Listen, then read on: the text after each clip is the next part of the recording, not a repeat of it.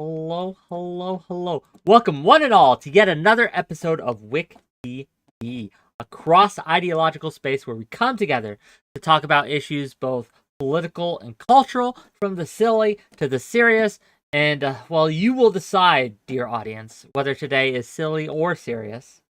Today, we are being put on trial. And by we, I mean me specifically. And do I both sides things too much? Am I a centrist? Is centrism bad? Is it bad to both sides things? Is that even something we should be concerned about? Is the right graded on a curve when it comes by the general populace to things? Should we hold the right to a greater account because they have more power? All these and more. All these and more. But as it is a trial, we have a prosecution, we have a defense.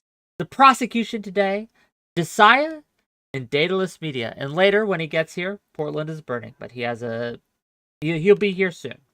For the defense, we have my Atticus Finch, Fairy Queen, and my Johnny Cochran, 𝕵𝖎𝖙, who will be standing Whick throughout this. But as all trials do, we will allow the prosecution to make their case first.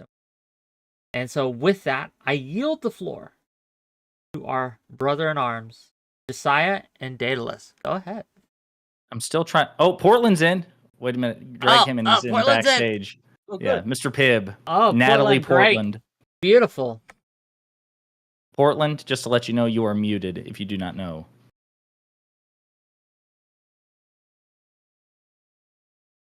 Now your camera's gray, by the way.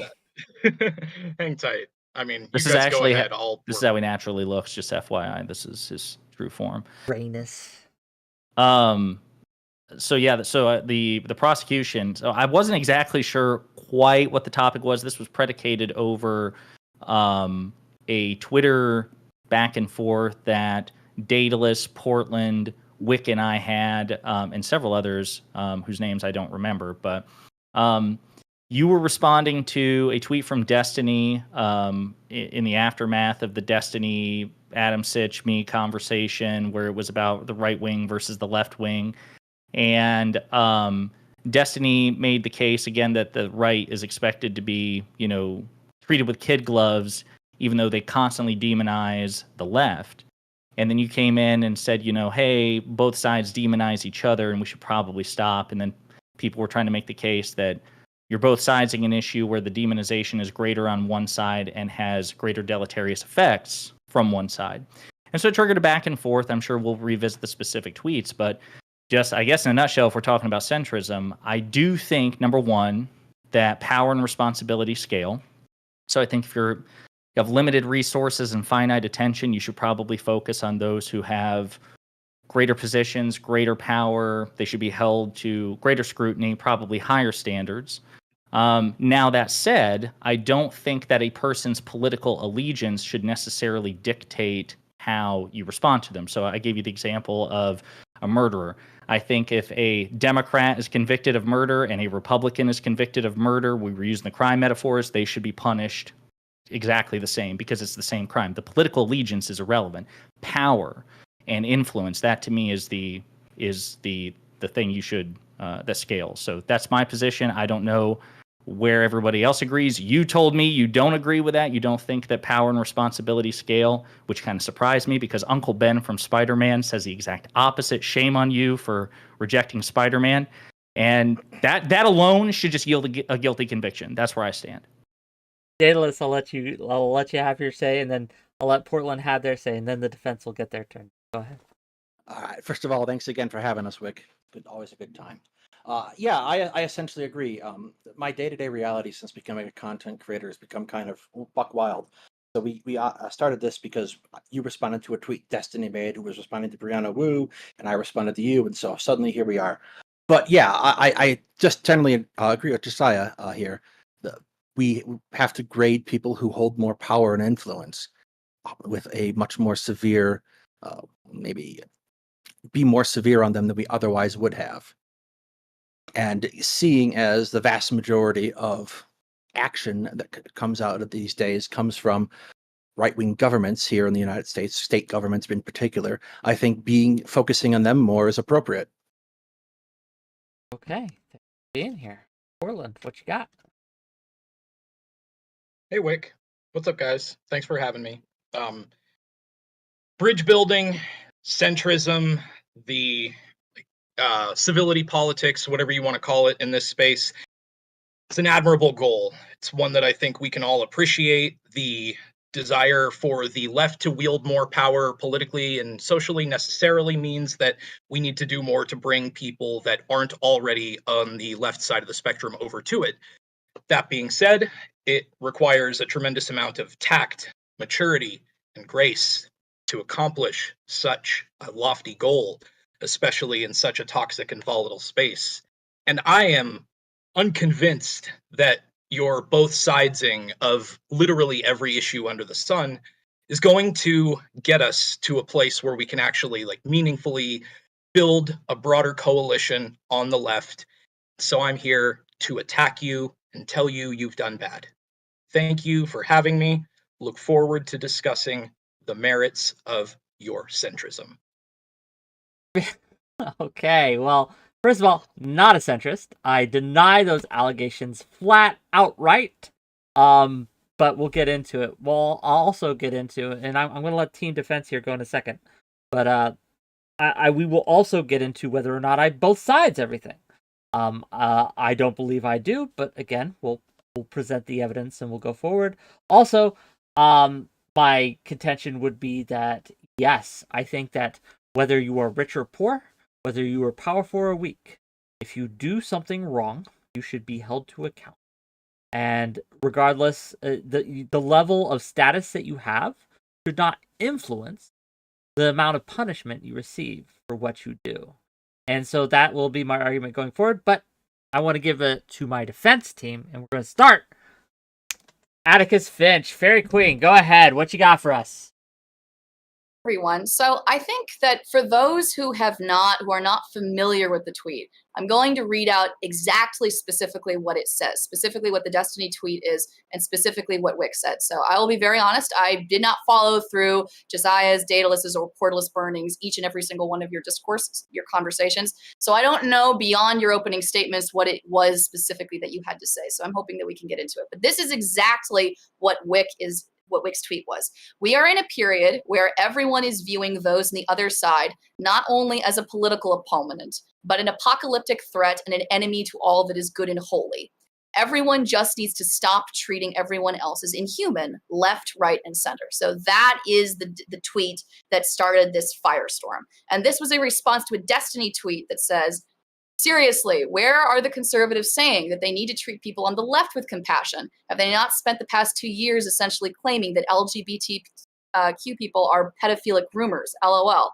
And I have a few, and this is my response to that. So number one, I completely agree with everything the opposition said about holding people who are in positions of power to account and to responsibility. We should hold people in positions of authority, especially if they are Republican politicians in positions of authority, to higher standards of account. However, there are a few things I have a question about. Number one, the perception of who is in power and the perception of who it is that we hold to account. So the example that was given by Destiny is groomers. If you click onto any libs of TikTok, if you click onto libs of TikTok, if you click onto Michael Knowles or Matt Walsh, the overwhelming consensus upon each of their platforms is that it is not, in fact, the conservative right who is in power.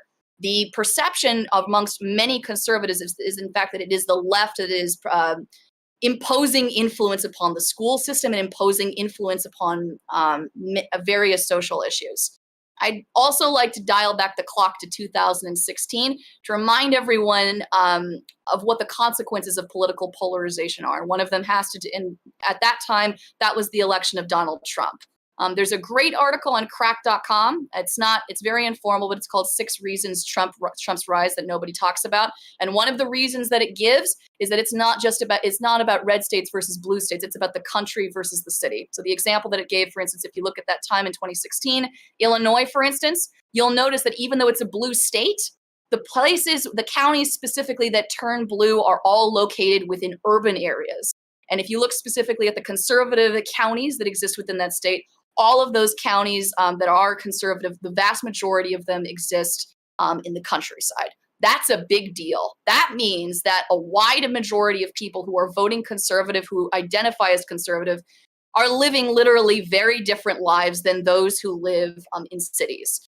Their lives and the consequences and the trials that they face are very different. And so when we're talking about this perception of power, I would ask everyone, if you're living in the countryside and if you're twice as likely to own a gun, you're more likely to get married younger. People in the urban blue areas, they talk faster, they walk faster. They're more likely to be drug abusers, but they're less likely to be alcoholics. People who live in these blue areas are less likely to own land. And more importantly, they're less likely to be evangelical Christians, which is a big deal to these places, which means that when you're talking to a lot of conservatives, it might actually be true that conservative politicians do maintain a lot of power, but the majority of people who you speak to do not have that perception, which is why it's important to stand centrism. It's important to build that bridge over for that reason, if we care about democracy. Secondly, number 2, the impact on personal relationships. I realize that when we're probably going to talk a lot about policies and legislation, I'm going to give you an example of one of the consequences of political polarization. Has everybody seen the tweet with 𝕵𝖎, where he's talking about liberal women who date conservative men? Yes. Yes. So that clip basically said that liberal men who choose to date conservative men essentially are bending their moral principles and values, that they are weak. And basically, he smeared liberal women who make the decision to date across the political spectrum. That is incredibly toxic and not good. Okay, that is a divisive thing to be promoting amongst. It's an example of one of the ways in which political polarization has not just seeped into the way that we talk about policies, but also into the way that we manage our everyday relationships. I currently work in academia. I work in the English department. If you are a conservative person in the English department, it is nearly impossible for you to speak on any of the issues within a class.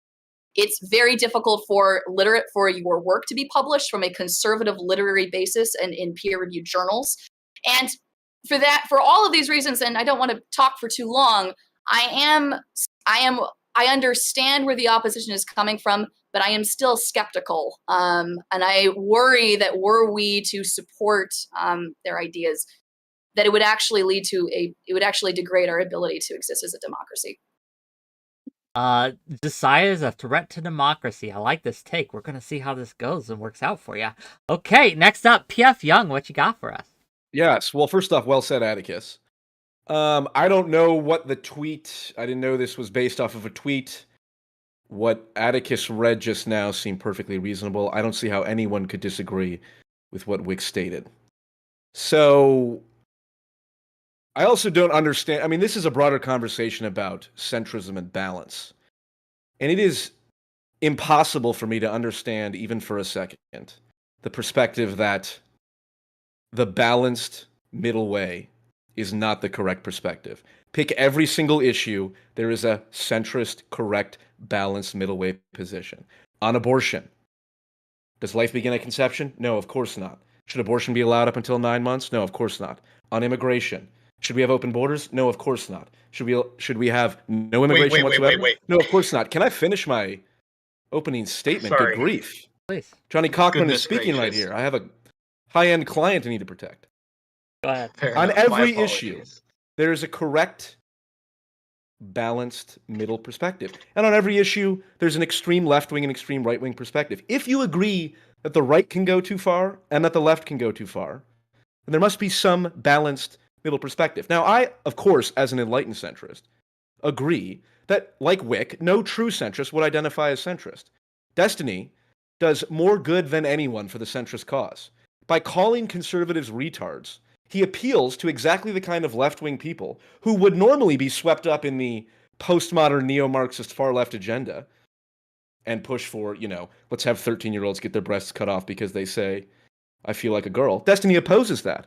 And perhaps the only way that a significant number of people on the left would agree with that position is if someone like Destiny calls conservative retards, and then those people go, oh, I like this guy, so I'm also going to agree with his more reasonable opinions, the centrist balanced opinions.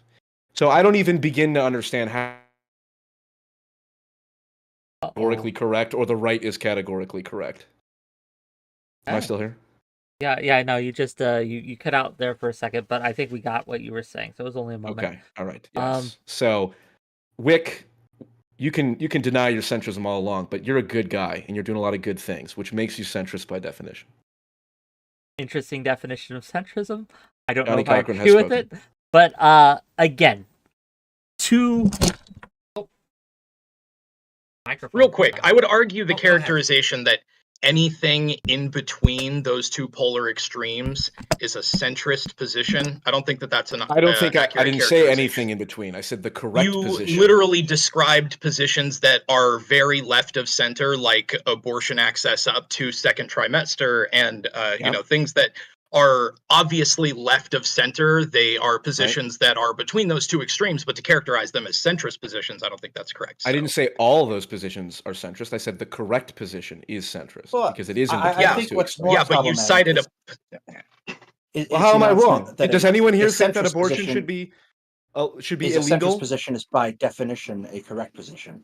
Because what that's really describing is gray fallacy, where one side says X, the other side says Y, and you assume the answer is somewhere in the middle, which is not necessarily true.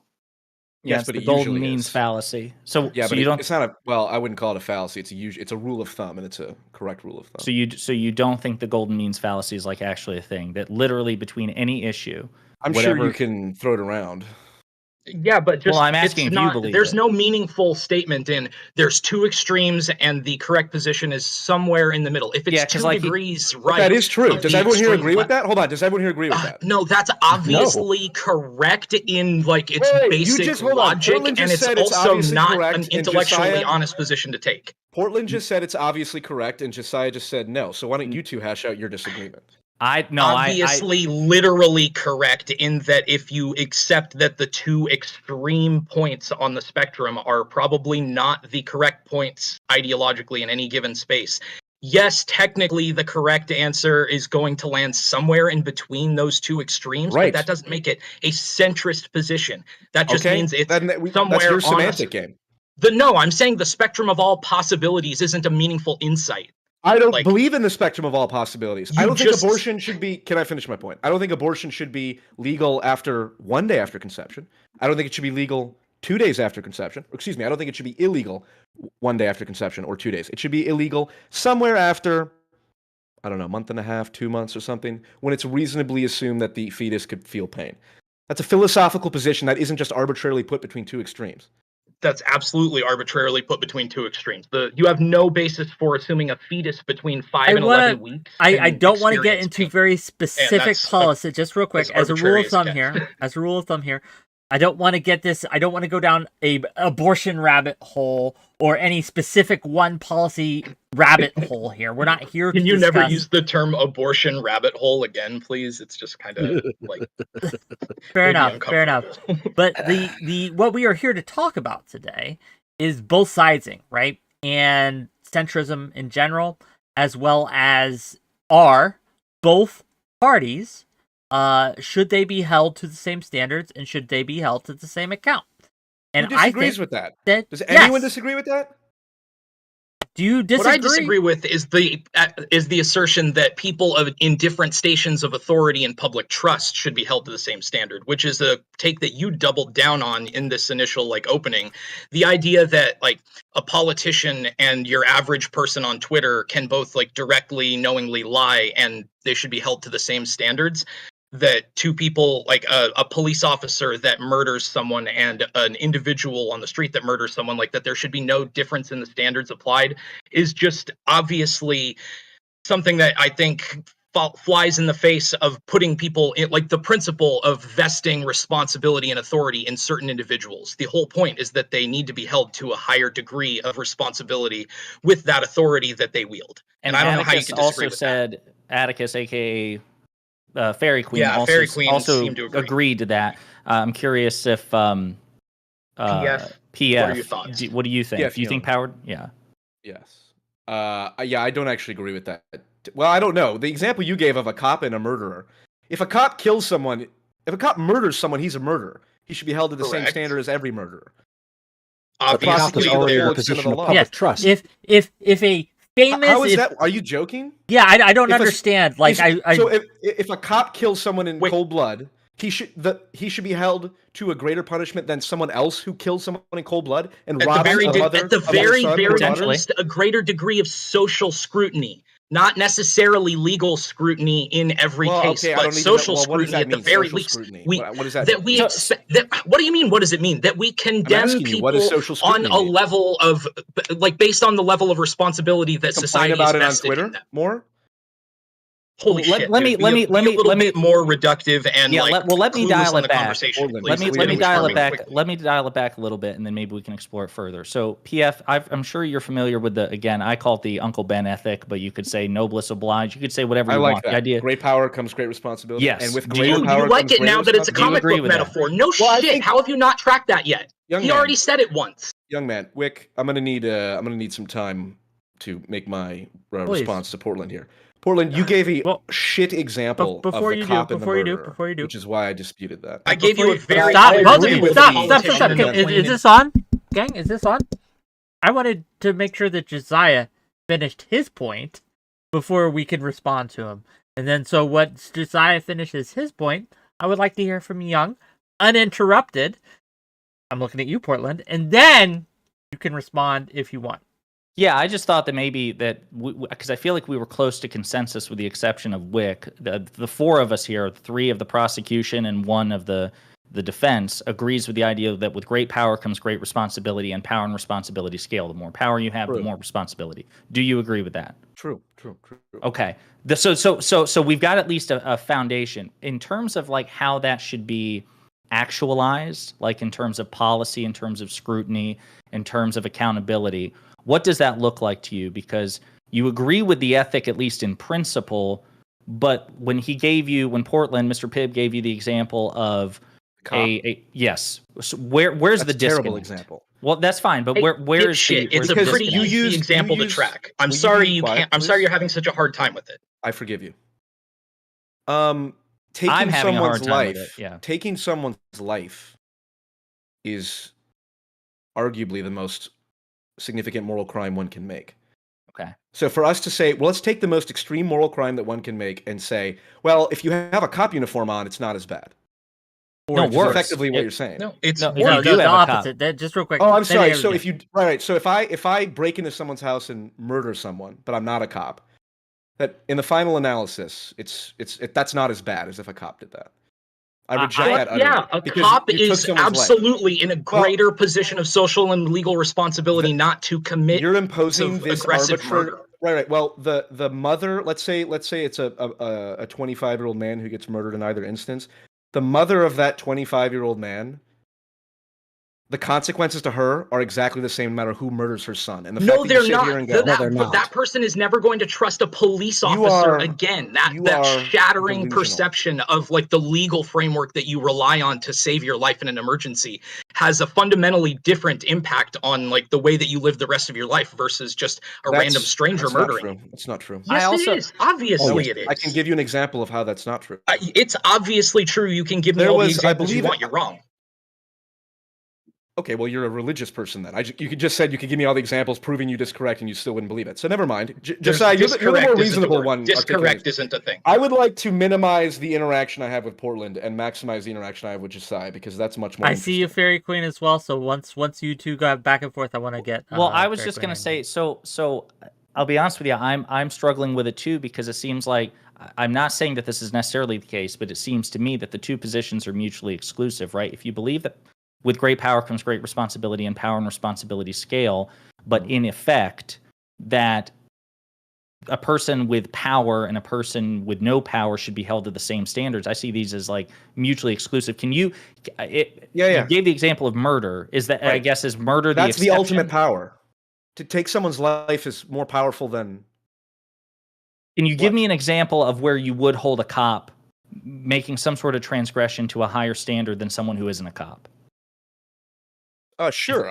If they commit some sort of fraud in terms of they're filling out a report and they lie about it, they plant evidence on someone. Well, like what? Is that equivalent to a random shoplifter or something? No, of course not. No. Well, no. But the crime itself, the crime itself, by definition, is an equivalent crime.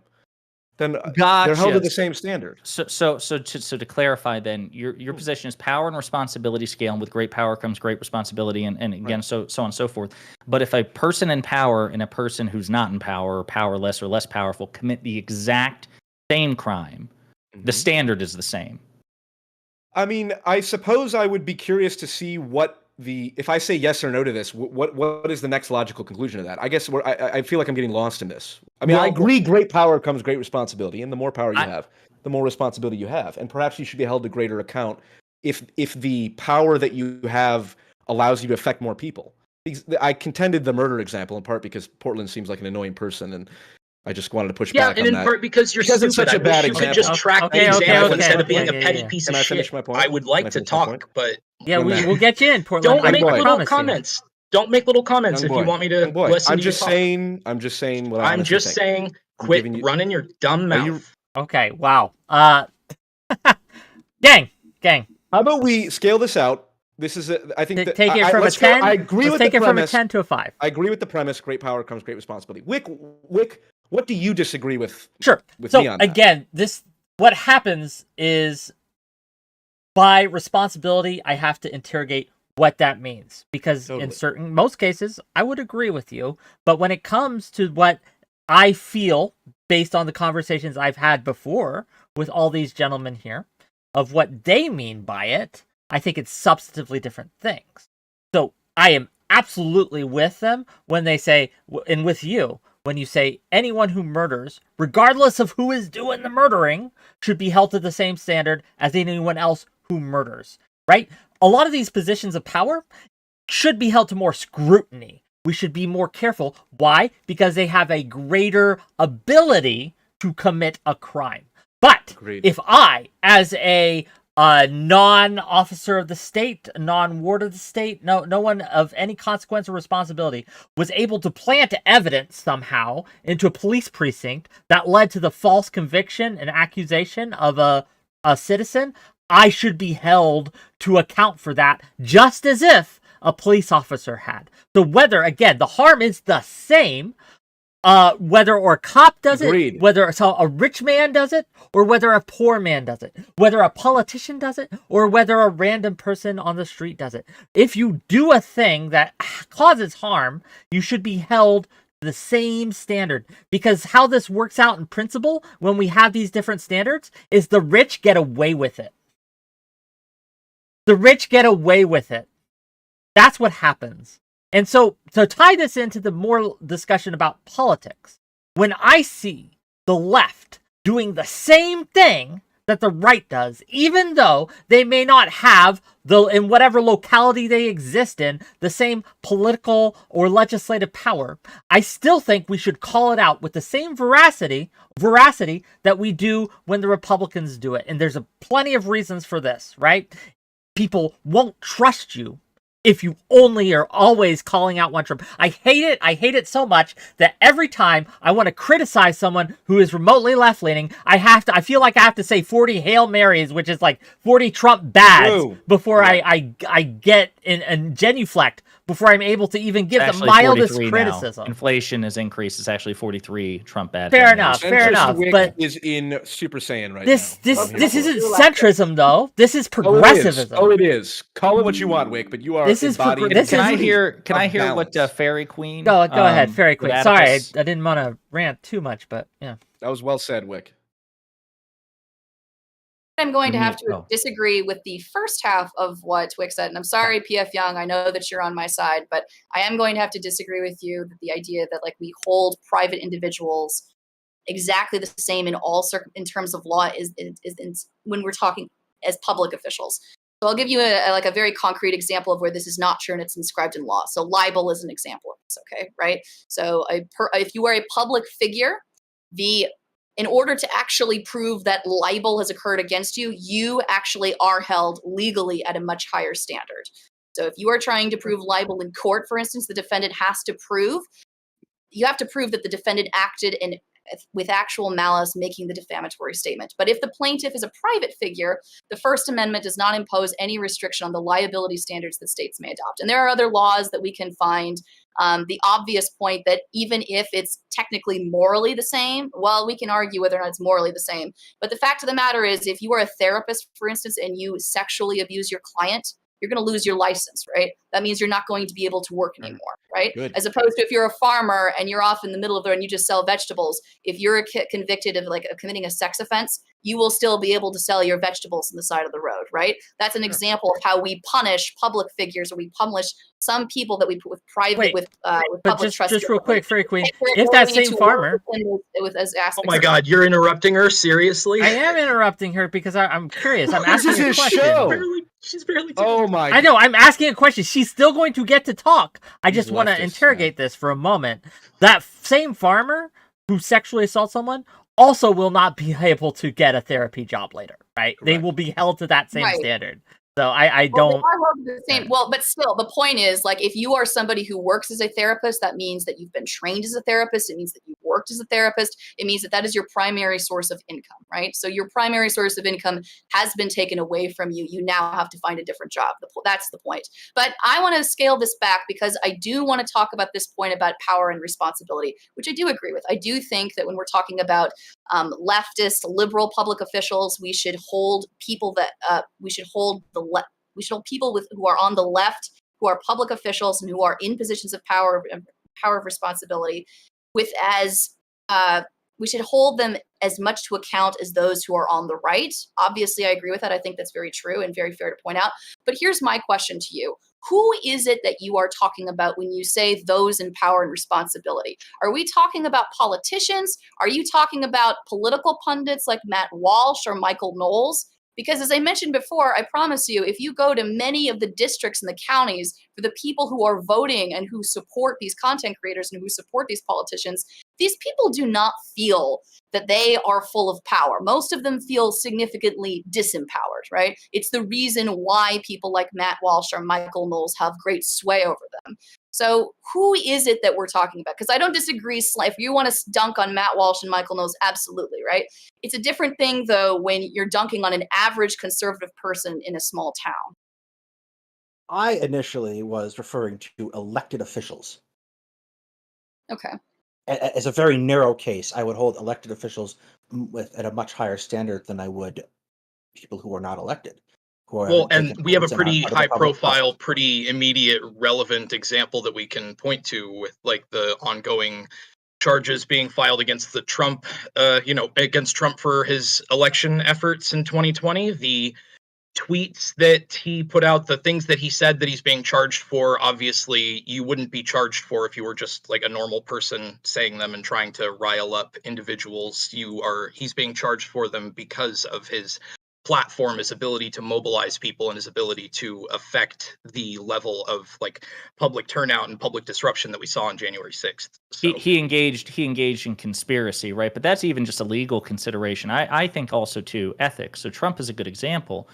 Trump was during the big lie, he was the sitting president of the United States. He was the most powerful man on the planet. He has more responsibility and more obligation to behave ethically than anybody. It's the same thing with President Biden. President Biden is now the most powerful person on the planet. He has more responsibility to behave ethically than a senator, than a governor, than a congressperson. They, in turn, have more responsibility to behave ethically and so on and so forth than the average citizen. Power and responsibility scale, both ethically and, in my opinion, more often than not legally. So I think Trump is a great example. I'll also just say real quick, just because you pointed out Michael Knowles and Matt Walsh, I also think even within informal de facto power, so influence, I think that's also the case. If you are a high-profile influencer, if you command the support of hundreds of thousands or millions of people, if you say stupid shit on Twitter, I do think more scrutiny should be put on you. If like, for example, if when Michael Knowles says or Matt Walsh says something like transgenderism needs to be eradicated,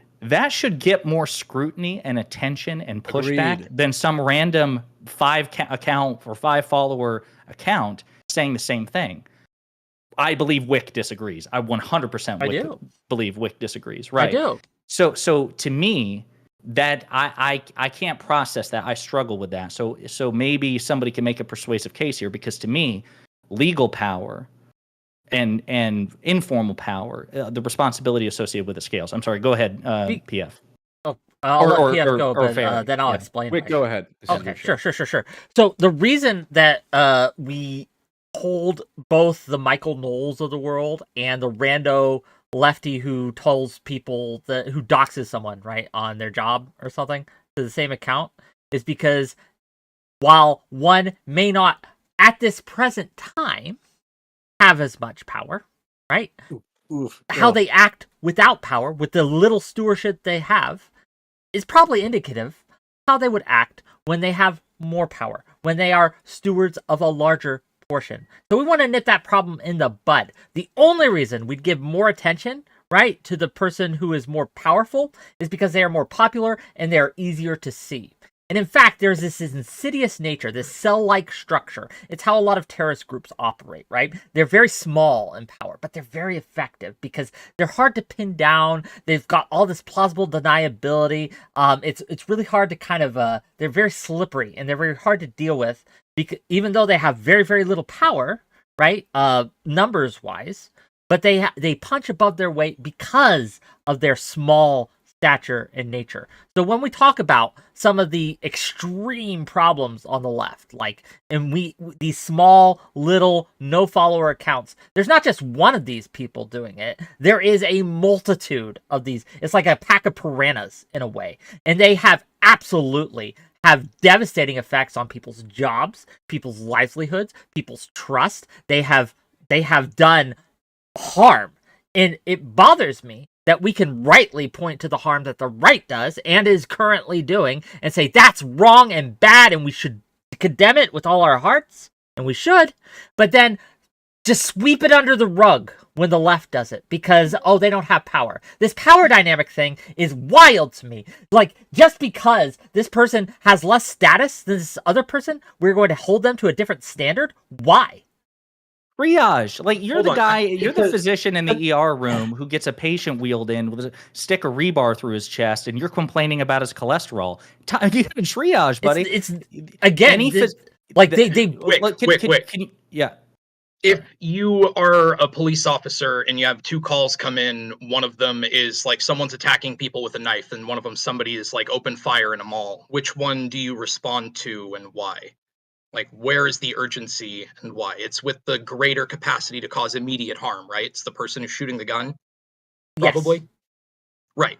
That is the greater capacity to cause immediate harm is a part of the equation that I feel like you're ignoring when you're saying the capacity to have future capacity to cause greater harm. Well, let's look at this capacity. Their impact. Sure, let's look at the capacity. Can I just say, I'm sorry, can I just say, in this example, if you could, I feel like your justification would be go after the knife guy because he could eventually go out and buy a gun. No, you should go after the gun wielder first. Because again, my argument here is that both groups have guns. One is just shooting up people we don't fucking care about, and the other is shooting up people we do, right? Like, so again, we try to minimize, and even in these analogies, we're minimizing the effects that's happening here. Like, the right, let's be honest, these laws that they're passing, like, Trump is going to jail. The institutions are handling this shit, right? They are taking these people to task. Their laws are being overturned in the courts again and again and again. We are seeing them being BTFO'd in the midterms. We are seeing that the right is getting handled, but we tend not to handle the left. It's a festering problem, a boiling thing under the surface that we're just refusing to look at because this one is loud and flashy. But my argument is that both of these have potentials for harm that are pretty much the same. Maybe not now in this second and in this moment, But if we do not handle our shit, it will become a problem that we cannot handle. Better to nip it in the bud now, Agreed. because it's easier to deal with now than when they get power, may I speak? right? Whick, Yes, may you I? may. Yeah, Young, go ahead. Can we broaden this conversation to something more practical? I utterly disagree with the idea that the left has less power than the right, all things considered. Who thinks that the most right... people? I think most people would argue it's the other way around. No, Like, that's not at all culturally the and case. politically, Culturally, and politically, the left has more power at the moment. oh, okay, yes, agreed. Yeah, we have. So yeah, what's okay. so? How does it? What is this whole conversation about?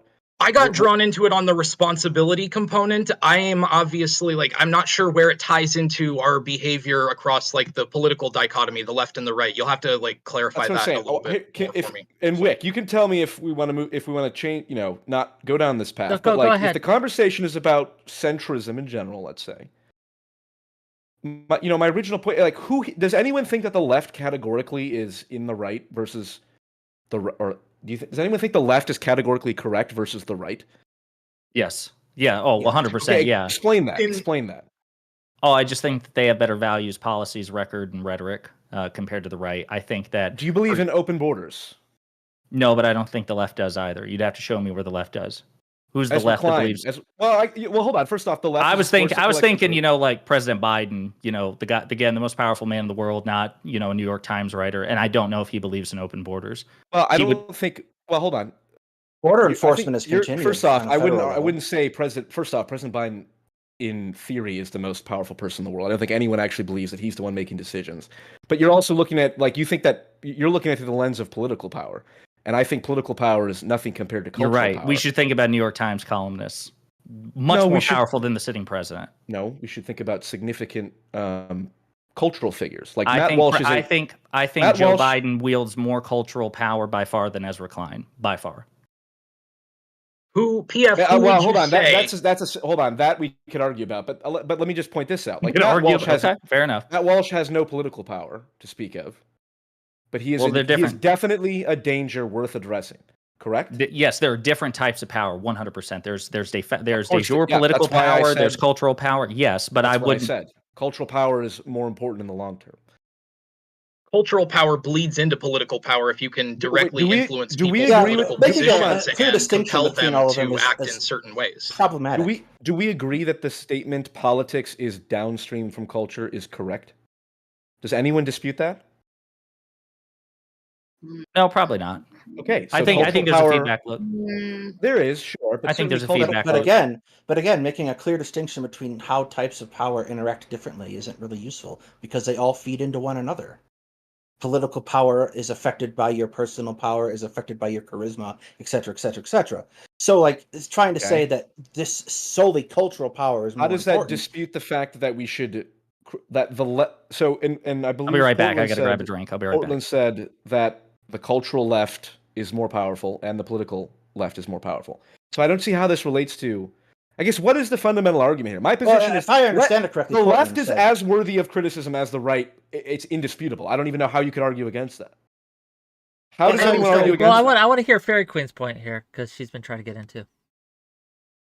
Again, I have a question for the opposing side. So if we're really talking, so I understand and I completely agree that I'm glad that Trump has been indicted. I agree, dunking on Matt Walsh and Michael Knowles based. But nevertheless, the question is, but the problem is that Matt Walsh and Michael Knowles, the reason why they have the platforms that they do is because they have an audience of a lot of people who agree with what he has to say, right? If they did not agree, if they were not listening to what he had to say, these people would not have a platform. And the conservatives who have been elected into office, they would not have been elected unless a wide swath of people wanted to vote them into office. So my question to you then is, it seems to me like the reason why I am on this side of the aisle is because while I don't disagree that it's important to criticize heavily and strongly people who are elected into positions of authority, right? The way that I'm not sure if being completely, I'm not sure, how do I phrase this? I think that if you want to elect people or to find replacements for those people, you're going to have to appeal to conservatives to switch over to blue, right? You're going to have to appeal to that population. How are you planning to do that? and also to maintaining this hardline stance. Because that's what I'm concerned of. I don't think that achieving political success and also having this purity test and holding everyone to account in this harsh way is actually going to be successful, practically speaking. Well, for the record, I mean, I'm not sure because I was unfortunately, I was gone for the first half of that, but I don't think that.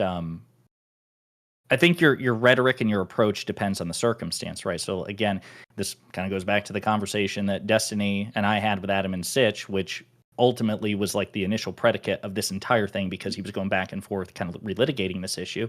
Is if I'm having a conversation, just a blunt, honest conversation about the state of American politics, I'm probably going to be much harsher in my rhetoric about the Republican Party and the modern conservative movement. Now, full disclosure, I was born in a red rural state. I grew up in a red rural state. I would say 60 to 70% of the people in my life, friends and family, are conservative.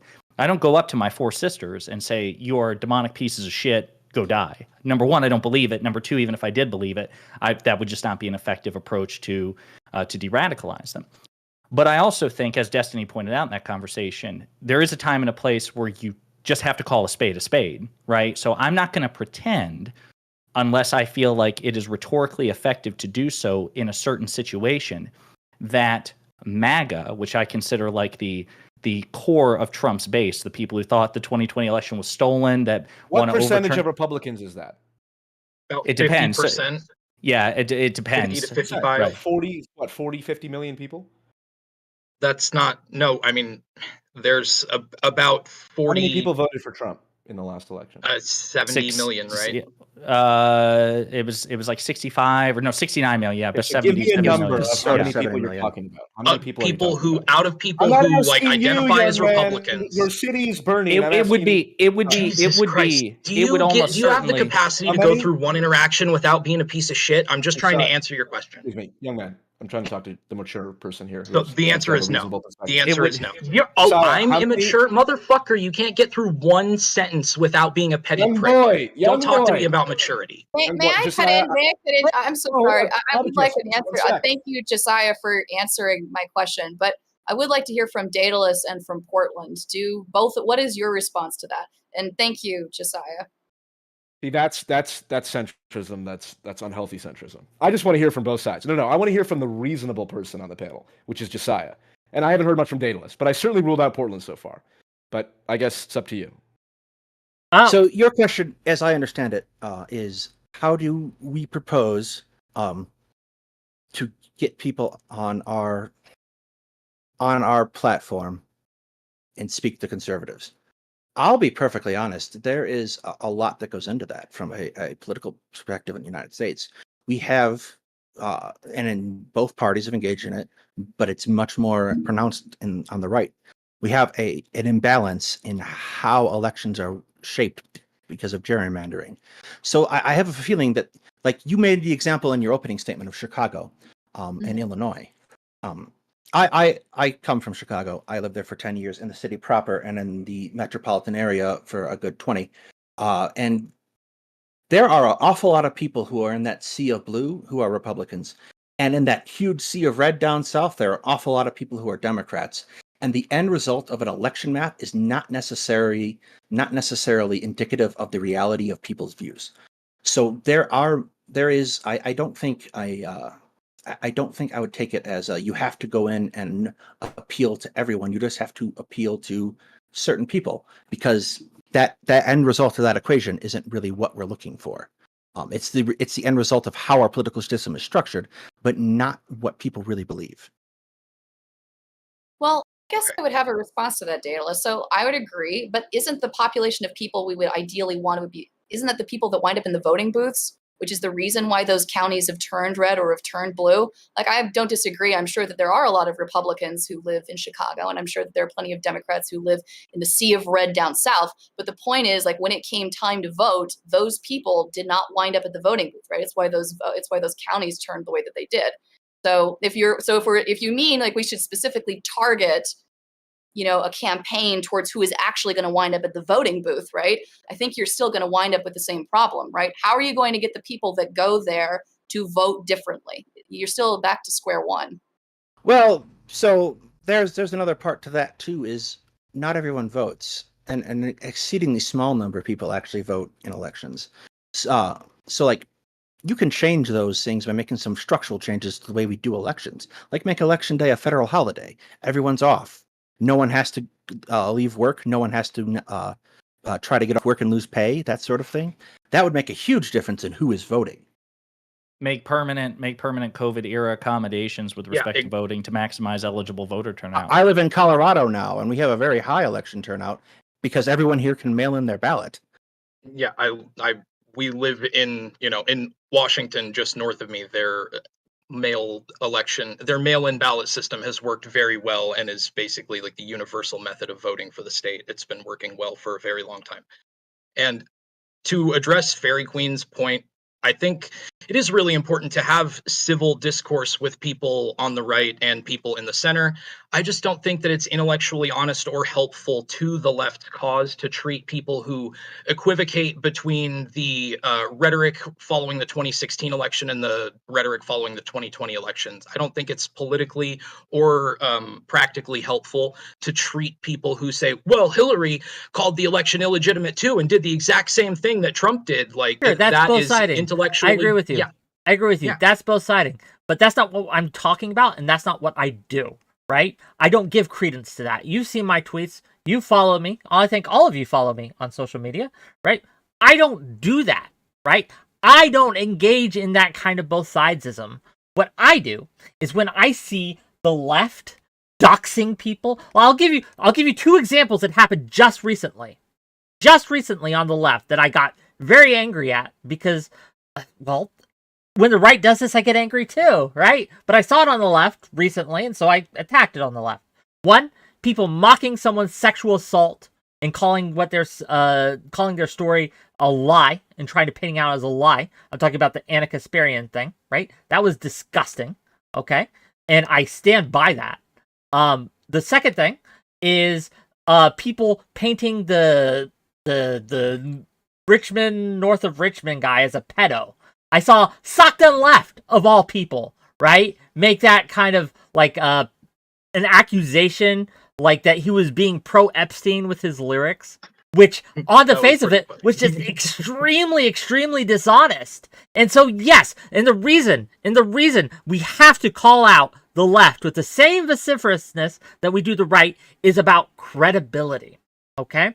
Because we want people to take us seriously when we call out the right. We don't want to be seen as shills, ideologues, cheerleaders, etc. What we want to be doing, and what will actually win people over, in my honest opinion, is being seen as fair, balanced, and an honest actor in this space. And I don't think we can be fundamentally an honest actor unless when we see something, we say something, and we don't check to see if there's a D or an R in front of their name before we decide how vociferously we respond to what we see that is wrong.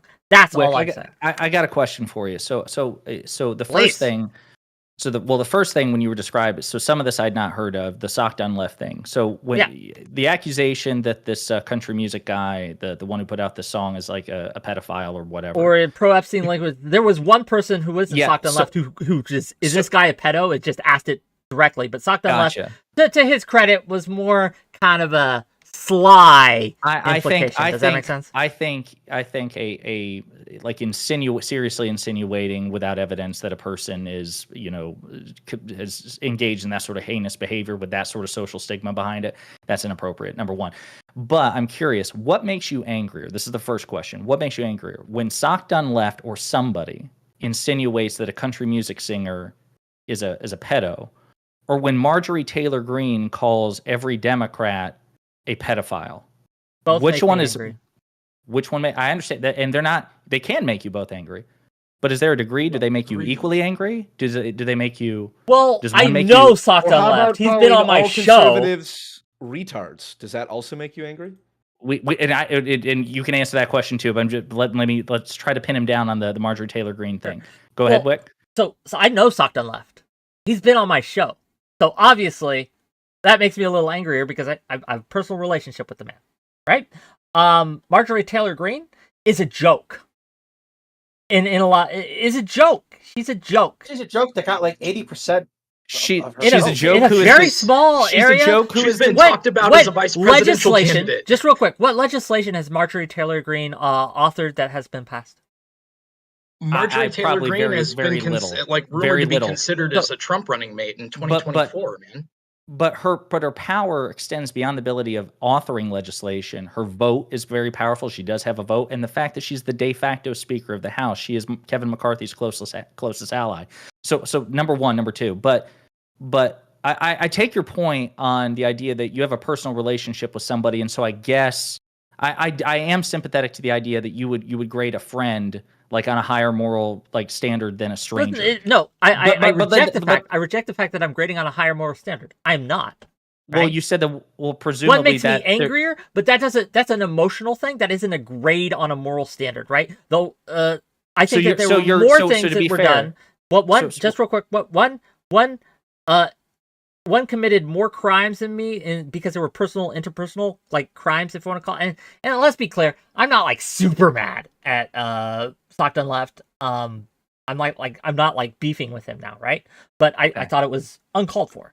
But at the same time, right, with Marjorie Taylor Greene did not break those bonds because those bonds did not exist, right? So okay, fair enough. Which was one's more more. dangerous? That was my second additional question. things that happened, right? So my second question was, which one is more dangerous? Number one, which one made you mad? You answered that one, or more mad. The second question was, which one's more dangerous? I think that they are both dangerous in different ways, and let me explain how. Right? I'll just, you don't even have to. I'll accept it at face value. I'm asking which one is more dangerous.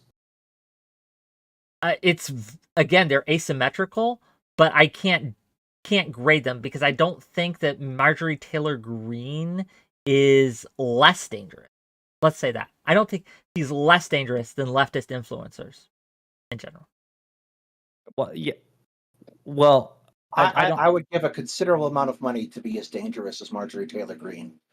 Again, to me that's kind of, you kind of like cast your net pretty wide. I guess I'm potentially open to that. I guess I would certainly be open to that if you aggregated all the influence of every leftist influencer and compared it to one particularly dangerous congresswoman, I think you could. Well, I'm taking MTG and I'm kind of combining her with the Lauren Bobberts and all that kind of that wing of. Or you kind of hit it. You're hitting the point that I would argue on the head right now by just kind of using those two names and then hand gesturing vaguely at a bunch of other people. Those are two of the most recognizable Congress people in the United States. They wield a tremendous amount of social power and potential Once again, political what power. legislation have they offered that has gotten authorized? It's not just passed? Whick. It's not just about specific pieces of legislation that they have authored. I don't have any of that. Can you give me? Also, well, wait a minute. It's also, wait a minute. No, stop. So it's not just about that. So give me the specific danger, right? That they have done, that they have the harm that they have specifically caused.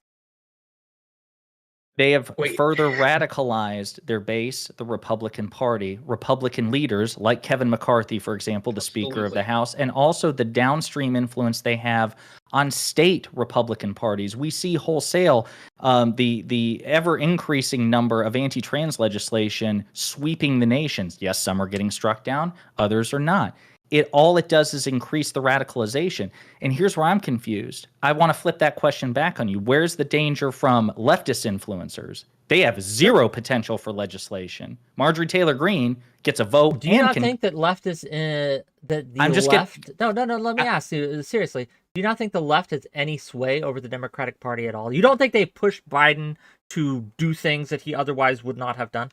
I think I think the left does have an influence on the president. Okay. I think no, because wait, the very do you think rationale, the left doesn't? Wait a minute. Wait, see, this argument is silly. The left has no influence over their politicians, while the right has all this insidious power over theirs. Like the left is simultaneously powerless and saintly that does nothing wrong, but the right is this all-powerful, great. Not all or nothing. Believe it or not, it's entirely possible to have that one party can have influence over another party, and another party can have even more influence. Just because the left has some influence on democratic policies doesn't mean that it's equal to the influence that the far right has over the Republican Party. Why do you think some sort of weird cosmic law dictates the two things I'm that asking you exist in to time? I'm asking you to prove it. I'm asking you to prove that the far right has more influence than the far left. Please show me something. Answer the man. Well, okay. I'm like I'm so shocked right now. So wait a minute. You genuinely think, because I will look into a gazillion examples. We can look up and we can send it to you piecemeal. And I'll send you one. So wait a minute. So you think the far left has as much influence as the Democratic Party as the far right does on the Republican Party? Yes. Of course. They own the culture. Wick, do you consider Trump far right? He's opportunist. Trump isn't right or left. He's an opportunist. On that point, the left, we all agree the left is the more cultural, powerful force. So, of course, the dominant culture is going to have massive influence over the politics of the left and the center. Then why am I still paying for health insurance? It's funny you said there's anti-trans legislation. I've looked into some of the anti-trans legislation, like in Texas, and it bans surgeries for minors. So I would say the fact that that's even a norm right now is evidence of the effect that the left has on We've got legislation culture. trying to ban trans surgery for adults into that's like their near 30s. Right, so checkmate, buddy. We just check each other, and so hang on, move aside for that for a minute. No. Wait a minute, because there's Daedalus a fundamental distinction between legislation that bans trans surgery for adults, which is far right bullshit, and it's wrong, and it should be called out. And anyone who thinks that a 13, 14, or 15-year-old child should have access to surgery is just as extreme on the left. And so legislation that stops that from happening is not anti-trans. And yet everyone who cites there's 40 anti-trans bills, there's 20 anti-trans bills, they're mixing those two up, and that's bullshit. So hold on. You're saying that if a legislator agrees that like a doctor, a parent, and a 17-year-old should be able to make their own medical decisions about trans healthcare, that is just as far left a position as the position that we should ban even like the use of transgender healthcare at all. No, that's not what I'm saying. Okay. I'm saying anyone who thinks that it is okay for a 14-year-old child to have their breasts surgically removed is far left. What about a 17-year-old? Probably. What about gay conversion? Should a 14-year-old be allowed to go to gay conversion therapy if they agree to it and their parents agree to it? So probably not. Probably not. Hang on a second. We have. I'm just checking real quick. Yeah, there is no floor on the age for breast augmentation, for example. So we offer some gender-affirming surgeries, and that's fine, but not others. For children? No child should be able to make that decision when they're 14, 15, 16, and 17. Is a child competent enough to make a decision about a life-saving surgery? Conversely, is a child competent enough to? Conversely, is a child mentally if a child has an enough? incurable form of cancer, is it reasonable to do experimental surgery because we know the incurable cancer will kill the child? Yes, in that circumstance, which has nothing to do with the increasing rates of children being referred to. I don't want to get stuck. I don't want to get stuck on a specific. Well, but this is, but fair enough. But Wick, to your point, this is exactly a piece of evidence that the far left has just as much cultural political power as the far right. Well, again, we've already stipulated to the fact, or at least Portland has, that the far left has more cultural influence. So again, this idea that the far left has no or little influence over their politicians, it flabbergasts me, right? We obviously have seen over the last 10, 20 years a shift to the left as a nation. Overall, right? The fact that we are even having some of these discussions, and I think it's good. To be clear, I think our shift leftward is good. But again, we have to recognize that this is a form of power. This is a real thing. This is really an issue. It is how could anyone sword we have.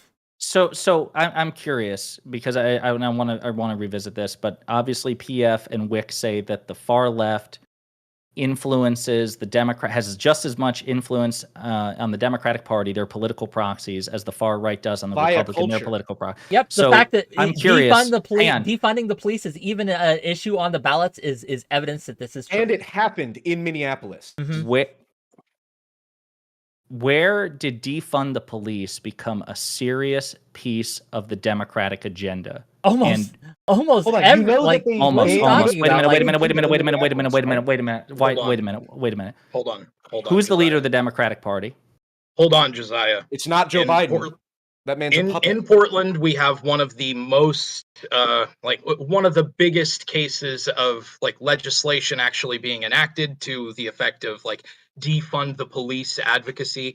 It amounted to about a $17 million cut in the police budget that like took immediately from the divisions responsible for responding to violent crime. It's been pretty disastrous for the city of Portland. It was effective in actively like creating legislative movement here to the effect of about an 8% budget reduction that was then undone during the next legislative I'll cycle. stipulate. But I'll stipulate to all that. Look I'll at stipulate the to all fact that we have gay wait a minute. Was marriage that now. wait a minute? Was that Portland or Oregon?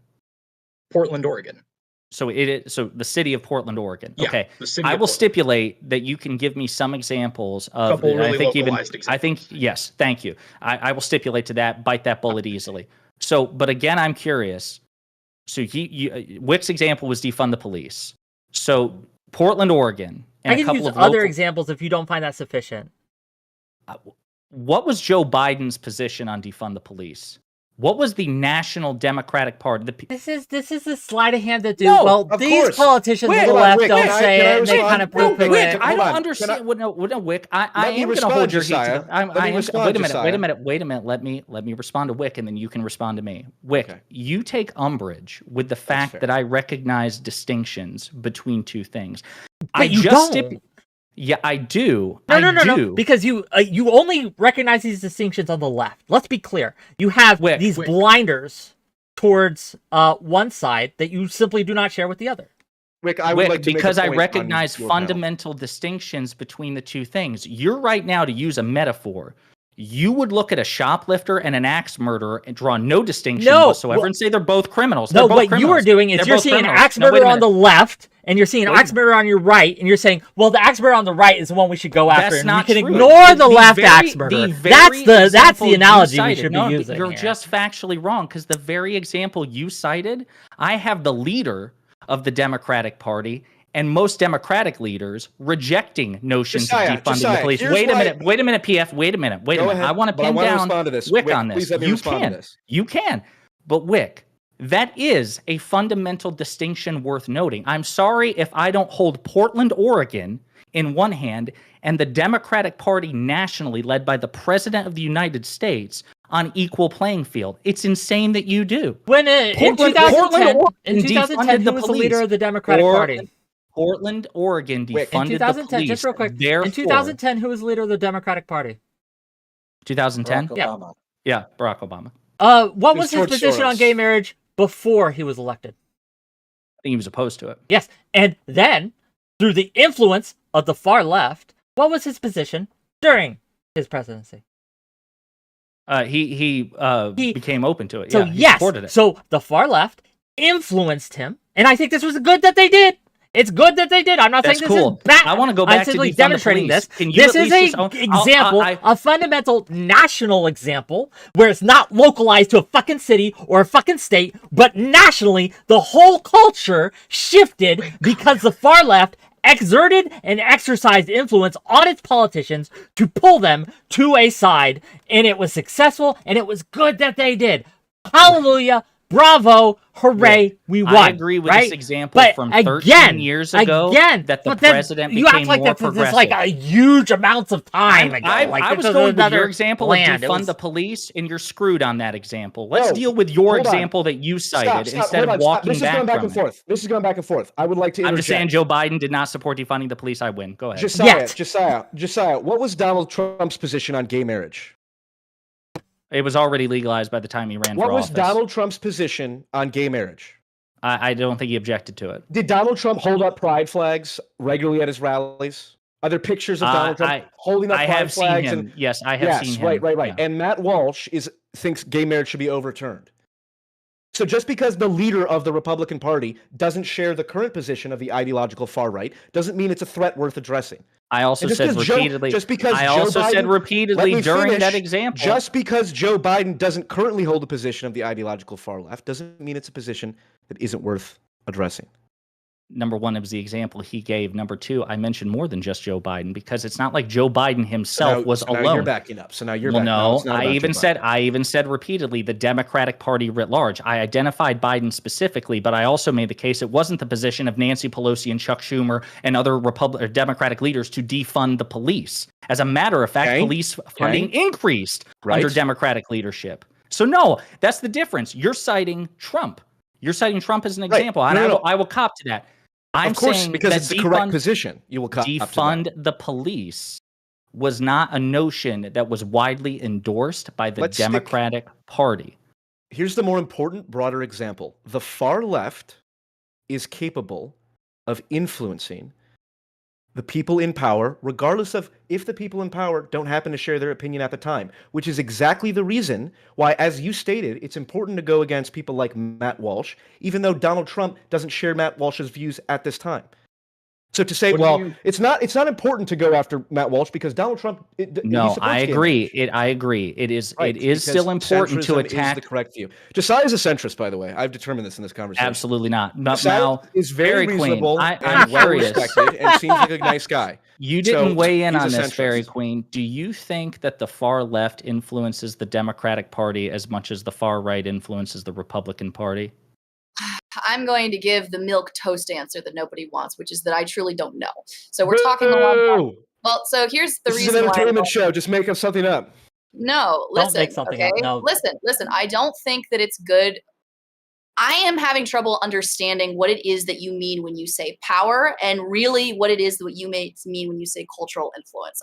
Power is what our enemies have. Influences, like milk. Well, I realize this is very nitpicky. That's a good distinction. I realize that this is not. Power is when they have it.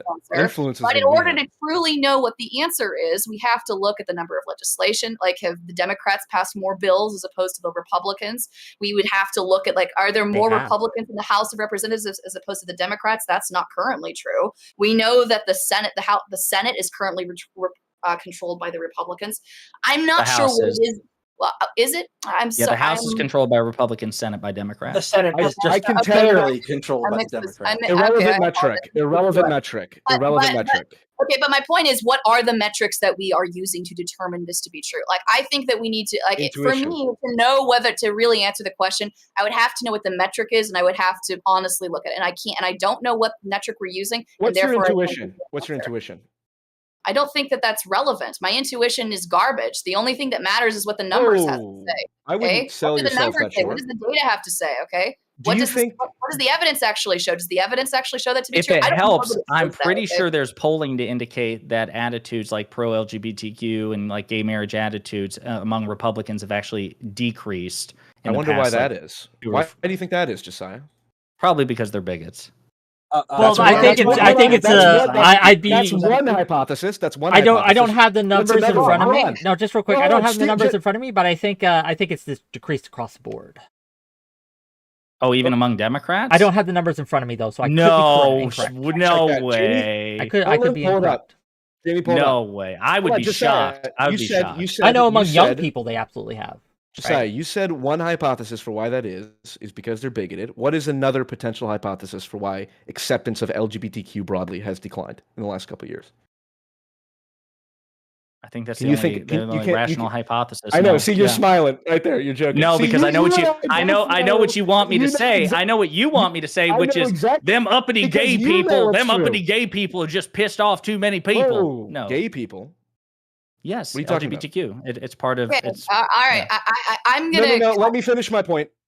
The other hypothesis is that a lot of the extreme ideologies that relates to sex being a social construct, gender and sex no longer being two different things, they're both socially constructed, as per Veronica Ivy proclaiming that on Trevor Noah's show, a mainstream trans activist proclaiming it on one of the most mainstream pieces of television today.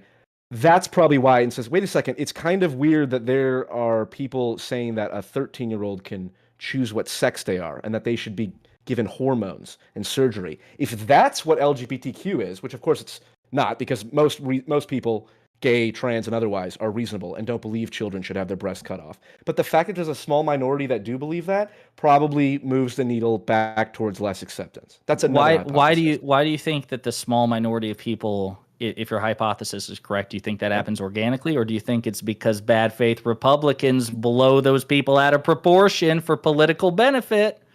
Yeah, now you're smiling. I see you there. Are you you gonna let me handsome finish? SOB.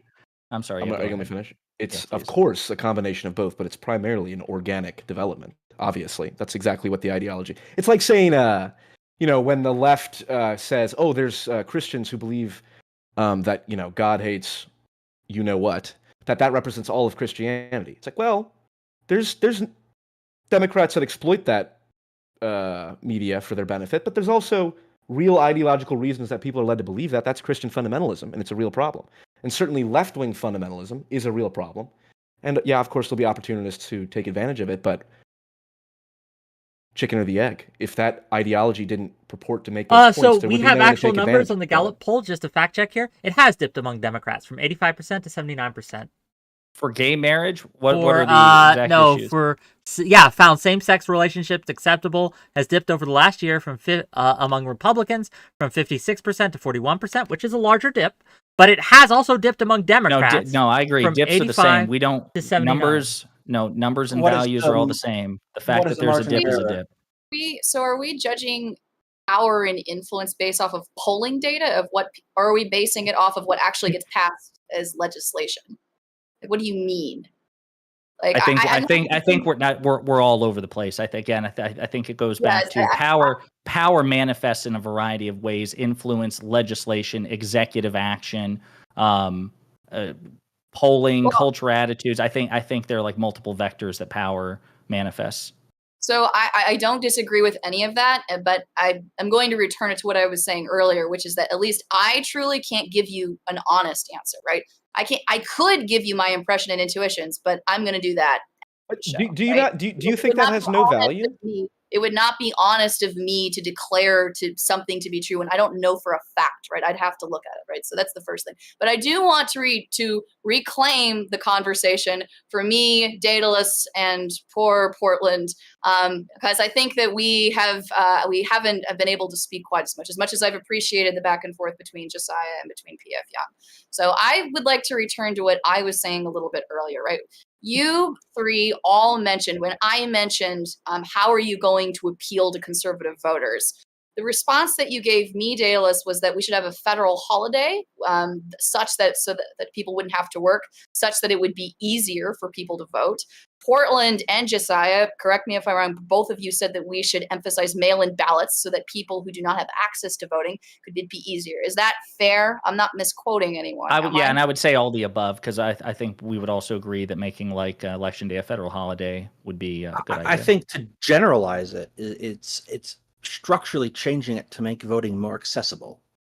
Well, and I also said on a cultural and socio-political level, we definitely need to be willing to engage more with Republicans and people on the right side of the spectrum civilly and in productive conversations about issues that are relevant to our communities. But we can't do that in a way that maintains an air of intellectual dishonesty where we allow equivocation between fundamentally different principles and arguments and actions. So I think we just need to be honest, and we need people who are completely bought into the Trump cult of personality to be, unfortunately, there is a level of not dismissiveness, but just built-in frustration that's going to come with engaging with anyone who's so bought into that narrative. The narrative that the election was literally stolen in 2020, Trump is going to ride in on a white horse in 2024 and make it all better again. And that's about half of the Republican Party, about 15 to 25 million people, depending on which poll you look at, and it's a pretty significant amount that we still need to be able to engage with, but just in a more honest way. And I want to be clear. I am well said. I am pro calling that shit out. I think that we should not hold back. Destiny's tweet, right? My response to him was agreeing with him. Because his tweet was that both sides, the right isn't any better than the left when it comes to empathy. And I agree, right? The right isn't better at this. They aren't doing well. They aren't winning like the hearts and minds and being empathetic. No, they're petty little crooks, right? But the thing is, if we are going to be honest, when we see the same crime happening, even if one may have less localized power, right? We call it out equally. That's all I'm advocating for, is when you see a crime, you say something. When you see someone do something wrong, you call them out for it. And you don't check their skin color, you don't check their check their sexuality, you don't check their political affiliation before you do so. That is it. And I it blows my mind that I'm getting pushback for this. It blows my mind that people you're definitely not getting pushback on when it comes to like checking immutable characteristics. I think we are all in agreement. Well, even political, like political affiliation, right? We put so much into when someone sees an R or a D, we make so many assumptions, and I think that's harmful to us, right? Like if you were to look at my voting record and my voting record alone, the D next to my name, always been a D since I was registered to vote when I was 18. I agree. You've been right? a D tonight. Yeah, I've been a big D. Capital you've been a centrist, a glorious enlightened centrist, whether or not you admit it. If you look at my voting record, from Gore on up, right? If you look at my direct ballot initiatives, which I voted on, right? Which I can't recall any off the top of my head, right? But I've always chose the more left-leaning path, right? But to look at only that and then make assumptions that I agree with the left on everything would be wrong. It would be fallacious, right? And I think that like sometimes we do that with the right too. We look at the right and we see that R next to their name. We see they voted for Trump, perhaps, and we make all these assumptions about them. And I think that's wrong. I don't think we can. I don't think we should. I said in that, well, I was going to say, like, as somebody who's probably, at least on my team, the most like outspokenly, nakedly partisan and unapologetically so, I've even told you, I even said in that conversation with, again, 𝕵𝖎𝖙, and 𝕬𝖎, which was the initial predicate to all this, like, I think that conservatives are very often victims of Republican policy, which is one of the reasons I don't hate them. I think that Republican policy is bad, not only for marginalized groups and progressives and Democrats, but also conservatives. The poorest, least educated, most federally dependent, least healthy states in this country, most of them are Republican. Republican policies suck. So in terms of answering Ferry's question as well, and like, how do you appeal to these groups? I think that, you know, as much empathy as you can muster, number one, while also balancing what Portland said with a modicum of intellectual honesty. Like, I can't just make wholesale excuses. I think the election was stolen. Well, maybe it was. No, I'm not going to pretend that it was. Like, not all opinions are valid. I don't have to respect all opinions. I would try to find common ground where we could. And then there's also a component of isolation.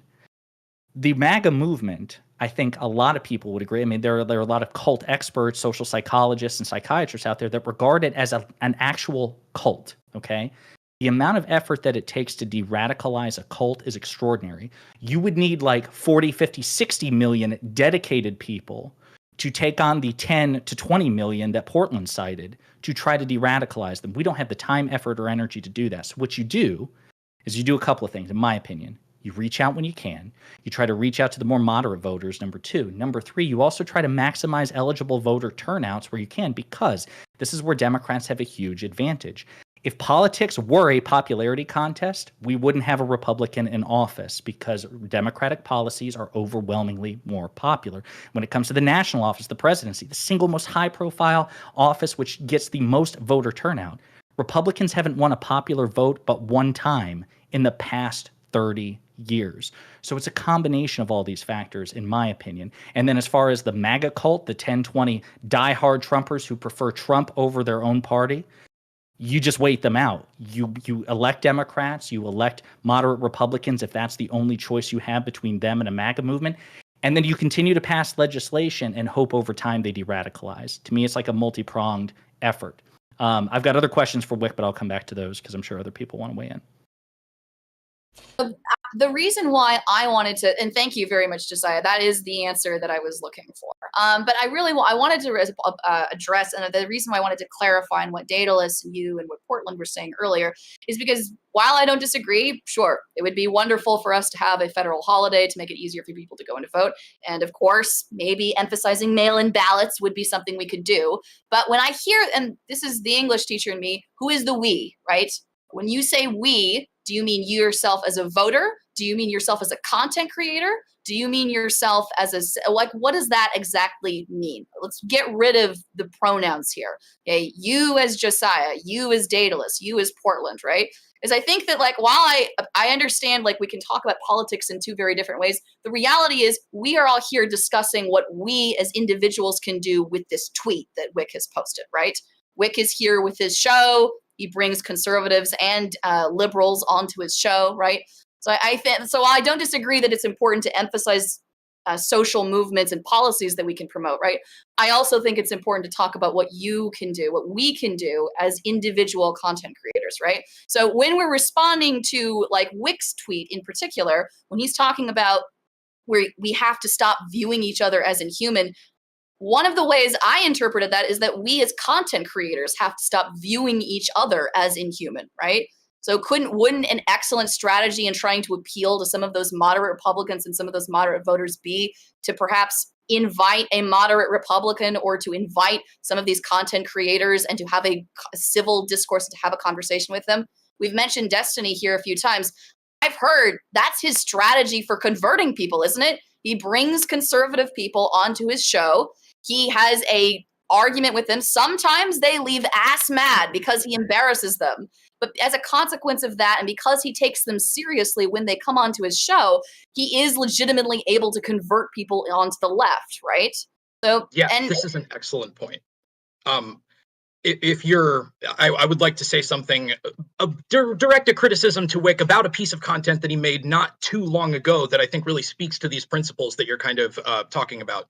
You remember when you had Bryson Gray on not too long ago? Yes, very I do. Controversial, hyper-conservative religious fundamentalist that doesn't believe gay marriage should be legal, doesn't believe Very, gay, like, the homosexuality most extreme should be right, legal. religious right you can think of. Yeah. Yes. Yeah. And I think that there can be real value in bringing on people like that if you're really ready to engage with them with a firm hand and treat their ideas with the level of credibility that they have, not necessarily treat them like they are on equal footing with every other guest that you could possibly bring on with any moderate or left-leaning or right-leaning opinion under the sun. I think that when you bring people on that are extreme examples of the far right or far left, and you don't give them the necessary pushback because you want to appear too centristy, too, like, amenable, you actually do a demonstrable harm to your own platform because you alienate people who feel like not represented in their beliefs when they see you allow someone So, who's just so to be bigoted clear, you and think so that's vile what I onto your did? platform, You think and that's what I afford did? them such a tremendous amount of space and leeway And to spew Bryson their Gray. venom. I think that's really harmful, and I think that in What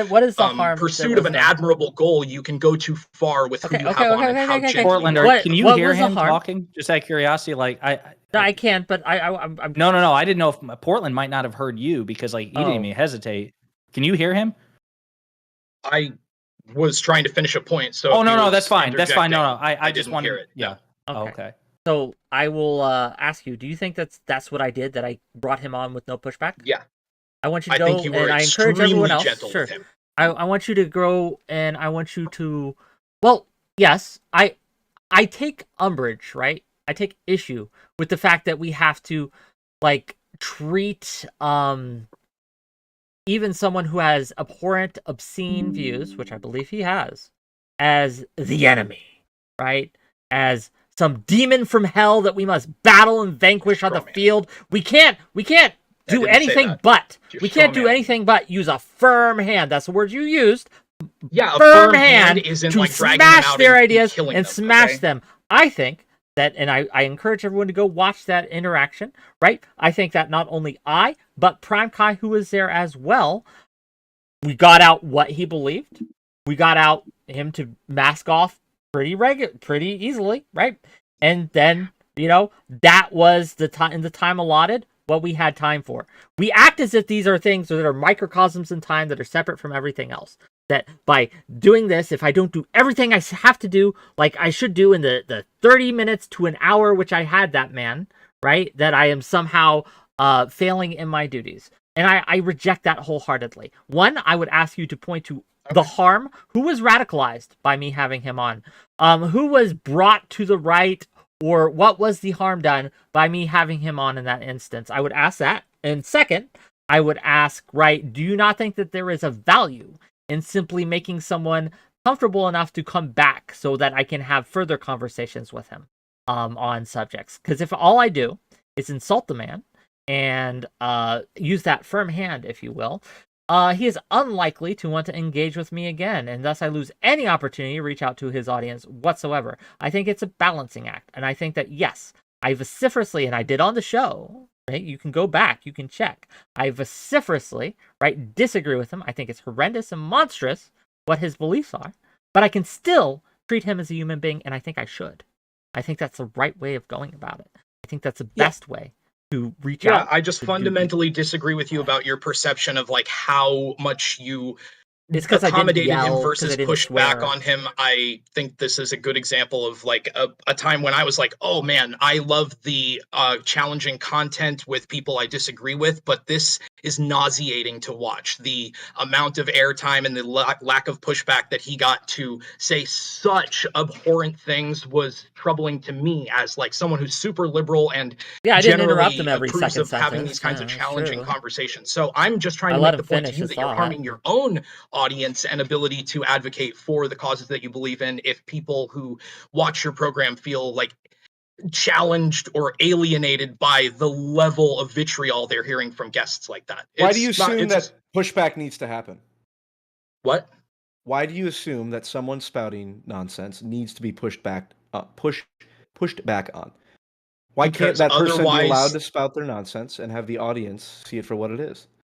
In cases where they're on their own platform, obviously I'm not trying to tell Whick who he can and can't have on, but I'm trying to tell him like what I view as the corrosive effect that it has on the credibility that one has with the left side of your audience when someone so far on the right side is given such latitude on your platform. Why? You could just as easily say that by Whick allowing 𝕵𝖎 to come on here and spew the, I don't know exactly what his beliefs are, but let's assume that they are as bigoted as you say they are. Let's be clear, and I want to be clear. Just stop!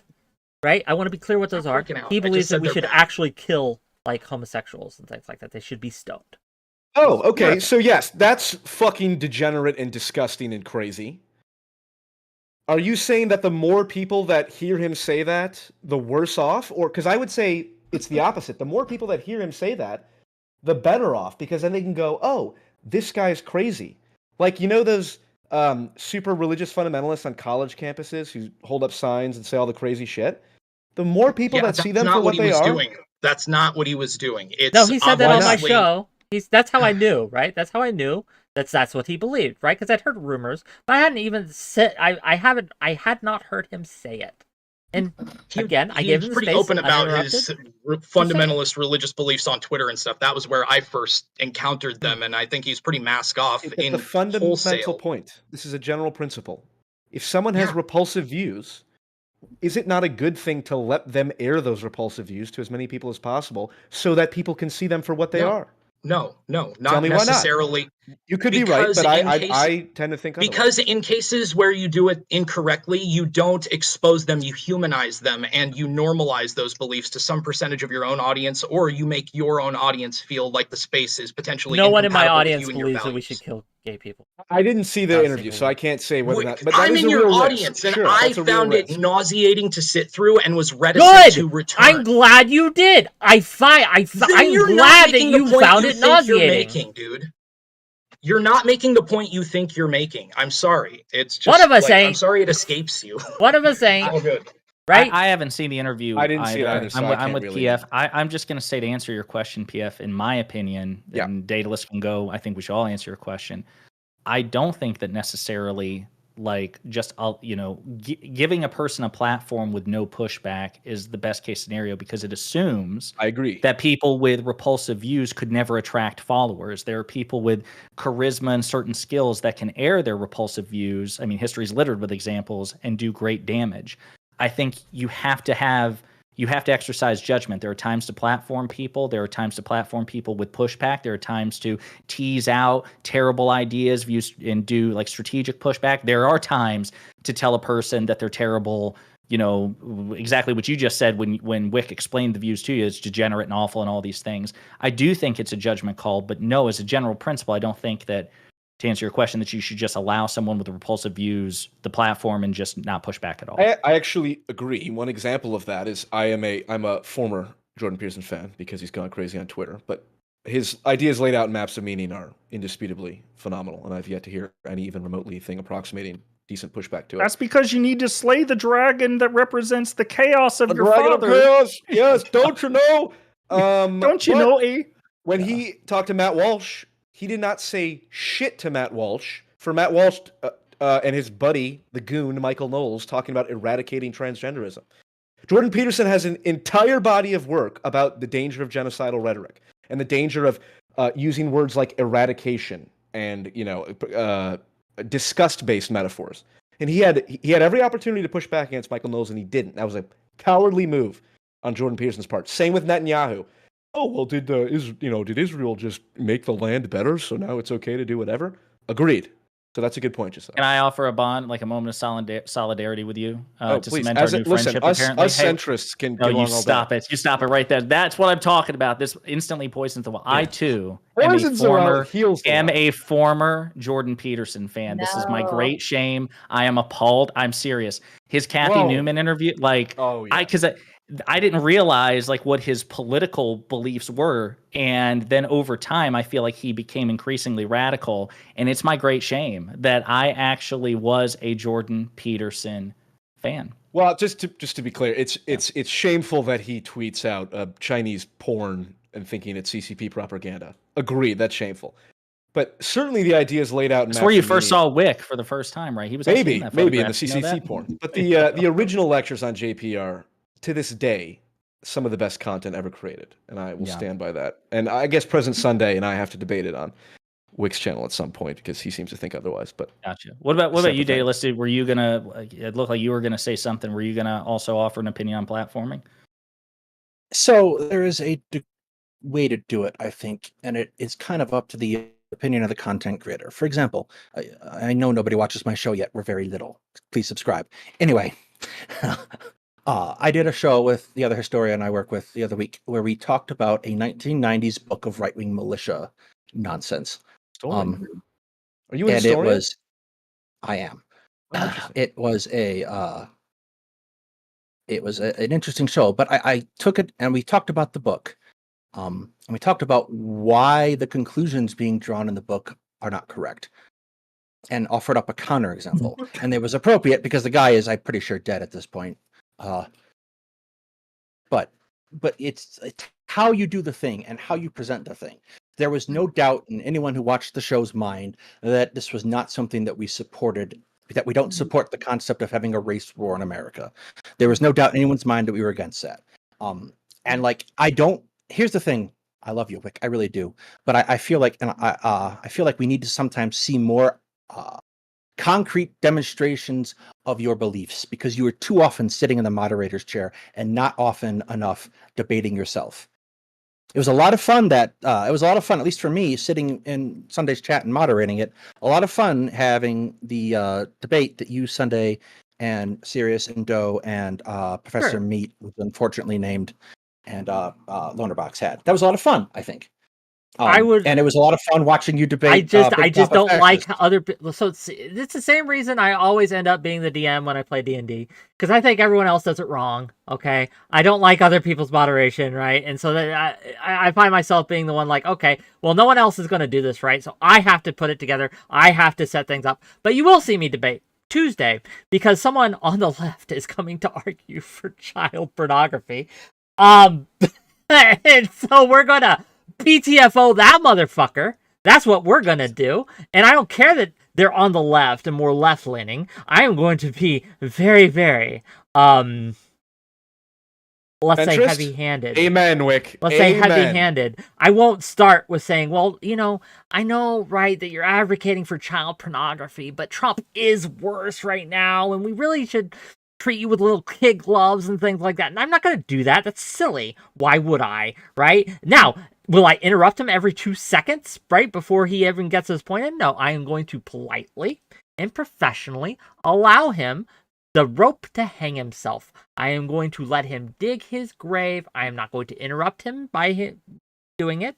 I am going to allow him to do it, and then calmly, without yelling, right, kindly as I can, and I'm going to demonstrate why he is wrong, why he is harmful, and why his ideas are not good. I don't have to perform. I don't have to put on this outrage kind of like art show where I wave my hands and interrupt and mute him to every 2 seconds and things like that. No, I trust my audience enough to know that child pornography is bad. Whick, why don't you just come out of the closet and declare your centrism right now? I am not a centrist. I'm here for you. I am not a Because if he centrist. comes out of the because if he but comes you out of the have. closet, right wingers will come for him. So, Oh, but here's my question, real quick. So this was like a question for like 45 minutes ago, and I can't even remember what it was exactly in response. It was either Fairy Queen or it was Whick talking about reaching across the aisle and charitability and all these things. I can't remember, but it was the example of Merrick Garland, so the Attorney General. So he has taken reportedly great steps to try to disabuse people of the notion that the DOJ is weaponized. I'll give you some examples. So number one, he slow-walked. We have reporting and multiple FBI and DOJ sources. He slow-walked any investigation into Donald Trump related to January 6th, sat on it for over a year, rejected any attempts by anybody to begin prosecution against Donald Trump for over a year. The New York Times did a great expose on this, number one. Number two, the DOJ and NARA, the National Archives, for over a year tried to quietly get documents and things back from Trump over time so as to avoid a legal fight with him. It's another example. The second that Joe Biden's classified documents thing broke, Garland immediately appointed a special counsel, and that's his boss, the sitting president. He pulled the trigger on that much quicker than what he did with Trump, right? Because the idea is, I want to go out of my way to show people that the DOJ is not weaponized, all these things. Now we have a special counsel looking into Hunter Biden, the civilian son of Joe Biden, who has never held a government office. Except the 𝕵𝖍𝖎𝖙 board. Which is not a government Not a office, government but okay. office. But anyway, but still just as corrupt. Hey, I tell you But what. go ahead. Do you support a special counsel investigating Jared Kushner, who was a government employee? I support rooting out corruption wherever it rears its That's head. a yes. But anyway, go ahead. So right now, under Merrick Garland, a Democratic appointee, we have Republican special counsels investigating Democrats, right? He is bent over backwards to accommodate him. What has he earned in terms of the goodwill? Does the Republican Party now believe in the institution of the FBI and the DOJ? What has that gotten him, out of curiosity? So I can answer this question, right? Not the specific incidents, but the general principle, right, of the left being more intellectually honest, and I think it is, right? I think that the left is more serious and intellectually honest overall. Boo. It just is. It just is. At least in. It just isn't. Somebody clip that. Somebody clip it. Okay. I want it for I've my never denied this. I've never denied this. No. But You're going to D-tier, Whick. D-tier enlightened centrist. But right, what does this earn us? We won the midterms in a historically situation where we should not have. Right, we should not have done as well as we did in the midterms by any historical kind of account. The incumbent president during the first term just gets BTFO'd in the midterms. Just loses Trump so many didn't more get seats. BTFO'd in the midterms. Like, he gained House seats. Or, I mean, he gained. What are you Senate talking about? In seats 2018? No, they lost so many seats. Yeah, he gained Senate seats. He lost the House. He gained Senate seats. Yeah, but again, overwhelmingly, It's the same. It's not not the same thing that happened with Biden. Oh my god, basically. this conflation of the same thing. It's not the same thing. well, Let's but look It at is the numbers, literally this. right? That's literally what. How many happened with Biden houses? individually. How many house seats did he lose? I'm gonna. How many House seats did he lose? How many House seats did the Trump lose in 2018? I don't know exactly. He gained Senate seats. How That's many? the point. How many? Biden lost House seats and gained Senate seats. Trump lost House seats and gained like Senate. if Biden loses one Senate seat if Biden gains one Senate seat and loses 3 House seats, right? Is that better or worse than if Trump loses one Senate seat but also lost 50 House seats, right? Are they the same? Are these the same thing? Dude, just Google the results of the 2 midterms. You're like fundamentally confused about the reality. Do it. So you don't remember it well enough. This is math. You can look at the numbers. Yeah, it's math that it basically played out the same way. I have to do this. I hate this. I hate that I have to do this, but I'm going to fact check you. And while you're doing it, I was just going to say, I don't know what this has to do with the special counsel stuff, because most of this happened after the midterms later on this year. But do you think that this is a new phenomenon, that the left just became intellectually honest in the last 2 years? No. This is something they've demonstrated for the last 10 years. Whick, why are you painting with such a broad brush? What do you mean the left is more intellectually honest? Democrats, to be clear. What does that mean? Well, I don't see. Well, hang on, wait. So I don't know if I accept that, Whick, because let's say, I mean, I do accept obviously that the left, generally speaking, Democrats generally speaking, are more intellectually honest. But that aside, I'm not seeing where that material it manifests. So Trump did get elected. There was a time when he had the trifecta. We have a Supreme Court regressive conservative supermajority. 30 out of 50 state legislatures are controlled by the right. We have to increasingly overperform in the Electoral College with each subsequent election. The right in this country has enormous systemic advantages with respect to politics, colossal advantages. But I guess what I'm saying is, I don't even think that Garland is being intellectually honest, because as many people point out, if Garland was being intellectually honest, it would be perfectly fair to say, no, I'm not going to slow walk an investigation into Trump. If the merits are there, fuck the perception of it. You just follow the facts without fear or favor. That's his expression. If Garland is being intellectually honest, he shouldn't have to appoint Republicans to investigate Democrats. When was the last time we had a Democrat appoint a Democrat to investigate a Republican? It's always this double standard, and I just don't see where it benefits us at all. And even in the 2022 midterms, it was hilarious in that it wasn't the red wave, but they still won back the House. It was still some slight victory, nothing compared to what it could have been. But now they control. We act as if that doesn't matter, right? As we can see it does. with the Senate, I just want to own it. Just real quick, as we can see with the Senate, right, and the troubles that the Democrats have, if we had a bigger ratio in the Senate, we would get more done. And much like in the House, if the Republicans had a bigger ratio than they do, if we had lost by more, that absolutely would. There would be downstream effects of that in legislation, and it absolutely matters. I'll own it. I just want to clarify. I agree with you that a red wave materializing in 2022 would have been considerably worse than what happened. And again, my argument is that why that did not occur and why Trump lost in 2020 as well was because the Democrats behaved better and they were rewarded for it. Do you disagree? Kinda, because Trump's loss in 2020 is actually quite remarkable in certain respects, because yes, he lost by 7 million popular votes, but Trump is always going to be less popular head to head than the Democratic candidate. He was less popular than Hillary Clinton. He was less popular than Joe Biden. That's not what wins elections. He ultimately lost, despite presiding over COVID and all the economic fallout, by like a 40,000 vote margin. And that was also with his voters not availing themselves of the COVID era accommodations because he was like, mail-in voting sucks, don't do it, or mail-in voting sucks, don't do it. And they didn't. So there is a timeline where right now Donald Trump is still president despite all of the things that he had, just his stupidity, his incompetence, his record, all the things working against him. So no. I mean, like, in certain respects, it's really cool that, hey, there are a lot more people who like Democratic policies and politicians than Republican policies and politicians. But that's not ultimately what wins again. Going back to what Daedalus said earlier about gerrymandering, my God, Republicans gerrymander in ways I wish Democrats did. I wish Democrats gerrymandered the way that Republicans do, because they know how to play the game to win. They know they're not popular. They know. Again, this idea, right?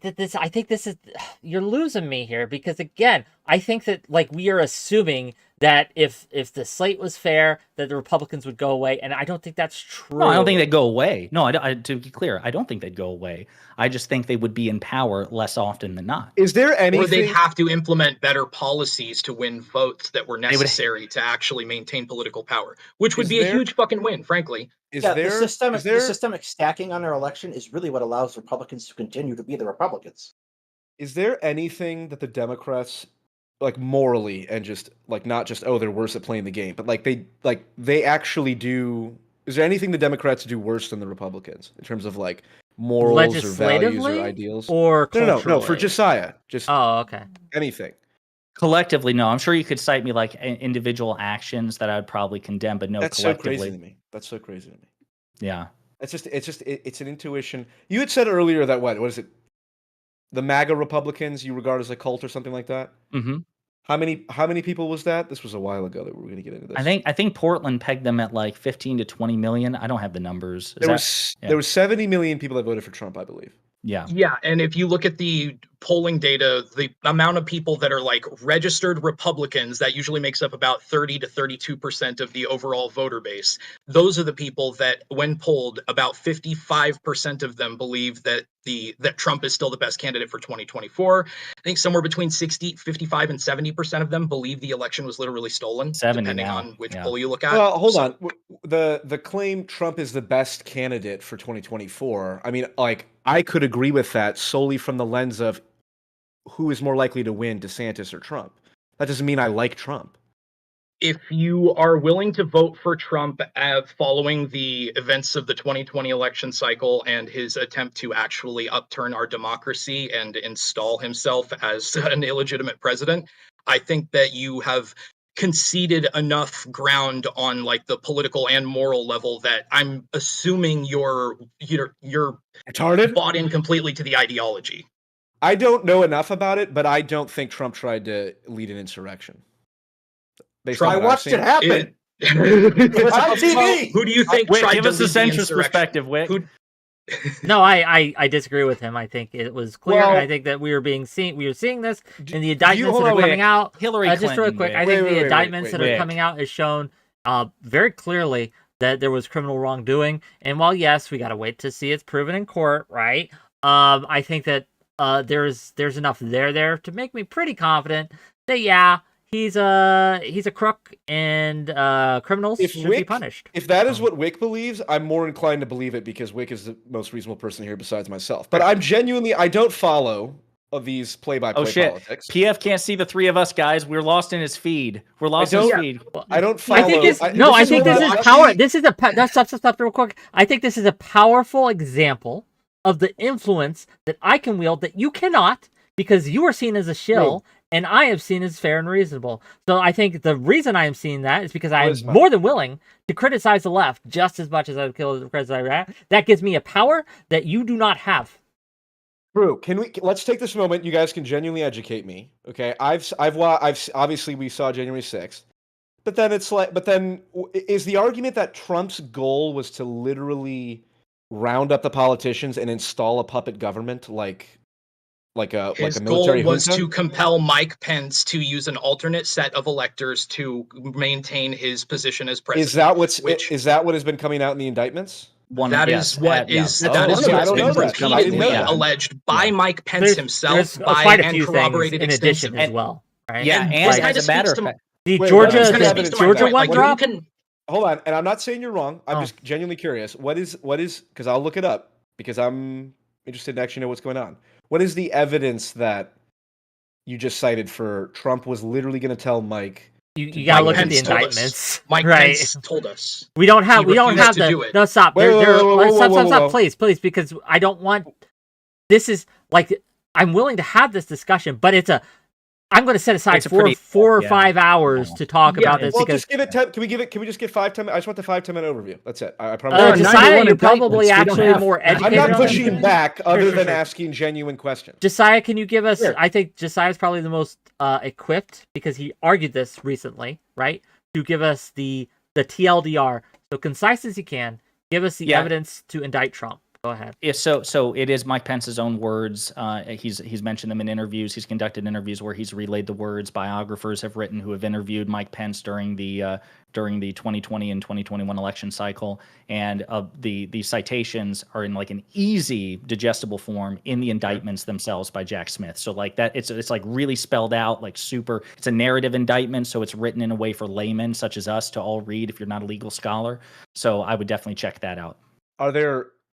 Are we just going off Pence's words? Because No, the evidence is incredible, and Well, hold there on. is corroborating statements from a bunch of different people. There's evidence to back up the entire chain of communication. There's like lawyers that were working directly with Trump who are publicly citing the legal precedent for Mike Pence to be able to do this. It is like so demonstrably and clearly correct that anyone who is still willing to back Trump politically, vote for him, turn a blind eye to that, is someone that you are going to have a really, really hard time engaging with intellectually, because they clearly haven't even done the first bit of research on the near insurrection that the country experienced in January 2021. Genuinely asking questions, and your first instinct is anyone who disagrees with me right off the bat is an idiot. Well, like, hold on, that's not going to convince me. I'm genuinely, because, like, for example, that's not what I'm saying.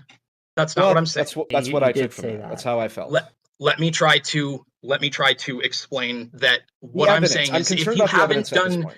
if you're still willing to vote for him because you haven't done any level of looking into the charges or the reality of the situation, I have a really, really, just as a casual person on the internet, have like no chance of unpacking Why don't all you just give of him the evidence, like, man?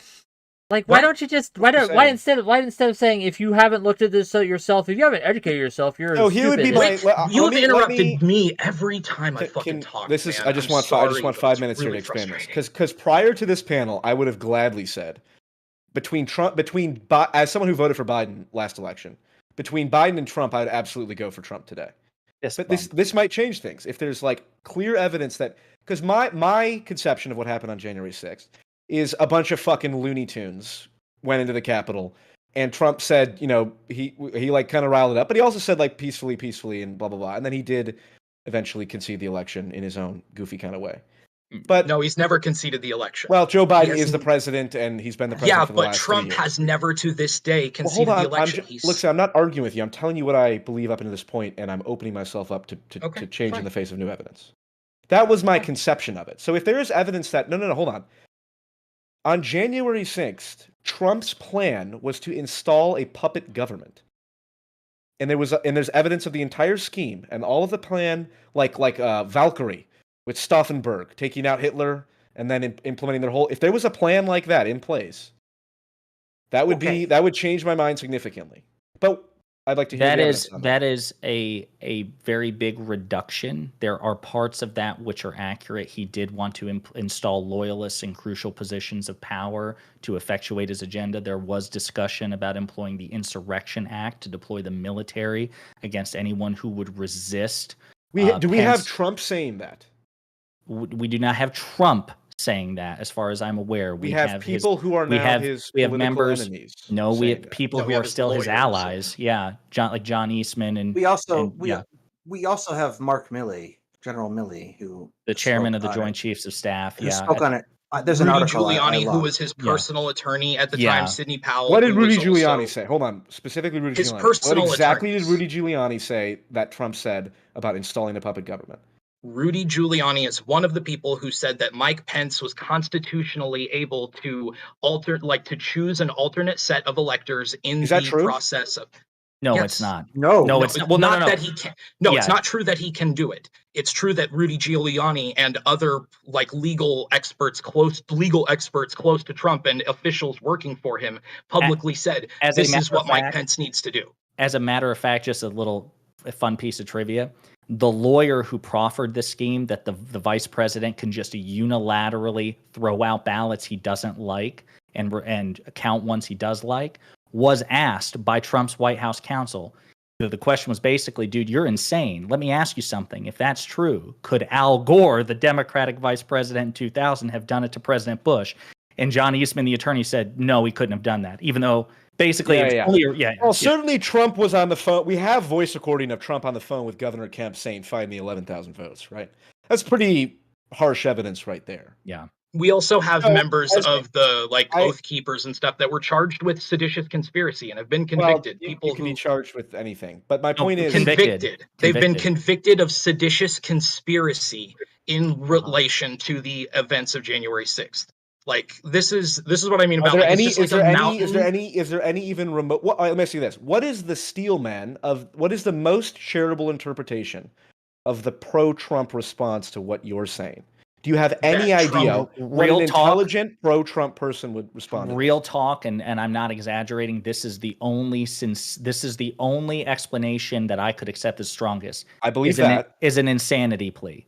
That he literally, despite all the evidence, thought. I would like to offer a better steelman. Okay. The common steelman that you also heard a lot in relation to the 2016 Russiagate investigations and stuff is that Trump himself was not directly involved with or did not direct anything. Conspiracy bullshit thing. We all agree on that, right? There were convictions. There were convictions. There were charges. Now I'm doubting everything you're saying because I know for a fact. Let me make my point. I know for a fact that there's not a single person in the entire Trump campaign was convicted of collusion with Russia. Paul Manafort. Collusion's not a crime. Right, there's no criminal charge for collusion. Right. So so not a single person. So let me rephrase it. So I'm going to need you to read. But not a single person, as a result of Mueller's investigation into Russiagate, which is of course a conspiracy bullshit delusion. Not a single person in Trump's entire administration was convicted of anything approximating conspiracy to work with Russia to overturn the election. Paul Manafort was convicted on corruption charges. Cool. Not a single. Okay. Do you know what do you know about Roger Stone's charges? Hold on. Let me be. PF. What do you know about Roger Stone's charges? He worked with 𝕬𝖎 2.0. Sorry. That was the account. 𝕬𝖎 was the account. I don't know if Stone was the one who worked with it, but 𝕬𝖎 was the account. I believe it was Roger Stone with 𝕬𝖎. Right. Yeah. I'll take your word for it. Right. Someone said we have dirt on Hillary Clinton, and Roger Stone was like, "Well, tell me about it." That was the extent of the collusion with Russia. So hold on. Let me just say this in real time. The fact that you so confidently just said Russiagate was not a conspiracy, even though now I know for a fact it was a conspiracy, now I don't trust anything you say. This is exactly what I'm talking about. You're fucking pointless to talk to because you literally don't know the fundamental facts of any case you're talking about. You know a few things you've heard on the radio or on Fox News or whatever, and you say them so confidently that you dismiss even then correct listening me if I'm wrong. Name one person. I've corrected you when you're wrong so many times. You just interrupt. You run your mouth. I'm just done with it. Fuck it. Whick, can I go? Please do. Name one person in Mueller's investigation who is convicted of anything approximating conspiracy with the Russian government. Name one. It's not about the specific charges people were convicted for having contact with Russian officials. Name one. Well, can I just ask one? Okay, stop, drop before. Fucking simpleton, dude. I'm not going to humor you anymore. If you want me to spoon feed basic information to you, Google it. I'm not explaining like I'm 5, okay? I'm not your personal fucking attendant for information. You're too dumb for me to explain it like you're 3. You're a fucking idiot. It is 8 p.m. That could be true. It is 8 p.m. It is true. You have demonstrated the entire time that we've been here that you have an IQ lower than the room temperature. It's fucking painful to sit through a conversation with you. And I've taken you are IQ the reason that I we can can't have these conversations. That's true. Oh, well, I just see right there. Now I know everything else that you've said is untrue, even though there's 1,000 different fucking sources I could use to verify everything you just said. I know it's untrue because one thing you took fucking you're a fucking hopeless case, dude. Agreed. You're a fucking moron. You sound like my mother. Yeah, I'm sure your mom's probably very disappointed in you.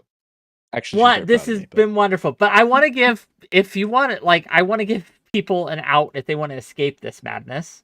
You don't have to. I still want to talk, right? But I do want to respect people's time. I did say 6 to 8. So yes, I think I do have to run soon. But if 𝕬𝖎, I genuinely Portland. It's been fun. Obviously, we're just going back and forth. This is all we don't really. This is fun. We enjoy it. We don't actually dislike each other. But if 𝕬𝖎 actually has, and I'll obviously being kind of chippy here, but for real, Russiagate and I'm honestly open to this, but correct me if I'm wrong, not a single person was convicted for anything approximating conspiracy with Russia. Am I wrong? I don't know. I don't know of anyone who was charged or convicted of conspiracy. The only thing I will append to that is I don't think that charge has to be brought and a conviction has to be brought for Russiagate to not be a conspiracy. That's probably where we disagree. Yeah, I would just there are go ahead. clear examples of contacts between the Trump campaign and Sure. Russian agents. That's not right, but that's not illegal.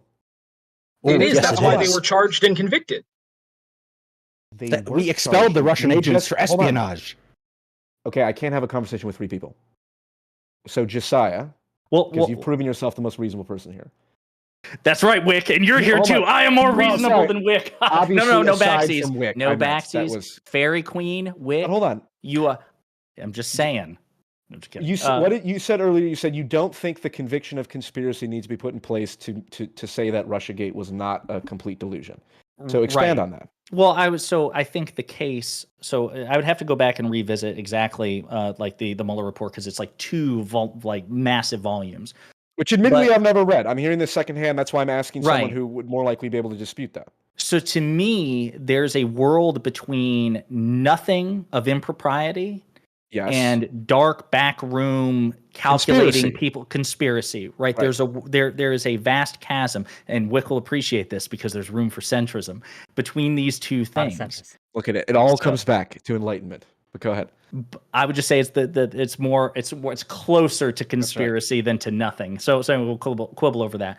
I think that the fact that there are these two poles, and as Daedalus pointed out, there was strong evidence and convictions that were brought of the wildly inappropriate and in some cases illegal contacts between Russian assets and the Trump campaign and Trump administration, even if Trump himself did not direct it. I do think that's a distinction worth making. So to your point, when people say that, Trump, he schemed with Putin to get in power, obviously the evidence does not support that. And Josiah, that was my whole point. Not to interrupt you. That was the whole point that I was trying to make when you interjected. You failed utterly. It was so poor. You Josiah did it way better than you. Very aggressively to say a bunch of wrong stuff again. Okay. What I was trying to make the point of was that the cue over and over again. Stop, but hold on. Stop. It was once, but it was stop. Oh my god! I will mute the fuck out of all of you. Finish your point, Portland, and then I'm going to go to closing statements. That's what we're going to do.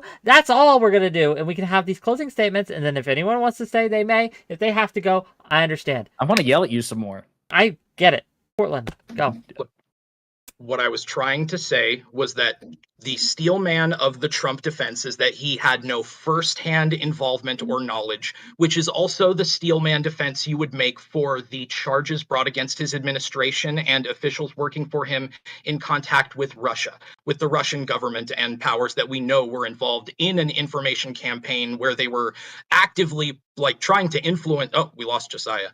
We know that the Russians were actively carrying out a cyber campaign to influence the outcome of the election. It's very, very debatable to what degree, if any, the Trump administration or Trump himself was directly involved. The steel man is no, he wasn't directly involved with anything coordinating with Mike Pence. I mean, with the Oath Keepers and with the other people that were involved in the January 6th plot. That he is personally, his hands are totally clean. Everyone around him are the ones that are guilty of wrongdoing. I find that to be a very lackluster argument, but I think it's the best defense that one could offer for Trump is that he's not directly the agent involved or making the plans and executing them. Okay. I got with that said, sorry about that. With that's fine. With that said, we have gone to routes that I did not expect, on rabbit holes that I did not expect. I will say that I will give my closing statements last, but I want to start with Daedalus and then work our way around. And so Daedalus, closing thoughts. Why am I guilty? Or if you're on Whick's side, why am I innocent? And we'll go with that. Go ahead. Actually, I'd like to hear why Whick is guilty from everyone. That would be much better. Fair enough. I'm going to stick and hold to that people who have more institutional power should be held to higher standards. That's all. that was my chief contention the night of. Remains my chief contention today. I love you, Whick. I am probably your fiercest defender in my subset of the community, much to their chagrin. But that's where I got to leave it. Thank you. Is Whick hated by the historian community? Yes. So He's the called President Whickler. Sunday community specifically, he is not a. Wait, is Sunday President community is not a Sunday the fan. other historian you were referencing, Daedalus? No, He's the president. I was going to he's say, obviously Mr. the president of Canada. Mr. President can't be the historian as well. But Sorry, I go ahead. wanted Fairy Queen to go next. So Fairy Queen, innocent, guilty, in between. What's your thoughts here? I think that you are innocent, but I will give my reasoning here. So the reason why I'm on this side of the panel, even though I largely agree with most of the points that the opposition has presented tonight, I agree you should call a spade, but I would say that like it's a mark of respect for your opposition to call a spade and to be bluntly honest. But I also think that there's a difference between being bluntly honest and degrading your opponent. And the problem with degrading somebody unfairly like Matt Walsh or like Michael Knowles is even if they are idiots, the thousands of people that follow them are not necessarily. When you have to, if we care about actually removing these people from their positions of institutional power, if we care about getting more people to vote blue, then you have to be able to appeal to those Republican moderate voters. You have to be able to get into the mindset of what it would be like to be a mom who sincerely does believe everything that Matt Walsh or Michael Knowles says about transgender issues. And that's the reason why I have to be on this side of the issue. I think that political polarization is something that we have great reason to be concerned about. This is a study that not a study, but it's an article that I pulled up. It's by the Carnegie Endowment for International Peace. The title of it, you guys can all look it up. It's called What Happens When Democracies Become Perniciously Polarized. If you scroll all the way down and you'll see like what happens in polarization and democratic decline. 3 of the countries listed, they backslid from liberal democracies to electoral democracies. About 13 or 14 of them backslid from liberal or electoral democracies to electoral autocracies. And I think about roughly 7, they backslid from liberal or electoral democracies to closed autocracies. So if you care about uplifting and maintaining democracy, you should care about being able to appeal to the opposition. And you can be blunt and you can be honest in doing so, but you have to also be able to appeal to what it is that they care about. And you have to be, and I don't think that calling them idiots and slamming the man with the guitar as a pedophile is the way to achieve that. Hey, thank you for being here. I'm laughing too, buddy, because I see what's over your shoulder. I see that. Oh, Yeah. yeah. I just FYI, I am not a pedophile. Yeah, Sorry, not different man with the guitar. It's let's be clear. It's You're not the the man with rich the man north guitar. of Richmond guy. Okay, beard. I'm sorry. He has a beard. Sorry, that's my bad. Richmond, Saya. Richmond. Guilty, innocent. What do you think? Guilty, of course. My God, man. No, listen, Whick. Again, I'll echo. I actually enjoy these conversations. I enjoy the ongoing perpetual tension because I don't think, and I think Mr. Pibb would concede to this. I think Daedalus would concede to this. There is no perfect zone. This is a constant push-pull tension on a tightrope, and it's just minute by minute a series of judgment calls. By my judgment, I just think that in your efforts to be charitable, you aid and abet the worst side. And I think that's a problem. I'll actually link you all to, since we're exchanging links, a really good article in the Bulwark, which points out exactly what I'm talking about. There's so much, even among the so-called liberal media, into outreach to Trump supporters and to Republicans and conservatives. And, the left just doesn't understand the right and the but there's never that opposite. There's no Fox News op-ed talking about what do MAGA supporters not understand about progressives? Why, what's going on there? There's always this asymmetry of expectation. And I think it is profoundly, number one, irrational. If there is supposed to be a double standard, I think you need to move heaven and earth to justify it. And I don't think anybody has, number one. Number two, it's dangerous. I think that grading the worst of the two political parties on a curve will only aid and abet it, okay? I agree with Fairy Queen that demonizing the opposition when you're trying to reach out to them is a bad idea. And again, believe it or not, as hyper partisan as I am, the most people in my life are conservative, and if they are voters, they are voting Republican. I don't hate them.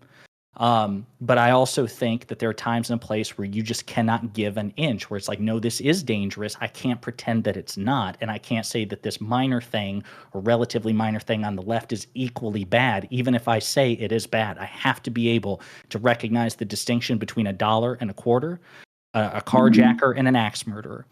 And I would just also say too that I think that we've been all over the place. And I think part of that is, we have to like be able to talk about these subtopics individually more, because there's just so much packed into here. We were Trump and Merrick Garland and Russiagate and all. I mean, just all the things, because this manifests in so many different ways.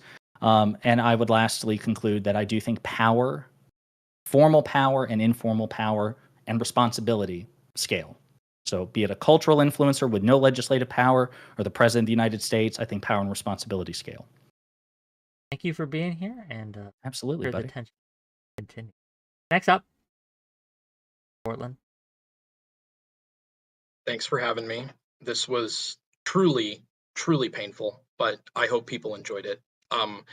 No hard feelings, PF. I sincerely hope that you look into the Trump indictments, the scale, and like extreme amount of evidence hopefully will be enough to dissuade you from voting for him in 2024, as you suggested was a possibility earlier. I'm going to take you at your word that you're serious about that, and I think if you do look into it seriously, you'll find compelling reason to reconsider your vote.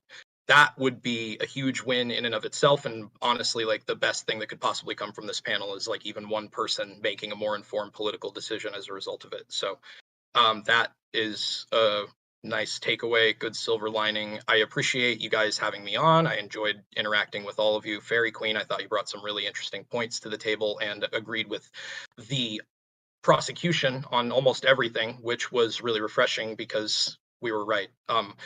Whick, I look forward to seeing you treat a pro-child porn advocate much more kindly than you did any of us tonight. You really screamed and flailed and did all those hand gestures and stuff that you kind of like jokingly said you wouldn't do with the pro-cheese pizza guy earlier. And I don't know if you realize that you've basically been doing that with us all night. So I enjoyed it.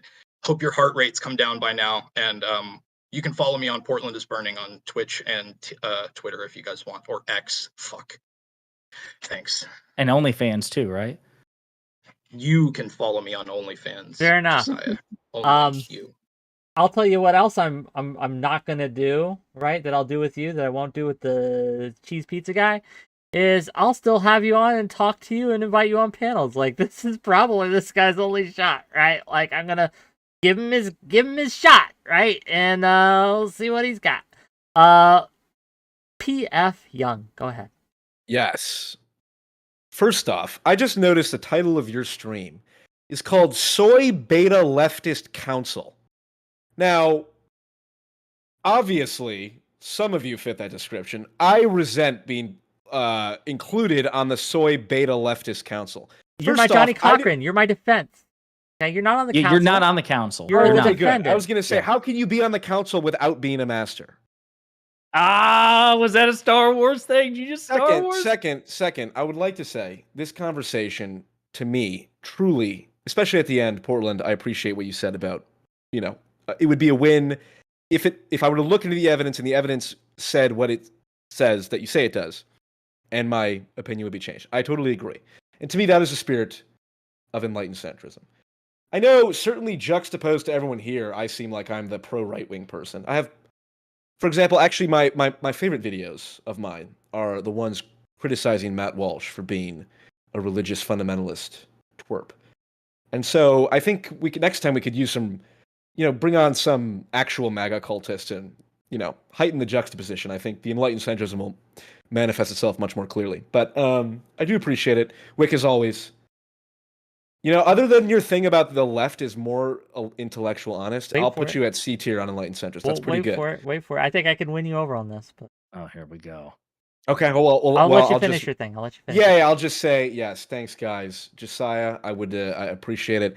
I'd be curious to discuss this topic further too, on the topic of centrism and the Trump stuff, because and I mean this truly, have more information on the topic than I do, and my questions, despite being couched in classic P.F. Jungian charisma and chip, are genuine. Like the Russiagate stuff, like, this is my understanding of things. And if it's not the case that what I'm saying is correct, I would like to know that. And I am an idiot, truly, so I have no problem changing my mind because I know I'm dumb. And so I know I believe things that are incorrect.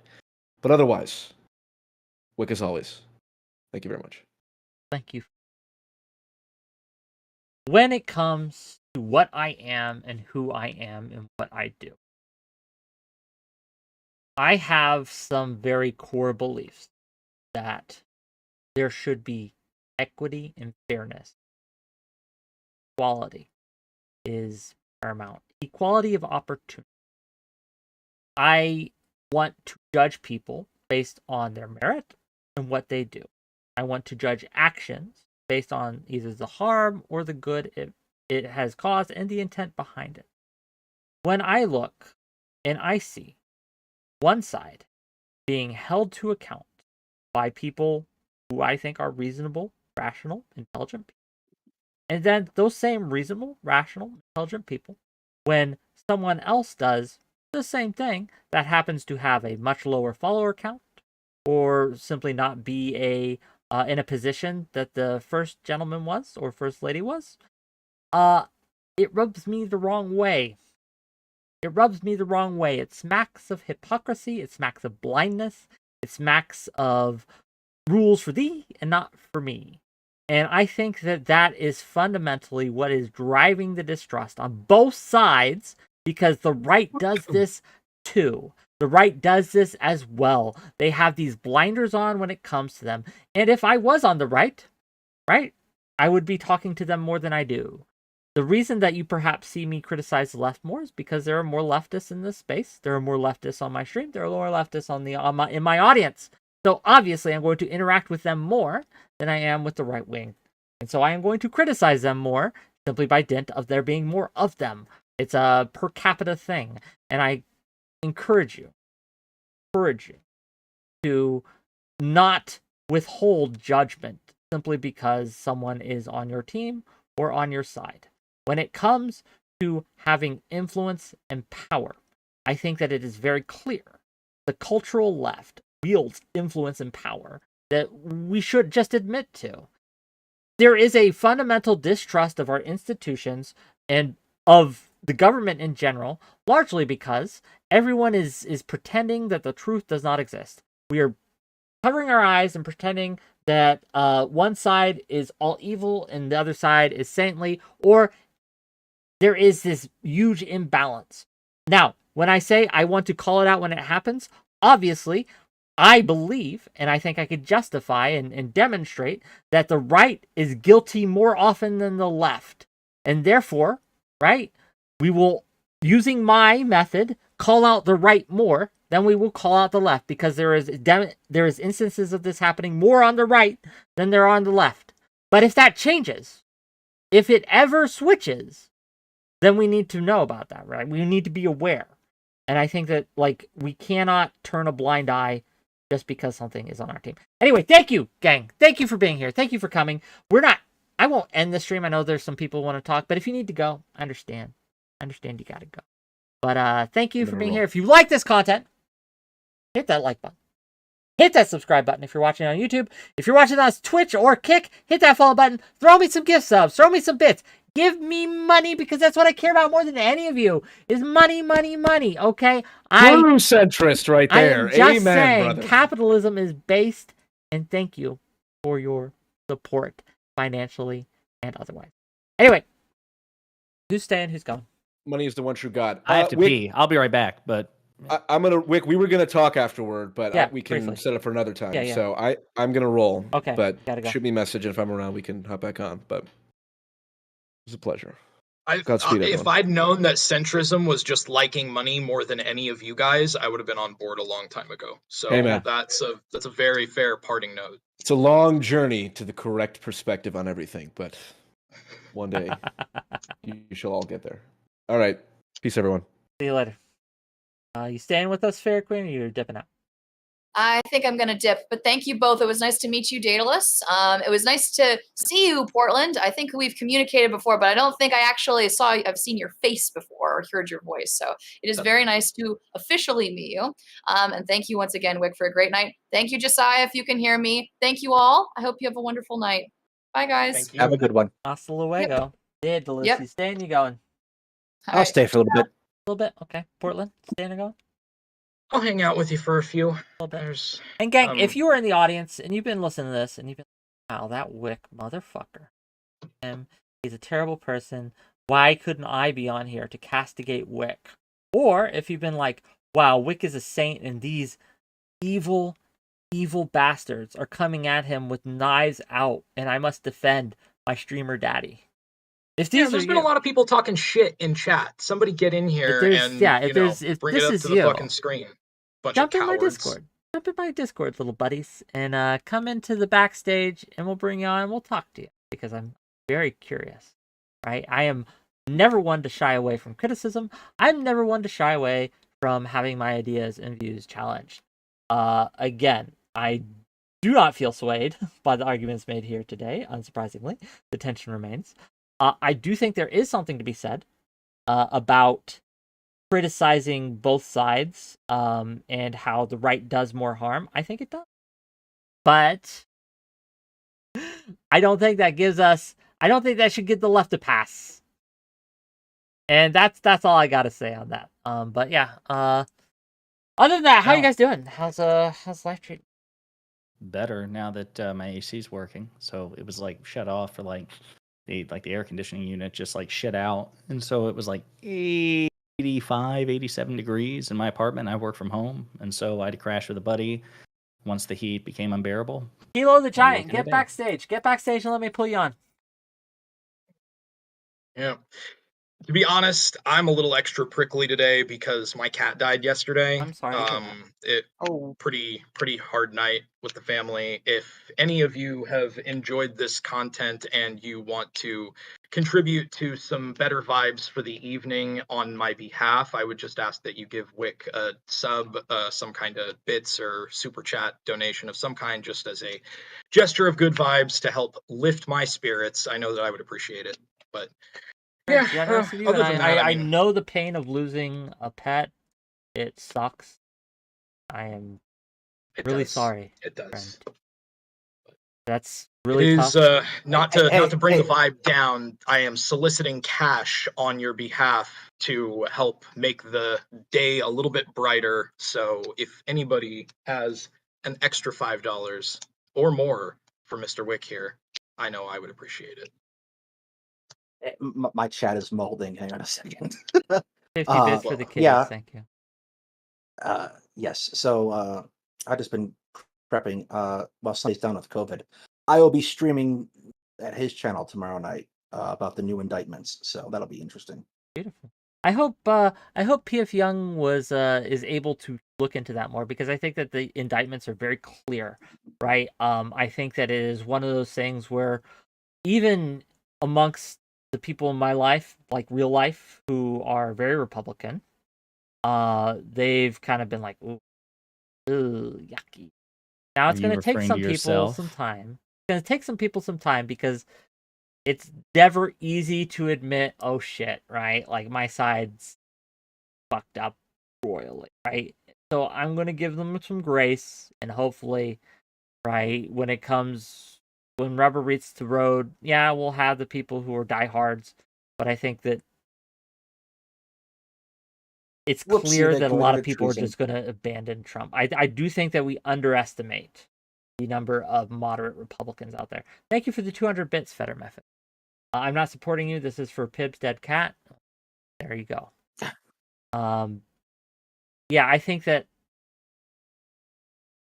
we catastrophize and we conflate everyone on the right as to be this kind of Nazi fascist type deal. But I think that there are a lot, more than you would think, of very reasonable, moderate people on the right. There are a lot of people who are on the right who voted for Biden in 2020, right?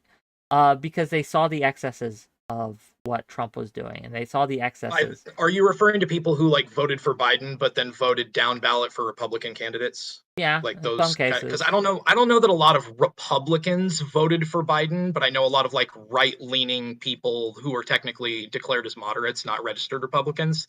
A lot of them went for Biden.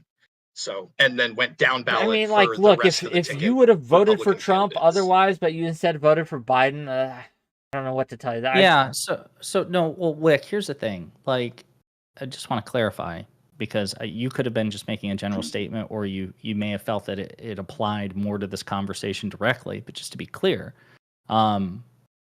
nobody on this page. I say that with just almost absolute confidence. I guess I can't speak for Daedalus and Mr. Pibb, but if I were a betting man, I would bet nobody here thinks that everybody on the right is a fascist or that everybody on the right is a big. Again, I've just got to say, as the most openly partisan person here, and unapologetically so, I think that the Republican constituents, Republican voters, conservative people in this country are very often as much victims of the Republican Party leadership as everybody else is. Again, you look at the poorest, the least educated, the least healthy, the most federally dependent states in this country. They're Republican. Republican voters don't get shit for the Republican votes. They've been victimized. And so the question becomes, right? Why do they continue? And I don't know if you read any Thomas Frank, but he's written a few books on why. What's the the question problem with becomes, Kansas why guy? are they still voting for Republicans over Democrats? And I think that the answer of bigotry is, on some, like in most cases, just not true. Right? I reject that. Well, it's a media environment. I challenge you to find a truly left-leaning alternative to any of the mainstream cable media. Yeah, it's a multi. MSNBC. What do you mean MSNBC by that? There's very far right in something like Newsmax. There's Fox News, which is pretty damn right as well. CNN, which pretty much has been drifting right, and MSNBC, which is marginally supportive of the Democratic Party. But there's no one that's talking about things like alternative views that are just simply not popular in the United States anymore. There's no one talking about ideas about the problems with capitalism, for example. Yeah, I really want to drill down on this because this is not discussed enough, and this is one of the big bedrock reasons for my open partisanship and why I think we have to be, at least some of us have to be more openly partisan.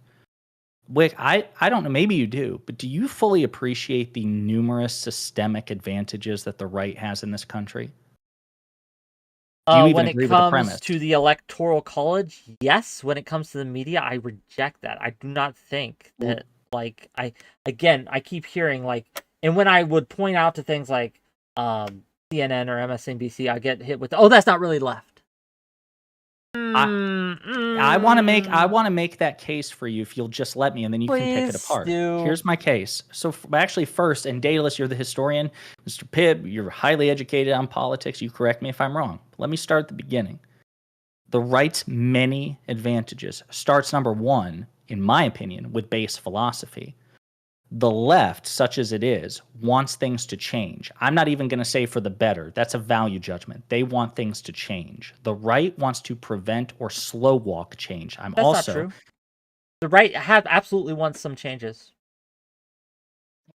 Deregulation and reversing of previous administrations' like legislation is not really what Josiah means when he says change. Those are restorative actions to bring us back to previous norms. Right. Not had they changes to the norms. That's had they the difference. been successful, as Mr. Pibb points out, they wouldn't have to regress in that way. Well, look at tax cuts. Tax cuts traditionally, right, taxes were higher. This is a change, an actual change, not a regression, that Republicans have wanted for a long, long time. Let me ask you this. Let me amend my statement. Do you not think that's a change, though? I do. I'm saying collectively. Let me be very clear on this, because I think we're getting pedantic, but maybe you were just genuinely confused by my partisanship. When I say that the right generally, or when I say that the right wants to slow walk or prevent change, I am referring to generally speaking. I don't think that in literally every situation, the right wants no change whatsoever. There are some changes, like tax cuts. That's an affirmative piece of legislation. Or installing conservative justices in every federal vacancy. I'm just saying from broad philosophy, and I imagine most political scholars and scientists and historians would agree, generally speaking, the right overall wants to keep things the way it is or to slow walk change for better or worse. No value added to it. I think generally speaking, the left wants to make change. Again, good or bad, that's up for debate. That's subjective. But that's also not to say that literally every Democrat wants to change literally everything. I'm talking about broad generalities. Okay, that's my case. Number one, we're talking base philosophy. So then the question becomes, is it easier in general to change things or to prevent change? Well, it's harder to change things. Most people would agree. It's harder to go to the gym than to not go to the gym. It's harder to build a skyscraper than to not build a skyscraper. It's harder to build a skyscraper than it is to maintain a skyscraper which has already been built. It's harder to build a skyscraper than it is to demolish a skyscraper. I think generally speaking, from a base philosophy standpoint, the left has a harder burden. That's just one thing. Then you talk about effect. Well, I want to tackle that because I don't Well, think can- I think well, that can I that's true make in some my cases, case? and sure, but Can that's can like I- we look at momentum. It's harder to stop momentum than it is to just go along with it. Well, let me make the case, and then Go if you ahead. want to go back, because what we always do is we've all got a gazillion points, but then we don't list them all out, so we stop and go back and forth at the one. Happy to revisit it. So make a note. Philosophy. Number two, formal systems in the United States. So I think we would all agree that to affect change, you need power. Well, in the United States, with systems of federalism and separation of powers, the levers of power are diffuse. You have 3 separate co-equal branches. You have 50 states, each with their own 3 co-equal branches. So just between state and federal level, 153 branches. And that's not even counting local and municipal authorities. So the levers of power disperse. If your goal is to change things, it's harder to get a hold of those levers. Whereas if your goals are to keep things mostly the same or to slow walk change, that's easier. That's an advantageous environment. That's the second thing. Then you get into actual political systems, things like the Electoral College. That's no big deal. That's no small deal. Rather, that is a huge deal because we're talking about the single most powerful office in this country is elected by way that advantages red rule states. Then you look at state governments, period. We have conservative presidencies and conservative Congresses, like it's the Missouri Pact, maybe Daedalus could speak to this more, where they separated these territories into a bunch of red states, of like rural states, in order to increase representation in the Senate and in the House. That's why 30 states are controlled by Republicans out of 20. So that's another major systemic advantage. Then you talk about the Supreme Court of the United States. We have a 6-3 conservative supermajority. We haven't had a liberal majority in the Supreme Court since like 1970. It's been more than 50 years. Then you look at the Senate. So right now we're virtually a dead heat, even though the Democrats represent 40 million more people than the Republicans. So then you say, well, the House is where population is really supposed to matter. But even then, the House changes hands every election cycle. Republicans, thanks to gerrymandering, because you take Wisconsin and North Carolina, these purple states, and others like them, where there's for every one conservative voter, you have one liberal voter, they have gerrymandered their way into supermajorities. They hit above their weight class even in what's supposed to be the most Democrat or liberal or progressive or blue-friendly area. And then we get to the media. So I think Daedalus is right. You have Fox News, which is activistic in a way that MSNBC and CNN and AP and Reuters are simply not. And let me make the case. So number one, Fox News is the most popular of them by far. So they're not equal in terms of influence, period. Right? That's one advantage for Fox. And number two, CNN is just as likely to throw Democrats or Biden under the bus. I mean, my God, I've bitched about this before on my feed. You can look it up, of situations where the New York Times or CNN will offer a very doomer headline or article about why Biden's presidency is doomed, all the crises that have happened on Joe Biden's watch. CNN, New York Times, AP, Reuters, they'll throw Biden under the bus before Fox News will throw Trump or DeSantis under the bus. They're not activistic in the same way. Jon Stewart made this case brilliantly 10 years ago. So their difference in like ideologically speaking, AP, CNN, and all them, they are sensationalist motivated. They'll throw Biden and Democrats under the bus if it generates clicks. Fox News won't do that. They're driven by ideology. Then you have OAN, and then you have Newsmax, but then that's just the mainstream media. What about alternative media?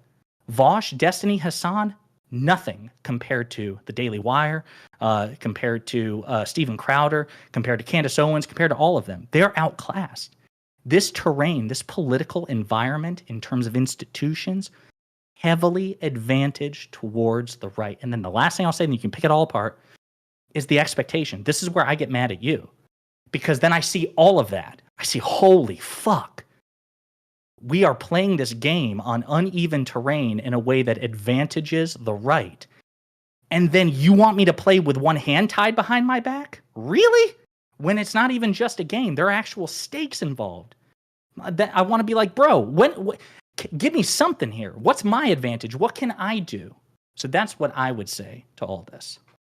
Let's work backwards. So Sure. if you are asking me to be okay with you acting immorally because your cause is good, I'm never going to do that, right?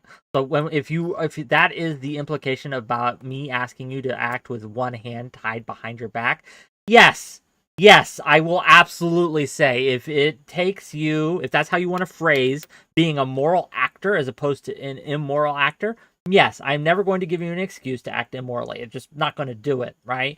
I think Well, that's not what I said. Can you wrong. clarify? Can you clarify? Can you So what do you mean by one hand tied behind your back? Like you made the claim that I ask you to act with one hand tied behind your back. What am I asking you to do or not to do, right? That you would say is not a moral thing, right? But is me simply asking you to let the Republicans have this one.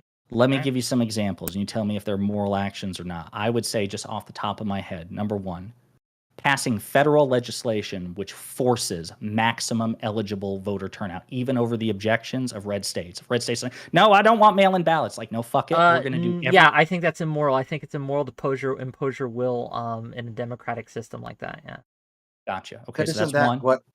Go ahead. Isn't that what the ultimate result of a democratic system is? Someone's will is imposed. But we give everyone a voice, and as we are living in a representative democracy and a republic, right, which does it differently. Yes, playing by the rules is something we should do. And so if the rules say that you cannot force a locality outside of certain criteria, which I think we would all agree would be okay, such as integration of school systems back in the 60s, right? And these things. Well, with respect, I was just going to say, I reject the premise because the Constitution does allow for federal voting requirements. It's actually Congress, the actual Constitution, Article 1 of the Constitution, empowers Congress to impose federal voting restrictions. They get to regulate. They get to force regulations on the states if they so choose.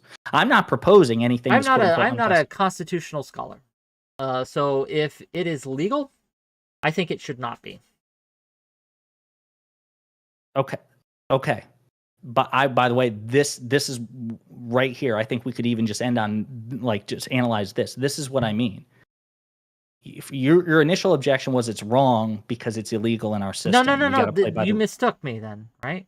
I think it's wrong because imposing your will, right, on a minority over outside of certain strictures, which I think we could all agree on, like integration of schools, et cetera, is wrong morally. And hopefully legally, right? Like, I think that hopefully it's a legal thing too. But if it's not, if I am wrong on this legally, which I'm more than willing to grant you that this might be, there might be a constitutional argument for this that I'm not aware of, that's fine. But I don't think, right, that because, that I should be, as a federal government, I should be able to go into a local government and say, I don't care what you think. We're going to impose these rules on you anyway. Does it go in the opposite direction? Out of curiosity. So, like, if a local government wants to make it harder for people to vote, if they, as a local government, still a government, want to basically disenfranchise, because we've seen that. What do you mean by disenfranchise? So, like, poll taxes and like voting requirements, like how many marbles are in this jar, stuff that we saw in the past. I'm not convinced that. Oh, hello, by the way. Johnny Scarlett I'm not has decided to join us. convinced that a voter ID, for example, is I hear you. Well, disenfranchisement. hang on. No, I'm with you. I'm with you, and I'm actually open to voter ID too, if done a certain way. I'm asking you: is it possible for a local Sure. government? It's possible that they would be immoral. I think an immoral actor by disenfranchising people in an immoral way. And Yes, what would the mostly recourse possible, be? right? What would the recourse be if the federal government can't impose itself, in your view, to protect voting rights or expand voting rights? What's the if a state wants to make it like to disenfranchise voters, make it hard for voters? Again, some things you'd agree with, some things you wouldn't. Sure. What's the recourse? Somebody has to win, either the state or the federal government. I choose think the federal government. on most cases, I bow to the will of the locality over the federality. You're a Confederate. Confederate. Yeah. So I do think okay, that the so federal there's- government has its place, and it should be used to enforce certain things. I just don't think it should be used to enforce everything. Nor I. I Fair just think enough. that voting meets the So, meets the We are threshold. drawing our So- lines in different places. And that's Yes, fine. as we often do. So that's one example where you say that like I offered that as a suggestion of how to fight back. I would say another one would be obviously we've talked about this before, the Supreme Court. I think there's ample predicate for it. 13 circuits. It used to be one justice per circuit. We capped it at 9. We've changed it time and time again. The founding fathers, believe it or not, Thomas Jefferson, not like a descendant of the founding fathers, one of the OGs himself, changed and was involved with the changing of the composition of the Supreme Court. So if Jefferson could do it, I don't see why we can't do it. I would say we should do that. I assume you oppose? I do, on pragmatic grounds, mostly, not immoral grounds. I don't think it's necessarily immoral. I think it's unpragmatic. I think you're basically crafting the weapon that the Republicans are going to use against us later. I think it gives them power, and it gives a precedent that they will absolutely use against us. And I think that precedent does stop many other Republicans from doing things that they otherwise would be okay with. And I know I give this example all the time, but Mitch McConnell, when it came to the 2017 and Trump was like, get rid of that filibuster. We want that filibuster gone. It's a shame that they haven't gotten rid of it. Mm-hmm. Mitch McConnell's like, no, I'm not going to do that. Right? Okay. We've obviously had traditionalists. Mm-hmm. I'm sorry, Johnny, what'd you say? I said it's the advantage of traditionalists, which Jefferson, it's interesting. Jefferson was really, from what I understand, into the idea that the Constitution is a living document. Mm-hmm. But it in other ways, you have modern Republicans, and they're actually doing some good by doing things like traditionally and not getting rid of the filibuster. So we've got the filibuster. Go ahead, Daedalus. I'm also going to point out that the Supreme Court was not given a concrete and well-defined function in the Constitution originally, and I think that was a huge mistake because it's allowed the Supreme Court's power to grow out of proportion to what I think it was intended to be. 100%. They claimed the power for judicial review in Marbury v. Madison. So that's power now. Do right. you now? So that's one disagreement. So that's okay. That's another. What about let's go a little bit different. Investigating. So you know how right now they're investigating Hunter Biden for the 45th time. I thought that his whole thing had just gotten, like, his court case had just pulled through, didn't it? Well, no. So they rejected the judge rejected the plea deal, and then plea negotiations fell apart. So now there's probably going to be a trial, which is why the Trump-appointed U.S. attorney requested to be appointed as special counsel. Yeah. So you know how, but it's not just the special counsel. You know how Congress, obviously, Republicans are investigating Hunter Biden. What if Chairman Josiah wanted to investigate Jared Kushner and Ivanka Trump? Be like, okay. There's predicate here. Okay. $2 billion that you get from the Saudis, even though you were not a real estate genius, but you were also a member of the Trump administration. I have no problem with investigating. If you think a crime was committed, I think there should be investigated. Done. Sure. Okay, so that's one that we agree on because I think that's one that Democrats could use to their advantage, right?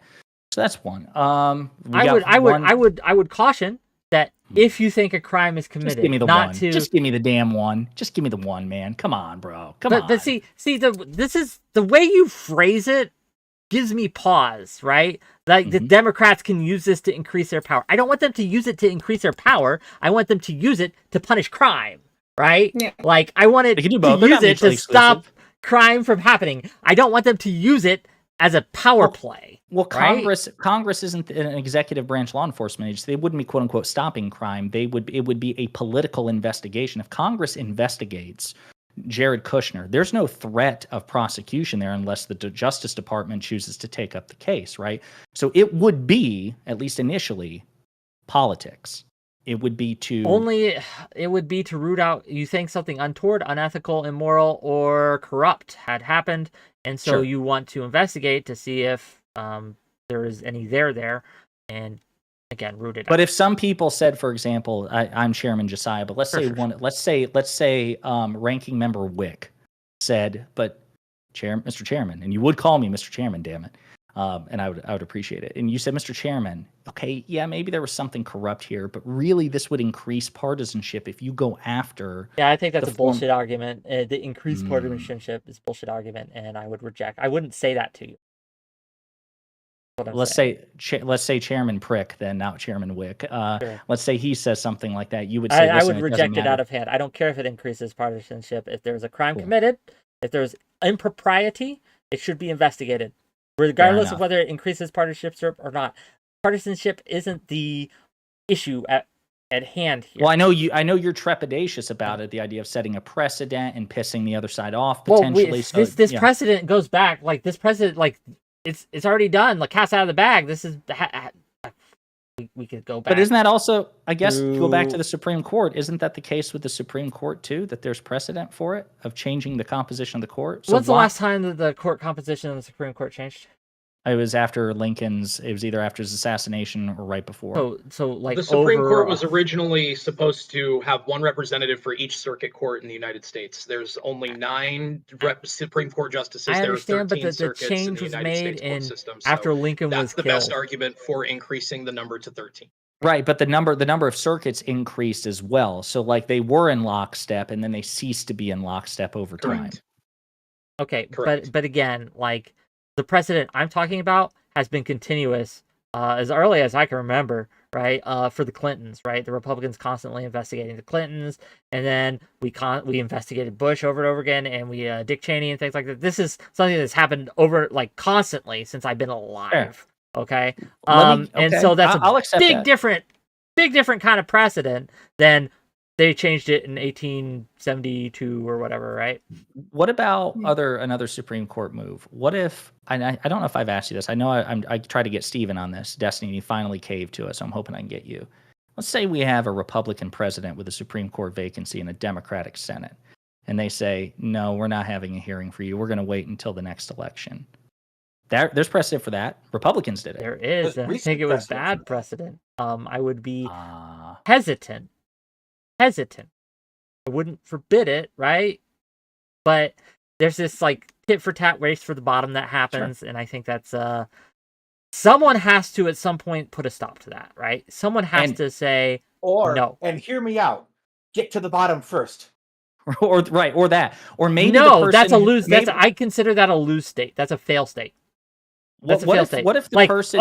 They're going to enact fascism? Not if we do it first. Ha ha ha! Like it doesn't matter, right? I've got an alternative. You don't get it. We're going to do good fascism. That's right. Fascism, but base. I was going to say gashism, but that sounds wildly inappropriate. What if this? It does. What if like just lady fascism? What if this? Okay. What if the person who puts down their weapon first is the aggressor? What if the person actually beating the shit out of the other person, what if they stop and we don't turn to the person getting shit beat out of them? That's why. And say, I have outreach to Republicans so that they do. Okay, perfect. But if they don't, if they're like, no, it should be the person Someone getting the has shit to be the beat out bigger of them. man, turn the other cheek at some point. You know what? That works with Jesus when you're divine, at least in theory. But Democrats are certainly not divine I think by it any just stretch. works. Also, I seem to distinctly recall Jesus knocking over a whole bunch of tables. Yeah. So okay, so you would push back the on that. bankers, What if I said, okay, what if I used it as leverage? What if Chairman Josiah said, hey, listen, Republicans, if you don't sign in blood, you put forth a piece of legislation which we pass, which says you can never do what you did in 2016 again, ever, for any reason, or you're tried for treason or something like that, like something basically codified in stone. We can change the process, right? We could change the process of electing or appointing, I should say, federal judges and things like that, and Supreme Court judges. I'm open to that. I'm open No, to no, change the process, no, I to adjusting understand. it so that they can't do what they did again. I'm open to that. Like, if the devil would be in the details, the devil would be in the details and 100%. how you did it, right? But I'm open to it. 100%. Sure, why not?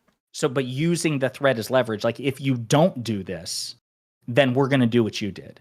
We are taking the moral high ground. That's probably just a truism. Whether we should or should not is probably going to happen, right? Whether I want it to or not. And so, yes, I think that both parties, it is in their interest, both parties, right, to come together and craft some sort of legislation to fix that loophole. And I encourage them to do so. But see, this is a problem that both sides think, well, no, we want to use and exploit this loophole, right? So they both want to kind of keep this open. Democrats aren't racing to change this, right? Like they're not racing to make this so it doesn't happen again. No, what they're doing is thinking, well, they did this, so now we should be able to do this too. I think that's a mistake. I think what we should be doing is saying, okay, we don't want this to happen. Let's legislate against it. Much like Roe v. Wade, and we made a mistake in not legislating that shit, right? Instead, just relying on the court system to always protect Roe v. Wade. We should have legislated. We should have changed the problem legislation. Is that the circumstance that led to the repeal of Roe is this exact circumstance that was created by the Republicans exploiting the so-called loophole in the first place. By packing the court with 6-3 conservative supermajority. And by denying even a hearing to Merrick Garland. Like it wasn't like they could have voted against him any time because the overturning of Roe v. Wade was a systemic work of 50 years. No, but he's saying that they wouldn't have been able to actually do it if they didn't have that 6-3 conservative. But some of the same people who are calling for the retroactive realization that we should have legislated Roe, some of those same people in the 90s were in politics and were actively talking about being personally against abortion. You know, so you've got this extremely weird sense of change right now where you have a bunch of really old politicians and you can visually see people like Joe Biden changing their minds, supposedly, on issues like abortion. Let's be clear. It's not a change of minds. It's a push from the left. Times, right? It's the left wielding its power rightly, right? The left wielding its power to make their politicians in order to get their politicians do what they want to do, right? And I think that this is, again, further evidence to my point during the trial, quote unquote, right? Where the left absolutely has leveraged its power and influence over its politicians to pull them left. Sometimes kicking and screaming, but pull them left, and they have a iron fist. Whick, I wanted to ask you this earlier. What do you think is a legislative move that Joe Biden has been compelled to make by the far left that isn't like broadly supported by the majority of Americans? That isn't. Can you just name one for me? Because I do think that there's like some that clause broadly supported by the majority of Americans, like. Yeah, because that's what I'm saying. Is like he's not being pushed answer because by I don't know what broadly left. Supported by the majority of Americans means. Yeah, if it has 60 or 70% majority support in the general population, you can't really say the left is like pressuring him to do it. That's 100% just the cultural move of this is pushing him to make a move, right? In accordance with the broad support, right? This is the rhetoric trick that we use. Like we point to these polls, which are phrased in certain ways, but I can point to polls which are phrased in different ways, which shows that the support is much, much less on almost every issue, right? Like let's look at abortion, for example, right? A lot of people cite this poll, right, where oh look, 70% of people support. I know that broadly supported, but then when you can do a lot of drill it down, when you drill it down into the details and how you phrase the question, it becomes much I'm aware less. Of what you're saying. I don't disagree with what you're saying here. That like broad support can be misleading when you get granular with from issue to issue. That being said, the broad like support factor seems to be the only thing informing like meaningful policy changes. I don't see the fringes of those when you get down to like 10% of people who support full access to abortion with no restriction whatsoever up to delivery, like there's if there's something like that implemented, it's because of like pragmatic concerns about the like timeline in which people can access abortion, not because they actually like buy into wholesale like the 9-month cutoff. You know, there being no I want to drill on that for a minute to get to Portland's point. And abortion is this is what I mean, where I feel like every topic needs its own like conversation, because as he's talking, I'm being reminded of things. Whick, I even more firmly reject the premise now, and just using abortion as an example. I've got one question for you, and then I'm going to bring up a point to try to reinforce it. Roe or no Roe? Is no Roe a far right position to you? I don't think it is. Is Roe a far left position to you? I don't think that is either. Okay. No. So the majority of Americans, I understand on a granular basis, but generally speaking, it's not even necessarily about abortion or not abortion. The number of people who want Roe laws, where elective first trimester abortions, the states. I think there's broad support for that. Yeah. For Roe to remain in place, right? Yeah, specifically, really broad support. Yes, that is a moderate to left-leaning position, depending on how you define it. Sure. Certainly not a far left. And here's case in point, though. Bernie Sanders and AOC, I think, legislatively are about as far left as you get in terms of sitting members of Congress. But even they only ever supported codifying Roe. That's it. So when Roe was threatened, the Dobbs decision, even when Bernie Sanders was running for president, he says he wants to, it's on his official website, I want to codify Roe v. Wade. So even the most far left person, despite what they may personally think, because Bernie Sanders may believe, like as is the case in Vermont, you could be 8 months, 30 days into a pregnancy and you want to walk in and have an elective abortion, which is a fringe position. That may be his personal view, but all he's ever promised and voted for and proposed and sponsored is just to codify Roe, which would allow states to restrict third trimester abortions. So the reason the Democrats didn't, and this is the most charitable, right? The most charitable reading is, even as Ruth Bader Ginsburg said, Roe was really weak law.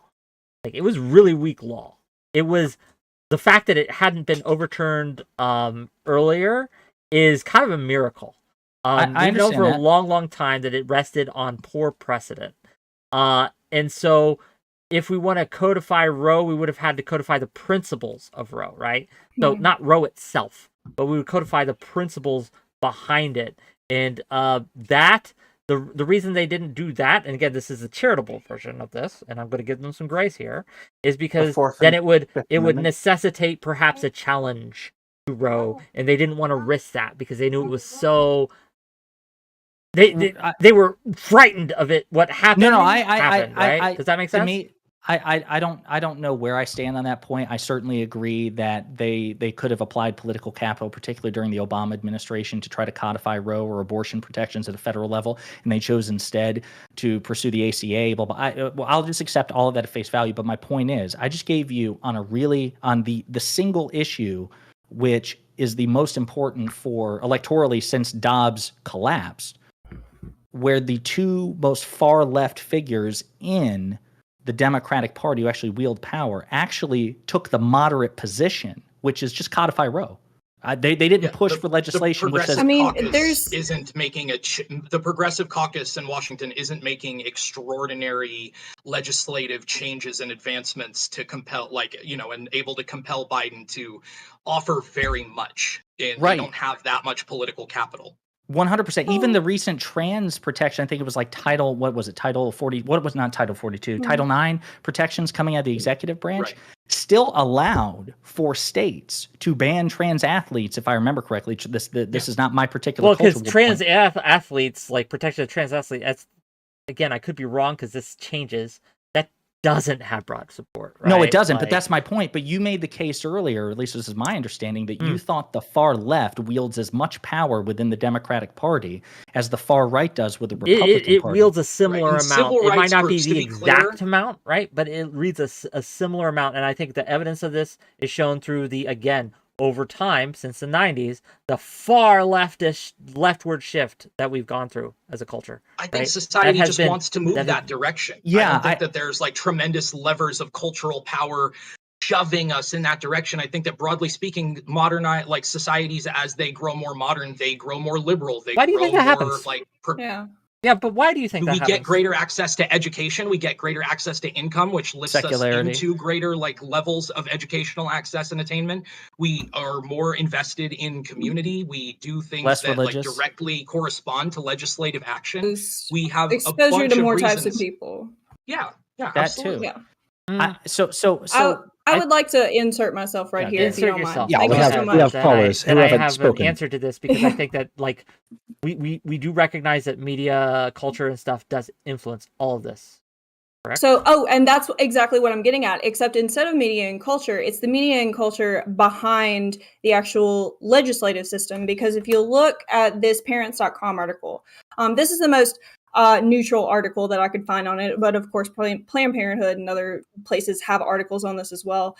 Late terms, as far as terminology, and the whole system of a trimester really is something that largely came out of not the legislation, obviously, but of Roe v. Wade as a movement and as attempting to have timelines that weren't really recognized medically. So we're in this weird backwards sort of spiral where we're having to take people's minds to educate them properly on abortion and how they're performed.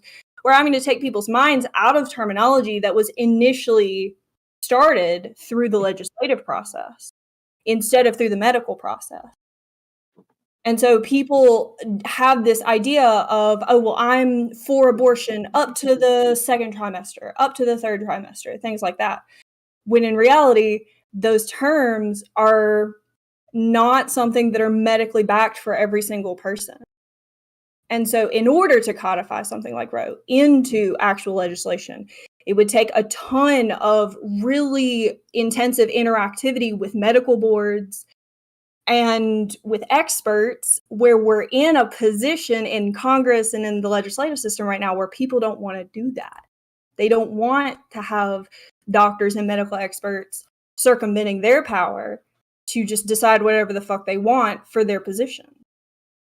I want to, since we're interrupting, right, and since we're interjecting, I want to give 𝕾𝖍𝖎𝖙𝖘𝖍𝖔𝖜 a chance here. You're muted on your end. You'll have to unmute. Go ahead. What do you think? Hey, what's up? Can you hear me? Yes, you can. What's up? How you doing, Whick? So just to kind of bring it back home, I think like most of the tail end of what I thought this topic or the stream was supposed to be about. But I mean, am I to understand that your reasonable personality and your far-reaching platform are opening the floodgates to the alt-right and white nationalists and the soy leftist beta cuck tribunal, whatever's going on here? I mean, are they putting you through the ringer? I don't understand. Well, the current argument, right? The current argument is, I believe that the left, right, the far left, wields cultural power and has an influence, in some cases strong, some cases weak, on the politicians, and that have over time pulled them further left, and that the Democrat politicians and just the culture in general, that the far left has absolutely won cultural battle after cultural battle, and we are more left now than I think we've been ever in our history, right? Yeah, I mean, I would say we've probably progressed over the past 40, 50 years further than any... And that's good, to be clear. I think that's good, right? But to act as if we don't have that, influence, like, the society's like pushing the politicians to adopt like certain legislation and stuff that would, I mean, I guess I don't understand exactly what you think is happening, where the left is, like, the far left is actually affecting policy changes. Do you think Kamala Harris would have been chosen as the vice presidential nominee? That's not a policy change. That is not a policy change. Do you think that doesn't affect policy? Well, hang on. Whick, do you mind if I ask policy has Kamala Harris enacted? Which she's not.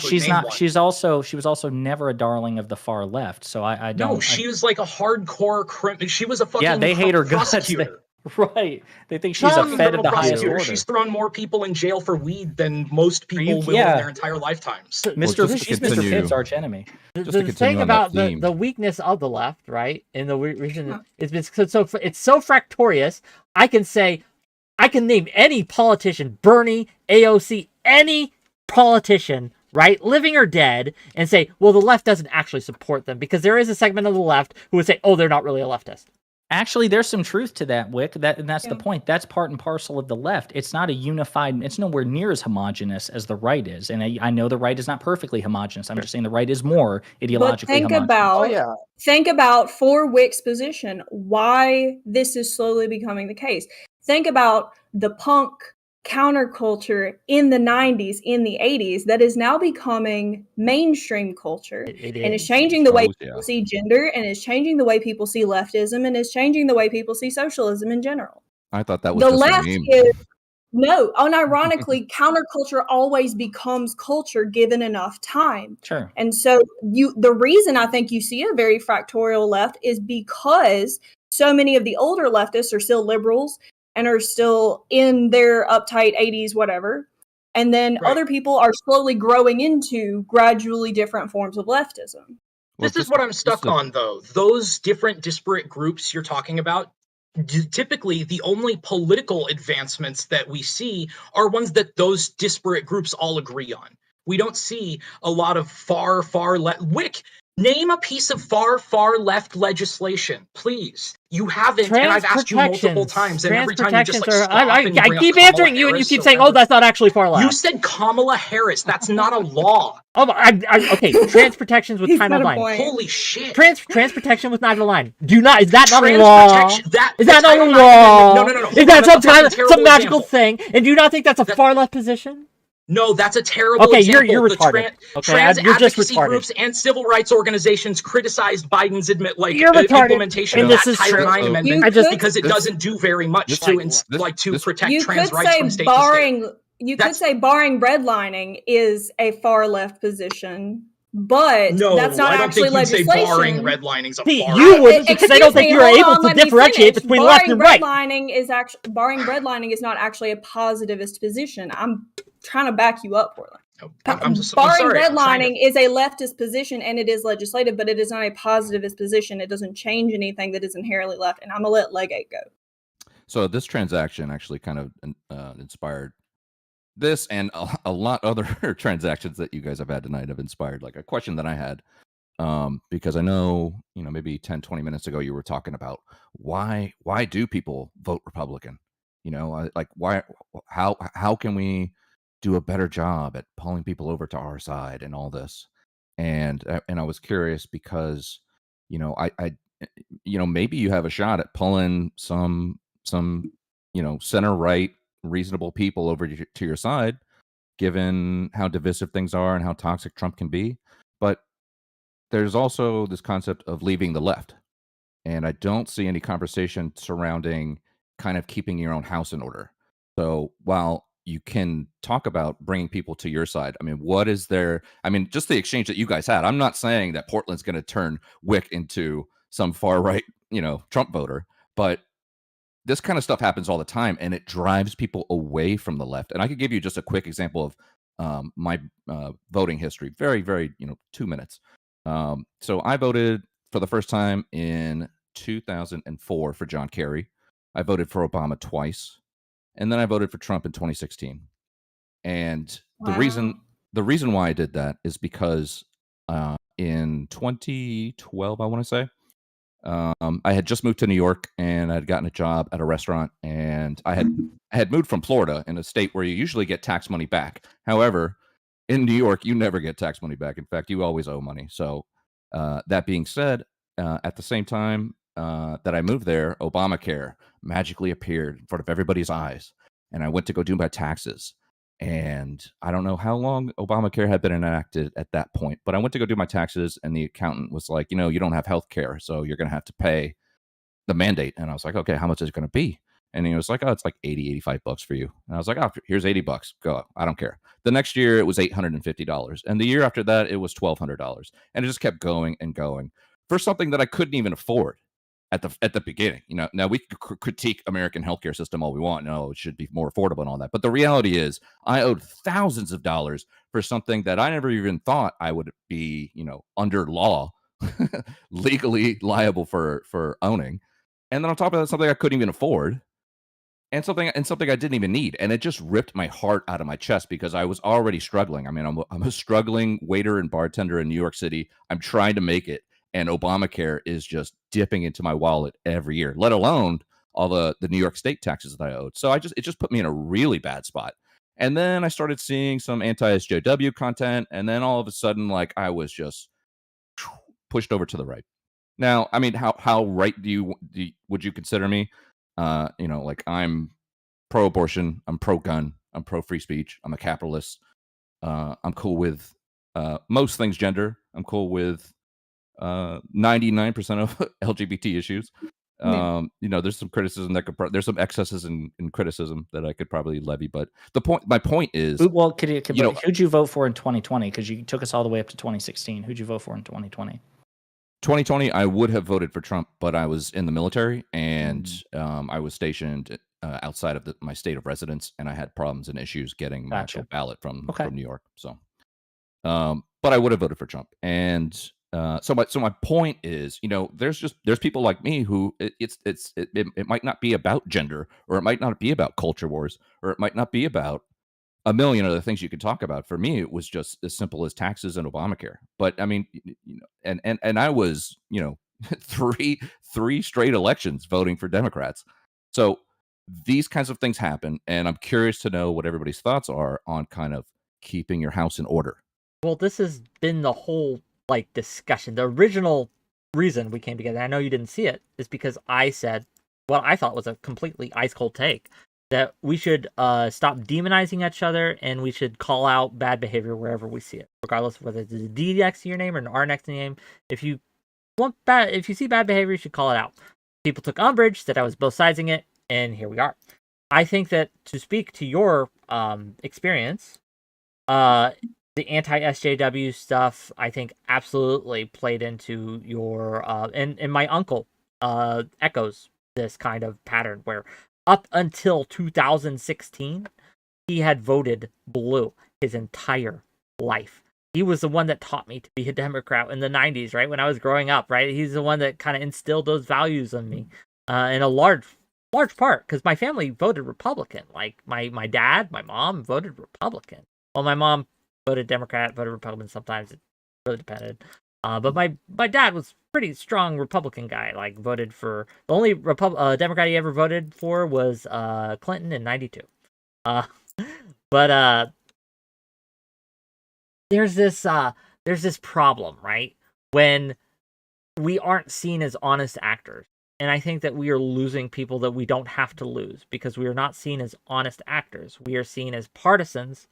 And I am trying to fix that, because it is a problem. And while, yes, I am partisan, I do believe that the left is better than the right at almost every issue. The only issue I would think that the right may be better on these days, hard. I mean, what does better on even mean, though? Like the maids thing, I'm very against maids, and I think that's pretty right-wing coded. I don't know what that is. Maids? Medically assistants. That's a Canadian thing. Oh, gotcha. Yeah. I'm very against that. But that's more like a moral position that you have, though, right? I mean, like, well, yeah. As far as all my policy, positions you are really moral think positions. that, like, you think that it's morally bad, but you really think that it should be, like, not offered anywhere in the world for people who would seek that kind of treatment out? Not unless under very stringent conditions such as terminal illness. But that's right now sure. It's being used. Sure. So, like, people who are or in states of, like, continuous debilitating chronic illness or something like that, I mean, you would deny them access to that kind of care and tell them, like, if you want to die, you should go shoot yourself. Right? I think that I can't stop you from doing it, but you can't make me help you. Why should but you're not saying that from, like, a personal perspective. You're saying you don't think the state should offer people the capacity. No, because I think that it's always going to be easier for the government to just kill the people who are struggling, right? Than it is to actually. I can make an argument against MAID from a leftist perspective, is that they're using it. They can use it Look, to avoid addressing societal issues. And they do. we've had that's optional, what's we've been had happening. elective assisted But suicide in the this state is of beside Oregon the for a point. This very is long beside the point. time. We're doing a Maze debate next week. Okay, that's next Yeah. week. Okay, that's next Friday. Not this Friday. Next Friday. Every time. Do you mind if Every I single time, man. do you What? Wick, do you mind if I transfer that question over to the soy beta cuck leftist and mafia here?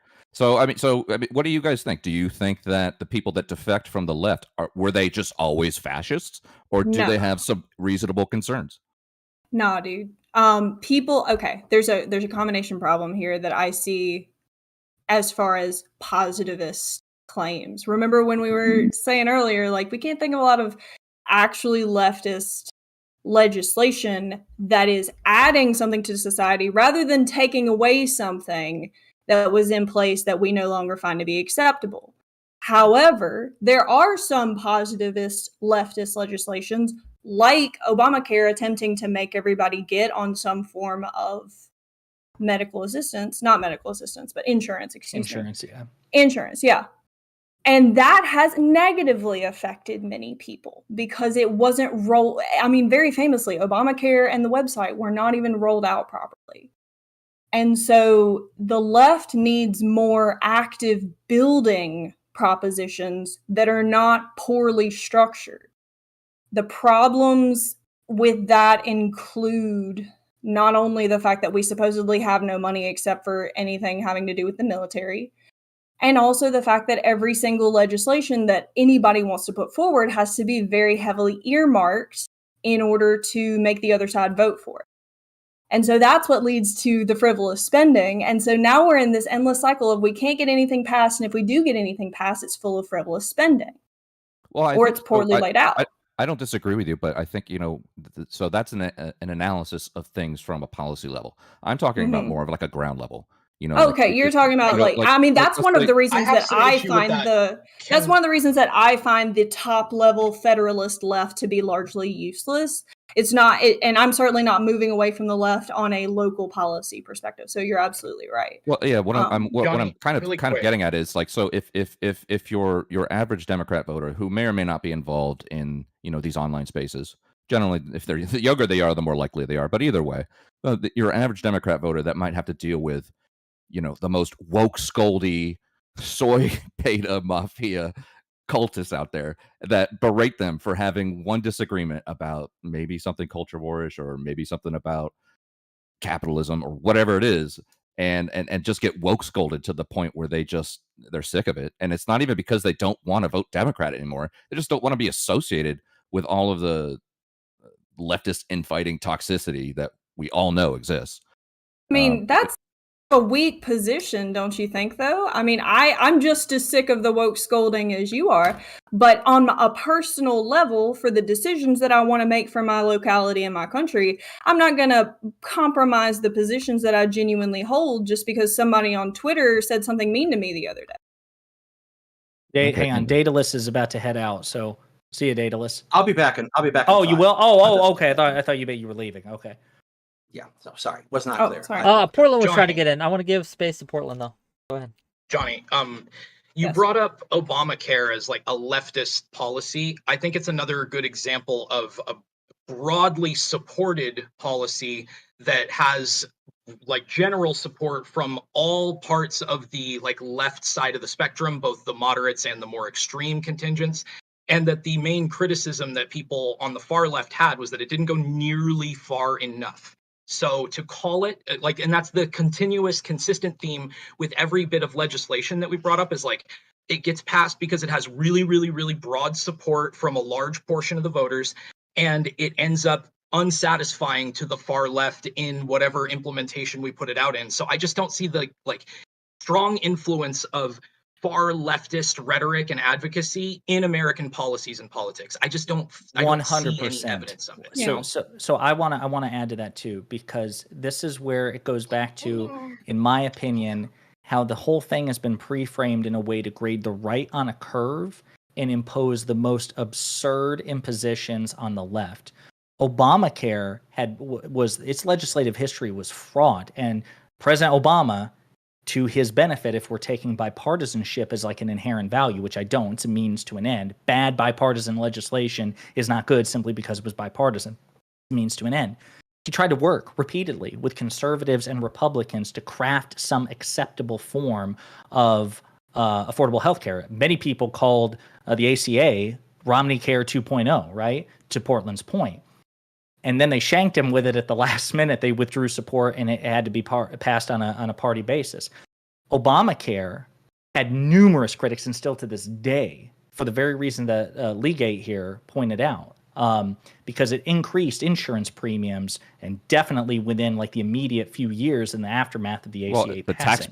tax mandate was my biggest concern. The tax mandate alienated a lot of single-issue voters that, like 𝕾𝖍𝖎, and not to use single-issue voter as like a pejorative or something, but you just kind of, spelled out the issue of single-issue voting and like a particular policy having an kind of an externalizing effect that was negative for you personally, and it's impacted the way that you vote.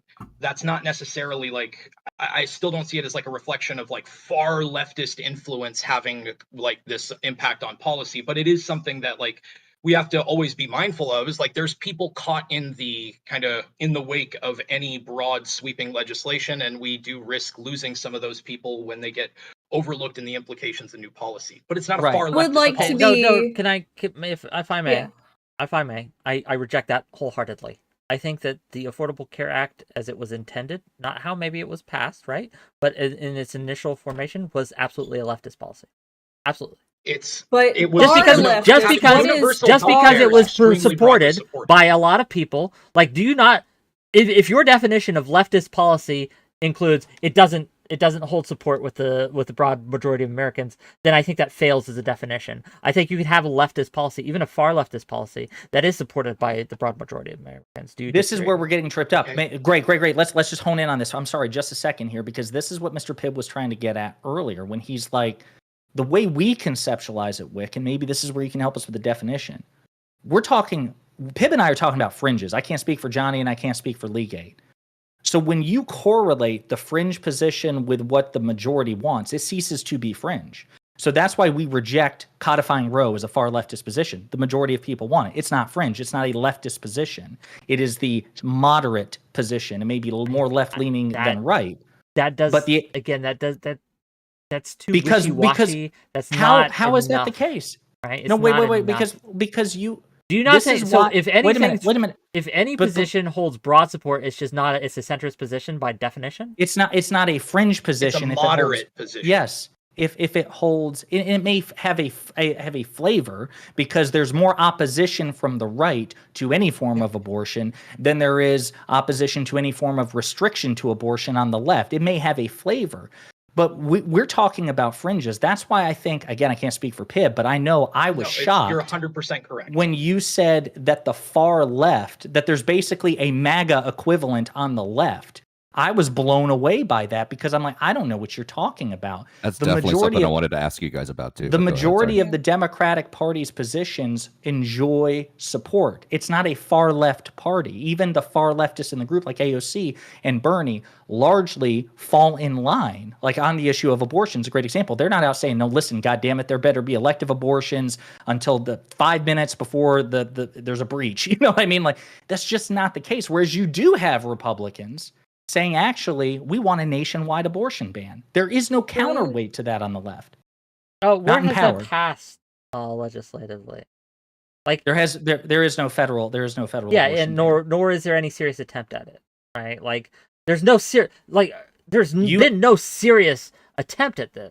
You understand? Because Roe was the law of the land until last year, dude. And wait, that cuts against your point. Cuts against your point. There was no legislative movement made on it in how many years, despite having a strong contingent of the far left and the moderate left saying this needs to change. We need to codify these rules in principle, at least throughout the country. Never happened, despite having tremendous left-wing support.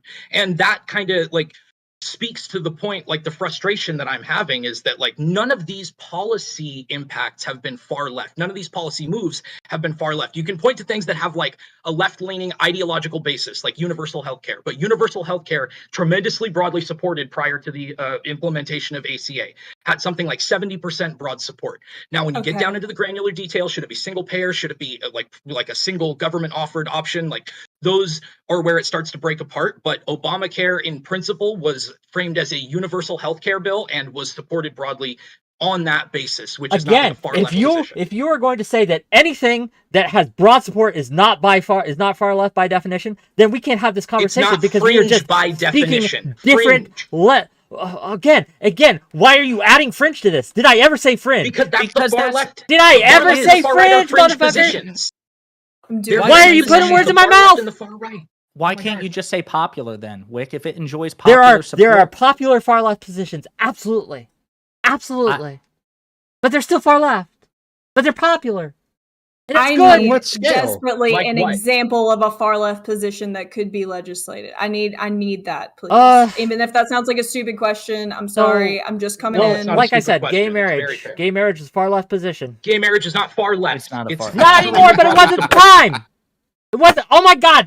This retardation that anything that holds broad popular support isn't far left. Like the far left is by definition unpopular.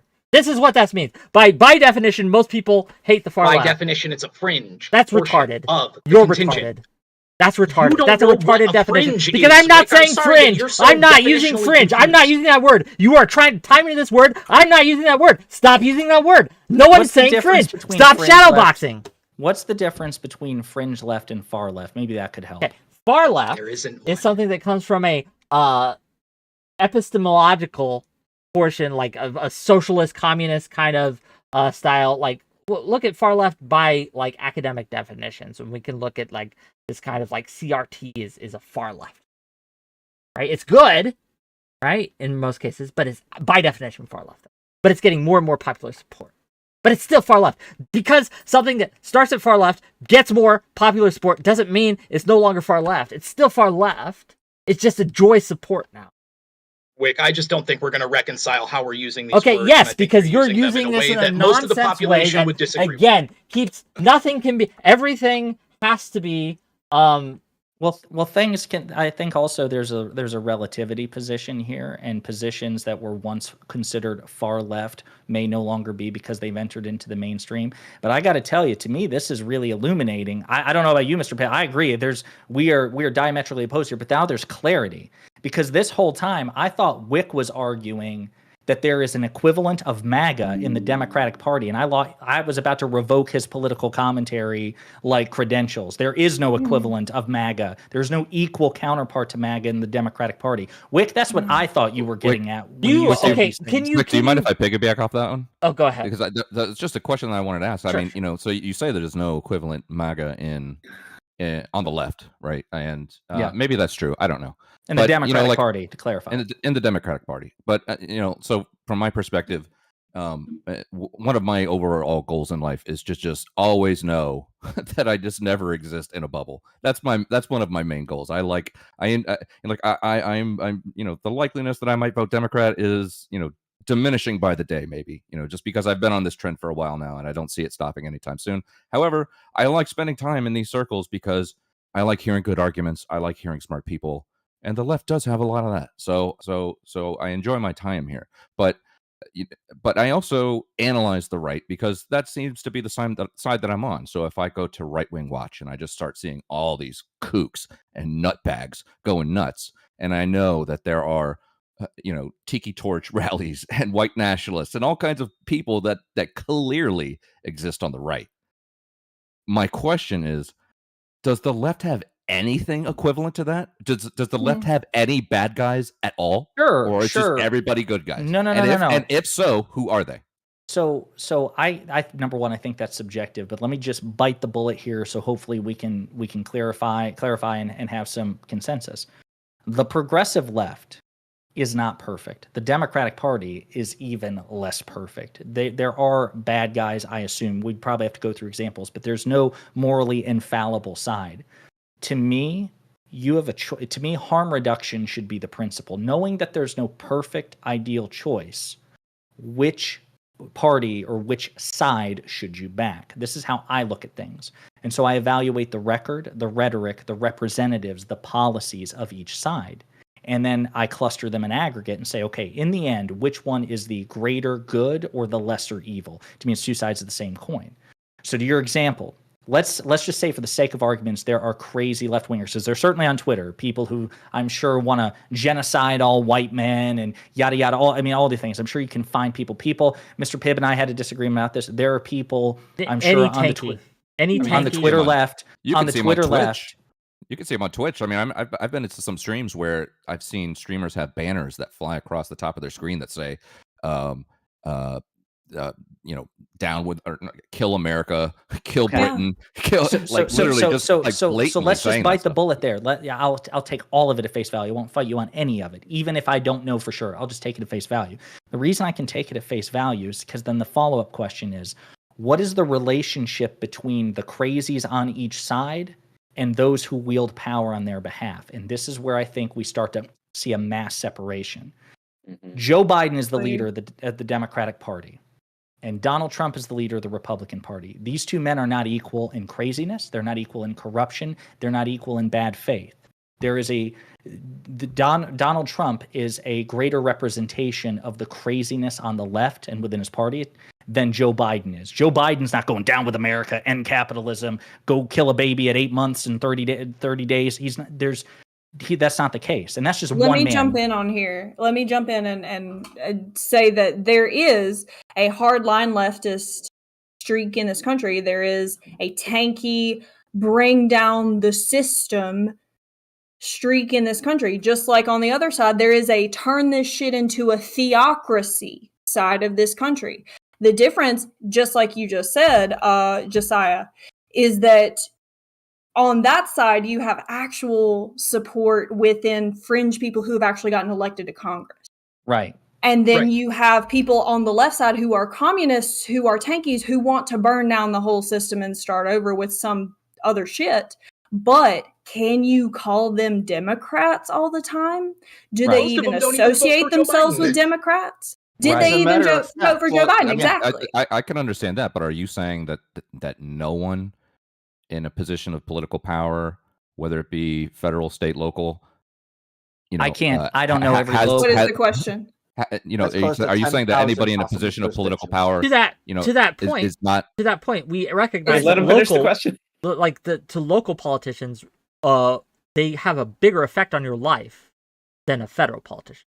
We recognize it, right? Can I give you an example? Your mayor has a more of an impact on you than Biden ever will. So I don't know. Well, I don't know about that, but I would say I don't know of an example. Like there are countless, tens of thousands, perhaps, of local politicians. There may be one out there. I imagine if there were, Fox News would be covering it 24/7. So I question, number one, whether or not it exists. But number two, let's say there are, and this isn't a gotcha, but let's say there are. Okay. So now you have two parties who have crazies and two parties who have crazies in positions of power. But there's another level of analysis if you're looking to make a decision. Which one has more crazy in positions of power? And this is where the right will always, if it continues its trajectory, lose. Because there's no... AOC is not the counterweight of Marjorie Taylor Greene. Mm-hmm. Yeah. For every one crazy that a right-leaning person would consider on the Democrats, I could name 3 to 4. I win no matter what. That's the important thing. Is when you're looking at this, you gotta weigh the things out. In my opinion, that's how I would look at it. Hold on. Are you equating crazy to like religious fervor? That's essentially the situation that I'm getting. So I think one way you could say that is like Marjorie Taylor Greene talked about Jewish space lasers. What's the thing that AOC said that's on that level? Nothing. Okay. That's a better argument, I think. Yeah. Well, I mean, maybe you're right, but just going back to Whick's example, I mean, maybe this equivalent doesn't exist on a federal level on the left, but state and local. Okay, so what's the state and local level? I don't know. I don't know every state and local member out there. No, I can give you an example. I can give you an example of something I think is just as crazy. Chaz and Chop in Portland, right? that whole Wait, debacle what? and how that Chaz was in handled. Seattle. Chaz was in Well, Seattle. Seattle. People always Apologies. confuse it. Apologies. Seattle's It's all burning. the same. All the same to me, right? All you West Coasters. Okay. But Come out and visit sometime. Sure. I think that was an example of local politicians who did something crazy, like literally crazy. I think I don't think that to the Chaz was organized by local politicians. I think it was organized by local protesters, and what did the politicians do about it? Well, I mean, they eventually didn't they had it kill all the broken up. protesters. They didn't shoot all the protesters, Yeah. no, but they eventually broke it up. So right, that's a great example right there, Whick. Can we pin this down? Because you said it's an equivalent. You said I have an example that's just I think as bad. that it would be weird of me because again, you keep thinking I'm arguing that they are both equally bad. They're not both equally bad. I am saying, and all I am saying is that we should call out the bad actors on the left. Yeah, but that's not the answer. That's but it. see, my That's understanding. But hang on, wait a minute. But my understanding is we were discussing, the comparisons. Number one, is there such a thing? Number two, what is the relative craziness between the right and the left, the Democratic Party, in terms of also making decisions of who to vote for, right? I was giving my perspective, trying to answer his question about even if I grant every premise, at the end of the day, there are meaningful distinctions. No matter if let's say it's a stalemate every time. Again, we both agree that there's craziness. There's craziness at some level of representative politics. If you're going to make a decision, you have to keep bringing it down to the next level of analysis. And no matter I don't what, advocate for people to vote for Republicans. I understand. That's my point. We all end up at the same space, even you. The right loses. There's no scenario, there's no timeline where you support the right. And so that's why I'm trying to explain to 𝕾𝖍𝖎 here. This is why we've all, even centrist Whick, have ultimately, when it comes to how we vote, still vote for the left's proxy in power, the closest analog being the Democratic Party. And so what I would encourage you to do, and this is genuinely, before you make your next vote in 2024, seriously consider, okay, what is the relative strength of the craziness? How much power do those crazies wield? Like we talked about Marjorie Taylor Greene. Set aside the Jewish space lasers. She is the de facto Speaker of the House. She wields tremendous. The reporting has been intense over Kevin McCarthy. Again, what legislation has she authored? Well, so a couple of things here. Number one, I don't know why you're fighting me on that when you ultimately agree the conclusion. This is where we have this. Accuracy is important. Yeah, okay, accuracy is important. So how we get to the answer, like we got to show our work, and it's got to be honest. So yeah, I think it's important to show our work. Right? Again, it doesn't matter, buddy. It doesn't matter because you're still holding my hand. Well, wait a minute. Yeah, number one, you're voting my hand, holding Democrats no matter what. I don't care how this conversation ends. You ultimately do what I want, which is vote Democrats. You do what I want. You vote Democrats. So number one, precisely, we're allies in this. So number one, it's not just about what legislation she sponsors. It's also about how she votes. It's about what she calls for. It's about her influence on the MAGA base. Okay, it's so about can a normalizing. Can a non-elected official influence because it's not about their legislation, right? It's not about their legislation. It's about their influence and their power. I said repeatedly. Do I need to repeat it? That it's not just about legislation and that there are multiple types of power, including formal power and informal power. And yet, you seem to be stuck on this. Well, who are the legislative crazies on the left? And I would agree with you that there is no legislative. I know you would. I accept your concession on that. That's not the end-all, be-all, because I can point to absolutely very influential, right? Very influential crazies on the left. Like, do you not think that there are? But then it goes back to what Pibb was talking about. It goes back. So I want to hear legislative accomplishments. I want to hear what Whick's talking about because.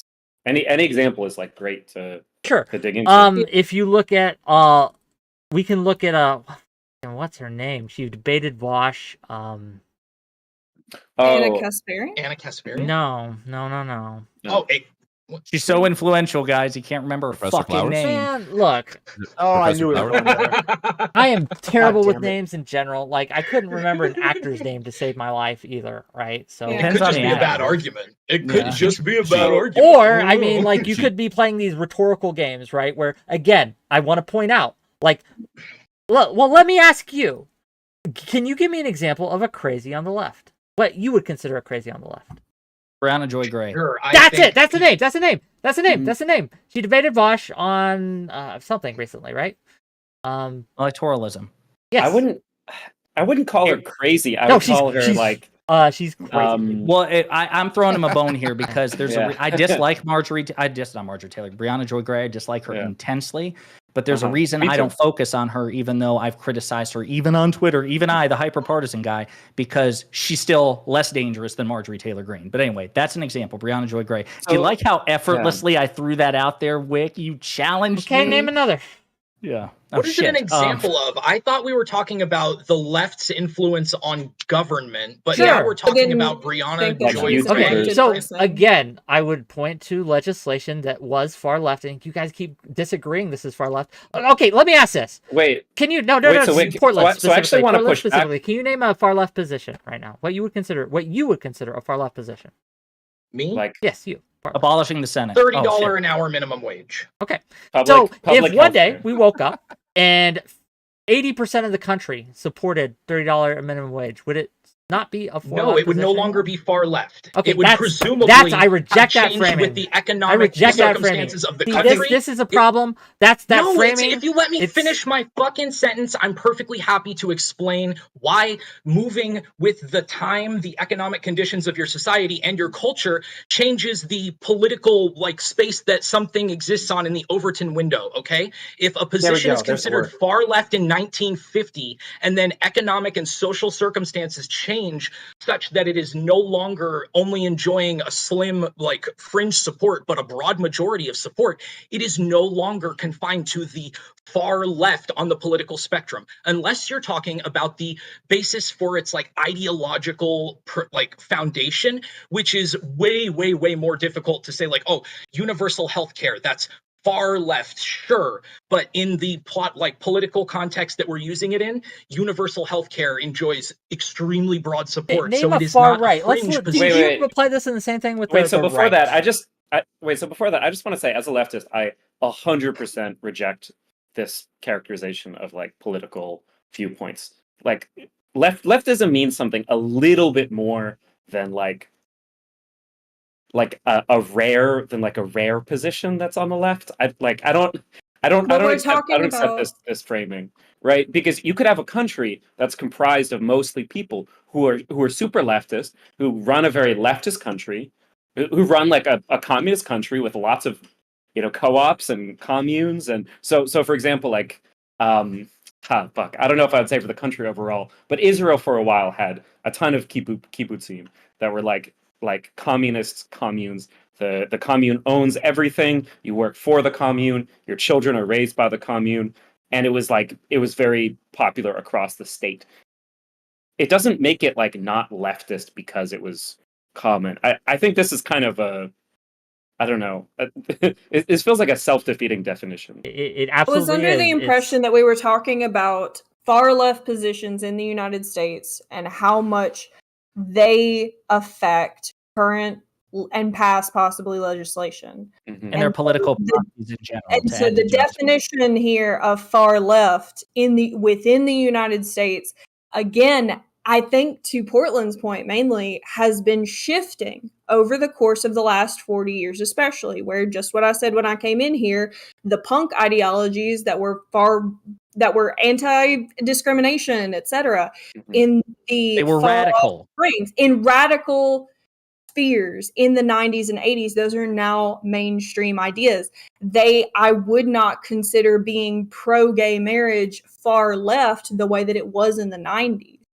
Yeah, okay, so we're just talking shifting. And so my problem here with this characterization, I'll be totally honest with you, is that on the far right, people like America, they just want to make it a theocracy, but they don't want to tear down the system that is America. And I'm not a far leftist, I'm not a communist, but I see a lot of people like that on the quote unquote far left call for the total dissolution of the state, which is not the same thing. And so to say that the ideologies of people who are calling for the dissolution of the state could have an effect on legislation within the state currently seems like a self-defeating question. Yeah, so Socrates, to kind of drive this point home, what Mr. Pibb has taken the position of, there is an ideological component to political beliefs, which can be very reductive. and that may be relatively static. But there's also like a temporal aspect. So, for example, The Whick, Overton window. yeah, Whick the was Overton making window. right. Whick was Yeah, making but the case. that's not what that means though. Yeah, That's he's about, just using a that's word he about read on Twitter once. perception. That's Well, how things are perceived. That is that's not like exactly right, what it means when but that was what Wick was That's referring not to. So let me- fucking wait what a it minute, means. wait a minute, wait a minute, wait a It's a minute. perception, just not a dumb. reality. Socrates. Sorry, Wick. Socrates, what he was saying was that being pro-gay marriage is a far left position. Do you agree with that? I do not. I think that is No, the I don't- moderate position now. I don't. So the thing is, I don't think it was far left at the time. I think it You was think it is now? leftist. I No. understand. No. I Yeah. don't. You don't understand. You don't understand. Let me explain, because you don't understand. The way that we got gay marriage was to subsume it into hetero marriage. There was at the time a more radical. So in like the That sounded 80s, like 90s. cannibalized. Sure. Yeah, exactly. There was a more radical conception of what a family is, that it isn't just like two parents and some kids, that it includes the kind of community of found family, that we don't have all these legal protections that are just for marriage. There was a much more radical conception of what families were. And that died when gay marriage got subsumed into straight marriage. So I don't agree that what we have now was like a radical position. I think we had a relatively centrist. Obviously, there was a lot of battles around it. I'm not saying that it wasn't hard fought. What's hilarious is you But I think said you need I to be a don't little careful understand, about it. but actually, no, I do. That's my position. That's Mr. Pibb's Okay. position. Gay marriage, being pro-gay marriage, is not and has never been radically far left. Okay. Yeah. Okay. That was our position. Wick's position was it was a far left position. There At were the some time, others. yeah. What were I think some at one others? point it was. You said at no point. I think at one point, yeah, gay marriage was wait. definitely far left. I'm a little bit confused. It seems like sometimes you're using it as like far left and far right as ideological descriptors, and sometimes as cultural descriptors, both. which is what I'm It's having both. a really, really hard time with. I understand are because you want it to be a binary and either or, and No, it's not. no. It's If both. you understood, Oh my God, you you're not wouldn't even be. letting me explain it. You wouldn't Okay, be. fair enough. You interrupted Finish. me. I Let's- was like let's- 2 words into my sentence. Don't Sure, go sigh. ahead. I'll wait. The point is that if you're talking about a position that was far left and now isn't far left, like you just said about gay marriage, you're acknowledging that the spectrum of like political leanings moves with time, with the cultural understanding of individual issues. And as it moves from the far left into more moderate space, it ceases to be far left in the American functional political definition, despite its continued origin in left-leaning ideological thinking. But that doesn't hold true for all things, and nor does it hold true, I think, for when it comes to gender, when it comes to the foundations of. Yeah, I was just gonna say. So, like, let's look at it from the other side. Is the current trend of anti-gender legislation sweeping the nation right now? Would you consider that far right? Of course, yeah. That's far right. Depending on the specific state, the think. specific implementation, they're going to vary in their degrees of like, how far right they are depends from state to state, exactly how the legislation is being done. Legislation Obviously, it which can is be more or trying less to moderate from one individual instance. So I can answer this a little bit more directly, which is that a lot of the anti-trans hate bills are propagated by a relatively small politically active minority that are copy pasting these bills across the nation. They have a support that's much broader across the right than that, but the bills are pushed by a more marginal, further right group. So Socrates, would you say even if you agree, even if the broad sentiment enjoys widespread support among the right, the fact that it's a priority is being pushed by the radical right, the far right? Yeah, I would say so, and I would say that this farther right segment has also radicalized people who maybe previously weren't as far right leaning to become further right leaning. If we woke up one day tactics. and 60% or 70% of the nation agreed with this, would it cease to be far right? No. Of course not. Okay, Really? let me give you an example. Interesting. Let me give you an example. But Let me give you an example. on the other end, I'm confused. I'm going to give you one example. I'm confused. I'm going to give you one example. When it comes I'm to the that, one that's perfectly happy to bite the bullet here. Yeah. You I'm should going to give you one example. It's, I don't think that Socrates was against that position to begin with, though. Yeah, exactly. He's asking Socrates a question he should be asking me. I'm the one who's holding to that point. And yes, in terms of like the cultural Overton window in a particular country, if it enjoys broad support, you wouldn't consider it far right. That is just definitionally how those words work. No, that's not how that works. And let me give you one example. Socrates, go ahead. Okay, well, let me speak for 2 seconds, and you'll see what's going on. There was a country that existed for a period of time in the last century. It was called Nazi Germany. Normally when people say shit like this, it's a dumb, like, ad hom, whatever. This was a country that existed. It had pretty far-right policies, okay, that were supported by a lot of the population. Do you think that they weren't? Do you think that putting people into camps and gassing them wasn't far-right because it wasn't fringe? It depends on what you're meaning when you're using the term. If you're talking about like the ideological basis for the decision, yes, it's a far right ideological pursuit. If you're talking about the cultural perception of the population, then it's definitionally not far right or far left. We go. If it's in the majority support, it's just not. Sure. Yes, then we just need 2 different words. Because Well, Pib and I were making it's not the case that hard to there's 2 bifurcate. axes. It's just being really, really heavily abused in this conversation to obfuscate the point, which is why it's so funny that Whick continuously accuses Josiah. You are obfuscating the point. You are creating this. You are playing these word games to hide the ball with your word games. That no position that can ever have power is far left. And I clarified this earlier. I thought this was clarifying. I understand your position better now. And again, Socrates, basically, we were making the case that you can consider it on 2 axes. Relative to what that particular state has, its Overton window, and then what I guess political scientists, political philosophers would consider a relatively static spectrum of political ideology. Sure. So what the confusion was again, I can't speak for Mr. Pibb, but I was thinking when Whick said that the far left drives the Democratic Party and influences the Democratic Party as much as the far right does the Republican Party, in my mind, I'm thinking he's making the case, oh my God, you think there is an equivalent to MAGA in the Democratic Party in terms of asses in seats in Congress. There's not. That's where we just kept missing each other. Whick is free to make the case that from just a hard, static ideological basis, I still don't think I agree with that the far left is motivating the Democratic Party, because I don't think gay marriage is a far left position ideologically. So we're free to make the case. I think this is clarifying. Well, Josiah, do you mind if I ask you, so, if there's no MAGA equivalent, at least in positions of political power on the left on a federal level, what would you consider the squad? I would consider... Like, what do you mean in terms of like, are they the MAGA? I don't consider them the MAGA. Well, I mean, they're not like Chuck Schumer, right? So like, it's so 5 Congress people. It's 5 Congress people that enjoy relatively little overall like legislative success or like accomplishments of any kind, distinct from what the broader majority already supported. And are prone to they're more of a brand. The MAGA contingent, on the other hand, let's be absolutely clear.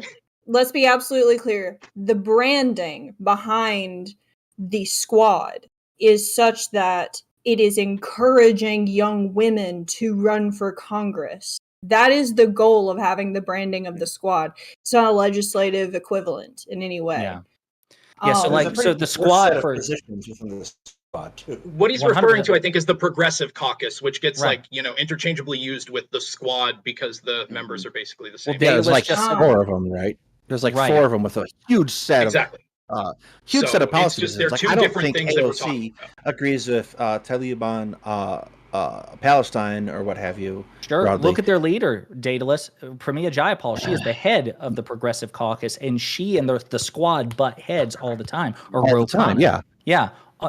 Whereas the counterpart would be legislatively the Freedom Caucus in the Republican Party. That's Matt Gaetz. That's Lauren Boebert. It used to be Marjorie Taylor Greene. It's Andy Biggs, Paul Gosar. It's people who are wanting to impeach Joe Biden literally the day after he became president. Hey, there's also something you're really hitting on here that's really critical to the conversation too. The party that, like the Progressive Caucus, routinely and very aggressively criticizes Joe Biden at almost every turn for his moves not being left enough, and yet they are still in lockstep with and largely supportive of the Democratic agenda at large. The Republicans who dared to question the validity of Trump's claims about the 2020 election, what happened to them in the midterms? They were primaried in almost every, like they were challenged for What do you primaries think's in about almost to every happen case. to They were Joe Manchin? like their party largely fractured in the midterms on that basis, that they couldn't agree with the moderate, like the small moderate Republican contingent about whether or not the election was stolen literally. So those people got bounced. Look at Washington's 3rd district just north of me. Sorry? What do you think that the left is trying to do with Joe Manchin? Joe Manchin enjoys more support than like most of the, like he's very, very much the only left-leaning candidate that could possibly hold that seat. Actually, wait a minute. And furthermore, wait a minute. That's true, number one. He's the only electable Democrat in West Virginia. Number two, he's entertaining running against Biden. He's looking to pick a fight with the president, the leader of his own party. He's the one engaging in dissidence. Even before that. Wait a minute. And number three, nobody's going to primary him. Joe Biden isn't turning to Joe Manchin saying, listen, you better fall in line or I'm going to send some. Joe Manchin there's a reason that there was that meme of Joe Manchin and Joe Biden standing next to each other where they were like the most powerful man in the world and the president of the United States. Joe Manchin wields more influence over the Democratic Party as a conservative Democrat than Bernie Sanders or AOC. Are you saying, in all seriousness now, that there wasn't massive calls from the left, the far left specifically, the progressive left in a lot of ways, right? To primary and replace Joe Manchin? This speaks to our point again. They called for it, didn't happen. Called for it, got no support, didn't happen. People told them fuck off. Yeah, there was no real push on that. There was literally a few people said it, and everybody else was like, no, shut up. That's a terrible idea. Why are you shrugging? That's a major substantive difference. The far left loses again. Virginia, so. Okay, but again, right? Like, my argument isn't that the far right, is just as feckless as the left, or the left is just as powerful. What I'm trying to get you to acknowledge is that the far left does exert influence. How did they exert influence in the example you just cited? An example. In Whick's construction of left, as well as in Socrates' construction of left, these labels hold despite moving into a more popular state in the Overton window. That's all that's going on here. Is that I know Whick it's frustrating because we need to be able to use both. Yeah, and I realize that. I think this is it's kind of an impasse at that point. Yeah, I'm ready to bite the bullet and say that again. That if certain far leftists had it their way, I don't like Joe Manchin. I would not want to primary Joe Manchin because I don't think that we stand a chance. What I would like to do is make Joe Manchin a surplus. I would like to expand the Senate majority so that Joe Manchin can sit his ass like the nerdy loser at school over in his own table, and we can ignore him and do whatever we on the left want and smile and be like, "Hey, you should have played ball with us." I'm trying to get that to happen too. I just think that this route that we are taking of turning a blind eye to bad behavior on the left is not the way to do it. I want to ask somebody, hold on. I want to ask somebody, anyone who's on the left, but I'm also really interested in Legate's opinion on this.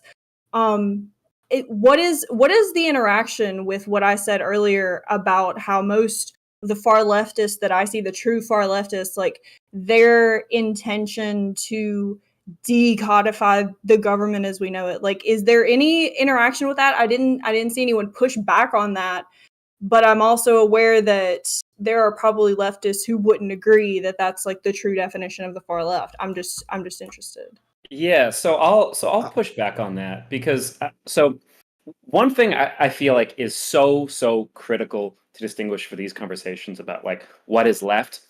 I don't agree with the sentiment that whoever says the most hyperbolic dumb fuck thing on Twitter defines like the furthest left. We need another axis of like, dumb fuck versus not dumb fuck. Saying dumb fuck shit doesn't make you like no further true left. leftist. That's not well. I disagree that's how that works. I think the left means something. So maybe like Whick, you have this like relative left Overton window. I'm talking like absolute left, which means like, you have the right, which is like supporting the king, the left, which is against the king. That's where it comes from. Like if we want these terms to mean things, we should have definitions.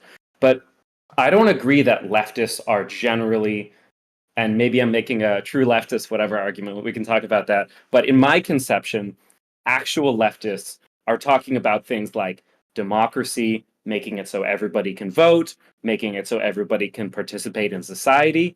And right-wingers and corporate Democrats are supporting things like undermining the public school system, dismantling our institutions. Trump is dismantling political norms that make the society function. I disagree with this dichotomy that like the right is law and order when their primary candidate is like going to be a felon. I don't agree with this this branding that has been created. Can I ask? Sure, what would branding you you're talking about? So when we talk about dismantling institutions, we could recognize that there's many institutions to the left wants to dismantle, and some we should say should be dismantled. Policing is a good example of it, right? Can you name you want to dismantle? Wait. No, but the left, Wait, I would say There we by go. definition, yeah, I would say that the left, the far left, wants to dismantle policing and prison. Yeah, but you're laughing. You're not because you saying said that, some of right? them Wick? should- I the don't way agree it with is that. Those are Yeah. two Okay, good. institutions Okay, I stand. Wait, I wanna be so clear. so let's take. But these is things that one at a time. not So- like it's crazy to me that people would say that's not a far left position. Wait. So let's okay. I'm Of not even course it disagreeing is. with those, but let's take a look before we judge. Let's take a look at what that means. Okay.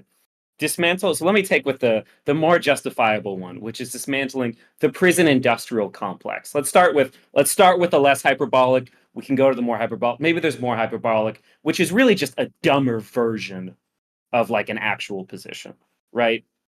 So the less dumb version of it is like, hey, maybe it's kind of fucked up that prisons are lobbying mayors to lock up more people because hey, I just what do built you do this new. instead?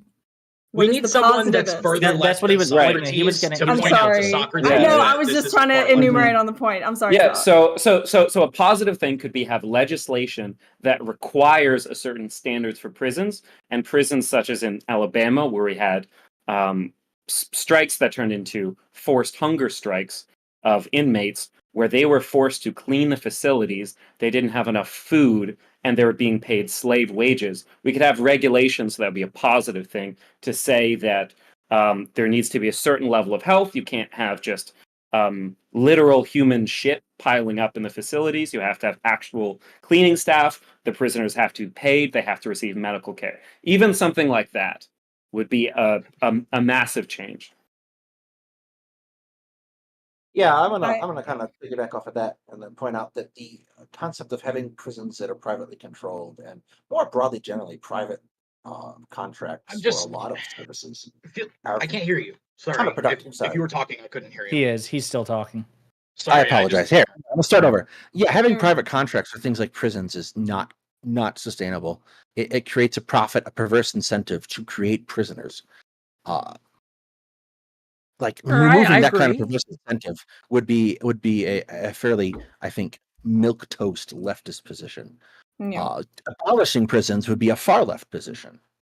Defund the police is, I think, probably one of the most fantastic tactical errors that came out of BLM, in that it's not really, when you get down to it, about let's get rid of the police. It's about restructuring how the police operate and what their roles in society are. So, you say defund the police, and it becomes a 2-second soundbite. It becomes a 2-second soundbite when it's an incredibly complex set of ideas about how we allocate funding. They think they want an anarchist state with no law enforcement, even though there would be law enforcement, even under a leftist construct. There would be people enforcing laws that, if need be, would forcibly detain people against their will. They would just strip off, the quote-unquote warrior mentality, the militarization of the police, the profit incentive, that's inherent to it. But you can't load that into a slogan. My whole point of bringing this up was because I think that the idea, right, it needs to be more. We need something better than the right wants to dismantle institutions, the left stance. I think I don't think that's most people are actually in favor of just reforming institutions, but we have sound bites and provocative personalities that say things like abolish the police, but then you start talking to them and it's like, we actually want police to electric boogaloo. We want community policing instead of police that don't come from your town. We want a different kind of carceral system that's nicer and has more flowers, but it's literally still just like prison with extra steps. And that is where we break apart in terms of like the terminology that we engage with. I've never had a leftist explain to me like where abolition starts and reform stops. And I don't think that Socrates could give me the same answer that 9 other people would give me that all consider themselves far leftist if I lined them up and asked. And that's a really like so this I'm curious. Wait, so let me just address this quickly. So this is where my framework of a real idea and a dumb fuck Twitter version comes into play. There's police reforms, there's city budget allocations. So for example, in the city that I live in, over the last few years, they increased the police budgets, but they slashed the departments of oversight and training. So the anti-corruption arms of the police and the training arms got slashed. So that tells you something about where those resources are going. In other cities, there's things like a public school that had its library turned into a carceral center for children. So I think there's a lot to talk about when it comes to city budgets, what things go to help homeless people or make schools better so that people graduate and don't end up in a life of crime. There's a lot to talk about. And then there's the dumb fuck lefty Twitter version that's like, abolish the cops, send them into the ocean, whatever. Right? So you can engage with that if you want to. And you can say, obviously, we should tell people to shut the fuck up if they're saying that or just not listen to them. But I think it's worth thinking about those different levels. So if we talk about like, all right, stop me if you can think of a better example. This is just literally the first one off the top of my head. I'm not trying to cherry pick, but like, what's the non-dumb fuck, like productive version of Jewish space lasers? Yeah. So quite frankly, it would be something like there is an elite group of corporations and things like that that control America. The weather? Right? Conspiracy theories. Kind of conspiracy theory. It leads back to conspiracy. Well, we can look at the argument to make this topical, right? We can look at the argument between 𝕎𝖎𝖓 and Destiny about conspiracy theories that's happening on Twitter right now. I think that 𝕎𝖎𝖓, regardless of what you think of her, is no Marjorie Taylor Greene, right? No, not crazy in that way, right? Sure. But we can see that that is the same kind of thing, if that makes sense, right? It's of a type. It's this kind of so I'm not aware what they talked about. Can you just quickly? So there was co-signing the claim that there was that video of all the houses on the beachfront in Maui that didn't burn down, and she's signal boosting the conspiracy theory that it was a coordinated, effort, basically. The burning was, or yes, that it was. There's a conspiracy theory, and to be clear, this is a conspiracy theory, gang. I'm not co-signing this. Okay, I want to be very clear of this. That there's a conspiracy theory that because investors wanted this land free, right, to develop and things, and people weren't selling, the prices were too high, there was a controlled burn kind of deal, right? Where actually, somebody put a very similar conspiracy theory in Louisiana in my Discord the other day. Oh, it's like the idea that Sabine Parish is on fire right now, and it's the same thing that happened in Maui. But yeah, like the less wild version of Marjorie Taylor Greene would be that. Yeah. Okay. Wait, but that's still a conspiracy theory, and that's but we can recognize that the conspiracy theories have levels. They're not all conspiracy theories are the same. I think Socrates was trying to make the point that that even if you steel man the crazy on both sides, there's a more reasonable steel man to be made of the crazy on the left versus the crazy on the right. Can I ask? I don't want to speak for you, Socrates. Sure. But this goes to a point I wanted to make earlier. Right, and this question I asked you because we there's the sane version that you were pointing to, and then there's the leftist dumb fuck, as you in your words, Twitter version. Yeah, the dumb fuck. Do you not think that there is a similar thing that you may think that it's worse on the right, but can we not give similar things on the right to some of the less crazy right positions, right? Because I wouldn't put abolish the police on the same level as Marjorie Taylor Greene in levels of crazy, right? Like way different. Okay. It's crazy, but it's not that level. But I think that what's frustrating to me about all these conversations is it's the rules for thee and not for me, right? Is where we can do it for our side, where we can steel man our side, but we can't quite get there for the other side. Wait. So I'll do it live. I'm hoping to. And I'll do it live. I'll do it right now. That was your cue to do the Bill O'Reilly thing. We're doing it live. We're doing it live. Okay. So when Trump said, "Hey, they took your jobs away from you," all this stuff, a lot of that is literally true. Like corporate Democrats had a big hand. Bill Clinton had a big hand into, was it NAFTA or was NAFTA. it the one before? Yeah, NAFTA. North American Free Trade Agreement. Right. Maybe there's arguments of like, it's a really complicated thing. I don't pretend to understand like global economics, right? But corporate Democrats have done a lot to sell out the working class. There's a lot of legitimate antagonism against the Democratic Party for that. So there's absolutely things that you could steelman in that. Absolutely, yeah.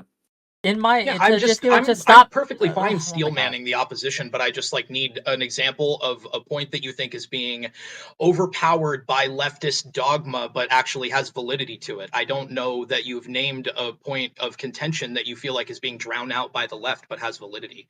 Would you be able to? Would you deny or push back against the fact that almost everyone on the left, like I'm not talking the crazy left, I'm talking even the moderate left does this.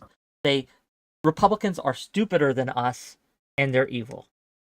No, actually, wait a minute. No, that happens. I reject that wholeheartedly. I reject that so much. Pib, do you accept that or no? I don't. No, it's a complete straw man.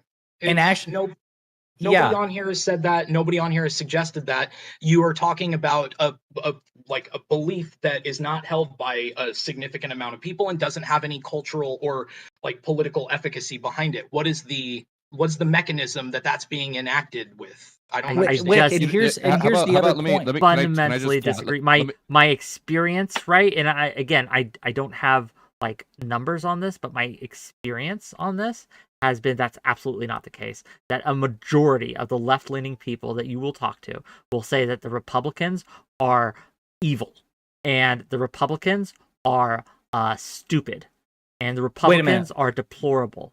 Right? What type of Republicans? Can you please clarify? I want to give them a chance because maybe there is some consensus here. What Republicans? Anyone who votes for Trump. Dude, I did my first appearance on Twitch on your show debating Eli Monty about exactly this. I am very, very, very far left-leaning, and I took the opportunity to advocate for hearing people on the right out, engaging more thoughtfully and more honestly with the things that they have to say, community building across the political aisle. These are things that I hold as very high values and very high esteem. And I think that that's more representative of the broader sentiment than what you're leading on. And yet, on this very panel, not 3 hours ago, when you were talking, maybe it was 4 hours, whatever, on this panel, right? We had P.F. Young on here, and you told him verbatim, if you don't agree with me, you're fucking stupid. Those are the words you used. No, I didn't. Yes, you will. This is live. We recorded. I'll get you the clip. Okay. Let's just. I'll get you the clip afterwards. That's what you said. I would encourage That's you what to you go said. back and reevaluate your own behavior during that. That's what you said. Brutal. Wick, can I ask you something? I said that if you don't have any interest in looking up the evidence to the point that you are willing to vote for Trump, despite all of the evidence that he was committed crimes in the involvement with the 2020 election, that it's too tall a task for me to unpack the entire landscape of American politics and try to change your mind individually. Okay, just real quick to chat, Infallible Al on YouTube chat. If you're thinking the right doesn't, I'm saying the right doesn't do this. Right does it just as much. If not more. If not more. Right? More. But again, I'm not, because I'm criticizing the left, and I hate this. I hate that I have to fucking genuflect every time by saying 40 Trump bads, Republicans worse, before I do any criticism. It's a fucking religious kind of culty kind of vibe here. No. Right? It absolutely is. The thing is, it's happening right now in front of my eyes, and you all are trying to gaslight me to say, no, we actually all believe this thing. No. But I've seen it on this very panel, right? Where you care more about Portland is burning in one moment of anger up against a frustrating opponent, knowing what happened last night to him, saying that so-and-so is stupid for so-and-so reasons. And I think that will keep you up at night more than Donald Trump, the former president of the United States, the leader of the Republican Party, the potential, wait a minute, saying repeatedly things like Washington, D.C. is a shithole, Democrats they're disgusting, they're scum of the earth. I could name you 10 million examples coming from the mouth of an infinitely more powerful and influential person, no disrespect, Mr. Pibb, than Mr. Pibb. And you're like, man, the Pibb thing bothers me more. You called B.F. Chung dumb. You called him dumb on this very panel. Yeah, I did. And I don't think that's like broadly representative of the point you're trying to make. And you called Pibb multiple times in this conversation the R-slur. Sure, retarded. Yeah, and you're just as bad as Trump, dude. Very R-worded arguments tonight, Whick. Yeah, come on, man. I do not think so, and I think that people will be able to judge, right? And I encourage them to watch this and judge for themselves what has happened. But again, like, Trump is being handled. He's under multiple investigations. He has had 4. I think we're up to 4 indictments. 4? He's still going to run for president. This dude is going to jail. If we indict him, he definitely can't become president, right? Because that's never happened before. He's never been indicted. He's no longer a threat. He no longer has majority Republican support. Why are you doing this crazy thing where I think that he's no longer a threat? Absolutely, he's still a threat. Absolutely, we don't ignore him. But what I'm pointing out to you is that you seem to be okay, right, doing it yourself. But then when Trump, right, or someone on the right does it, right, you're saying, well, oh no, see, it's happening more. And every time I try to point out any criticism of the other, it's like you can't help yourselves but say, oh, but Trump does it more. True. I will grant you that. I don't like this doesn't, we don't have to say it every time. Please, for the love of God, can I just criticize the left without having to genuflect? So there are so many op-eds written everywhere about how awful Trump is, like in the New York Times. How many do you think should be devoted to Mr. Pibb? More than one. It should be 1 for 1. 1 for 1. More than one. See, do you not think that we should have a discussion about the toxicity that goes on the left? That's what I've been saying this whole time. I think I don't have. We have been talking about it, Whick. The problem is the both sidesing. It's okay to say, "Wow, Mr. Pibb, don't be a dick to so and so," then end the sentence and move on to the Republicans who do it more with greater impact. That's also the guy called me retarded like 7 times. That doesn't count. Okay, so like it's just ridiculous that you're like, but then you called him dumb. Like that's an example in your favor. See, but like, you didn't just call him dumb. You called everyone I did. who disagrees with you dumb. No, because this is just a straw man. I didn't say if you don't believe me, you're dumb. You're just full of shit. I said if you don't have the surface level interest to even look into the basic facts of the Trump case, but you're still going to vote for him, I don't need to talk to you because you are too far a project for me personally. That's a far cry from you're dumb if you disagree with me. You also watch The Good Doctor. Does anybody watch The Good Doctor, that medical show? Okay, I watched the Korean version is really good. The English, I've not seen it. I've not seen it, but I've not seen it. Well, I've not seen it past the first season, rather. I don't know if the show's still going, but I want Whick to go to Hollywood and be like, guys, listen, I've got this brilliant idea for a new character. He joins the Good Doctor in the ER, and when somebody is wheeled in after being shot 17 times, I can be the guy talking about the splinter in his left toe. Guys, what about the splinter in his left toe? I understand you're focusing way too much on the bullets. The splinter. Okay, there's a bullet hole. There's every time we wheeled in a guy that's been shot 70 times, you ask, well, did a Democrat do it or a Republican do it? Because if a Republican do it, it's obviously way worse and we need to focus on it. But if a Democrat did do it, then we need to work on the systemic issues. I would say defund the police if that happened. That's what I would say. It's a very safe statistical bet that it was a Republican that shot him. That's right. I would never have to ask that question. Probably a cop. Here's the problem. The emperor is parading through the street in no clothes, and we're all going along with it. And Whick thinks the problem is the little kid who points it out to us. That's not true, though. You are walking through the street saying, look at all the bad things that absolutely happened. They are true. I will cop to it. But then when someone says, well, you know, you aren't wearing any clothes either. And you're like, well, we're not the king.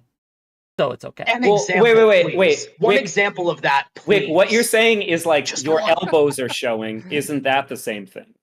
That's not what I'm saying. Again, I if you are showed like, ankle, I'm we are pointing to acting as if genital. the left is feckless and has no influence and has never done any wrong or done any harm. It's just like legit triage. harm. I disagree. It's just triage. Since we have a giant, swimming pool of leftists here, I'm super curious. I mean, what are the plans here? I mean, earlier on, you were talking about like courting Republicans.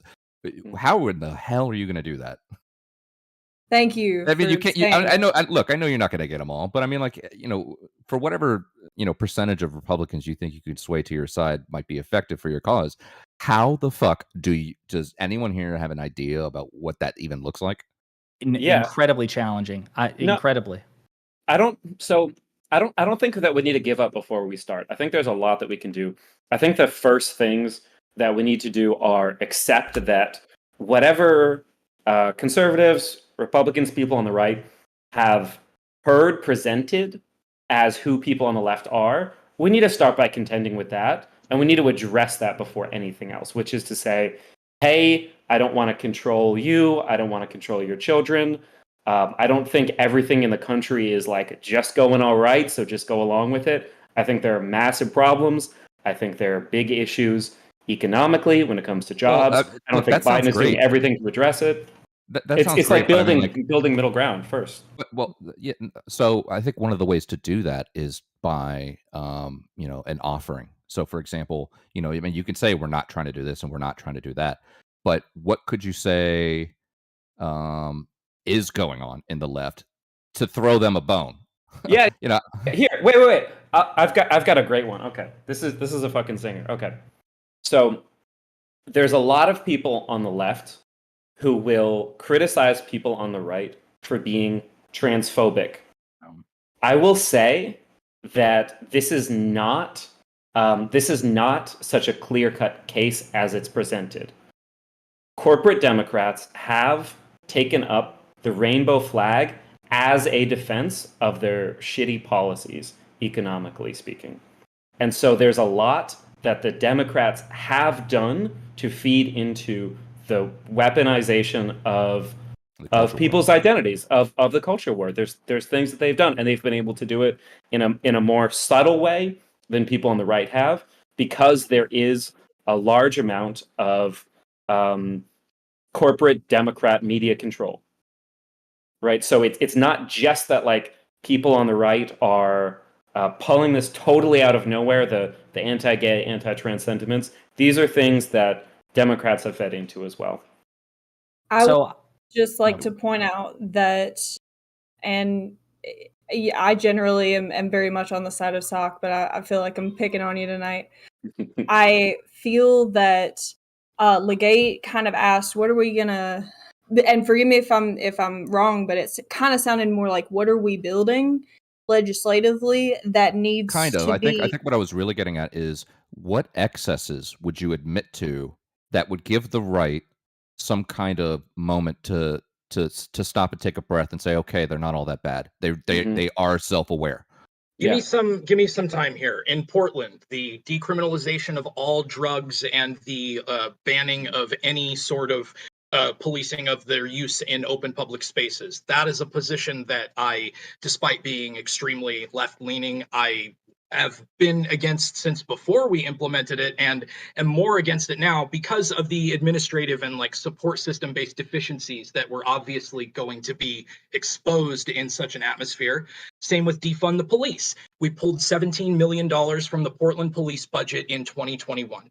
The result was a reduction in the amount of patrol officers and a complete elimination of the Violent Crime Rapid Response Division, which had a devastating impact on response time for police in the city of Portland, which was already one of the most poorly staffed in the country. These are positions that were advocated for by really, really far left politicians who were voted out in 2022 for more moderate Democrats because they didn't realize the gravity of the decisions that they were making and implement proper protocols to kind of respond to the public's need for assurances. So it's really easy to pick positions where I'm happy to bite the bullet. The left did something that didn't work out. I disagree with the way that it's implemented. I think that crony capitalism had a corrosive effect on a lot of the plans that were ideologically left-leaning, but implemented in a really corporate-friendly way. Okay, Like, it's easy to do. If I can answer, just if I may. Yeah, but why isn't anybody doing it? It doesn't seem like there's this. We are. Like I don't know. Before you go on, voted out the farthest left politicians in the city of Portland for more moderate Democrats. The city of Portland is one of the farthest left-leaning in the United States. We still took legislative action to reel back the level to which we had adopted too far left-leaning local policies in our city. It is like a perfect case point example for like, no, we saw that we went a little bit too far. Unfortunately, we have really corporate friendly, like glad handing, basically like Democrats in name only kind of city council now. But the reality of the decisions that were made being too far left, and the response to those decisions being like, oh, well, we're correcting the systemic mistakes of the past. You need to just deal with it. Those people got voted out. And the most liberal city one of the most liberal cities in the country. So there are consequences, and we do hold people to account on the left. Did Daedalus need to? Yes, Daedalus started to say something, and then I want to jump in. Yeah, I argued for the primacy of American foreign policy on this show against leftists. No, that's good. If I may, are you done? Finish, and then I want to answer before Josiah goes. He's getting sleepy, so I'm gonna go, guys. Oh, Mr. see you later, Pibb, Portland. Good to see you, buddy. And Mr. Pibb Jr. I still love you, Pibb. Portland, even though I love you too, buddy. You need to go to remedial class, buddy. But I still love you. Yeah, I'm sorry that I have to use smaller, slower words for you to keep up. I know that you're in a poor part of the country where they don't have much book learning, but I have patience for you anyways, just like I have patience for my Republican friends. Love you, buddy. Bye. I have a position. I think we've been too look. hard on the military. I think that too. Go ahead. The way, to address you directly, 𝕾𝖍𝖎𝖙𝖘𝖍𝖔𝖜, what can we admit to? What can we do to stop the bleeding? Right? We have to acknowledge that cancel culture and the culture, the censoriousness in America has gone far too far. We have pushed people out of their jobs when we should not have. We have held people to impossible standards about tweets they made 10 years ago, and people have been hurt by this.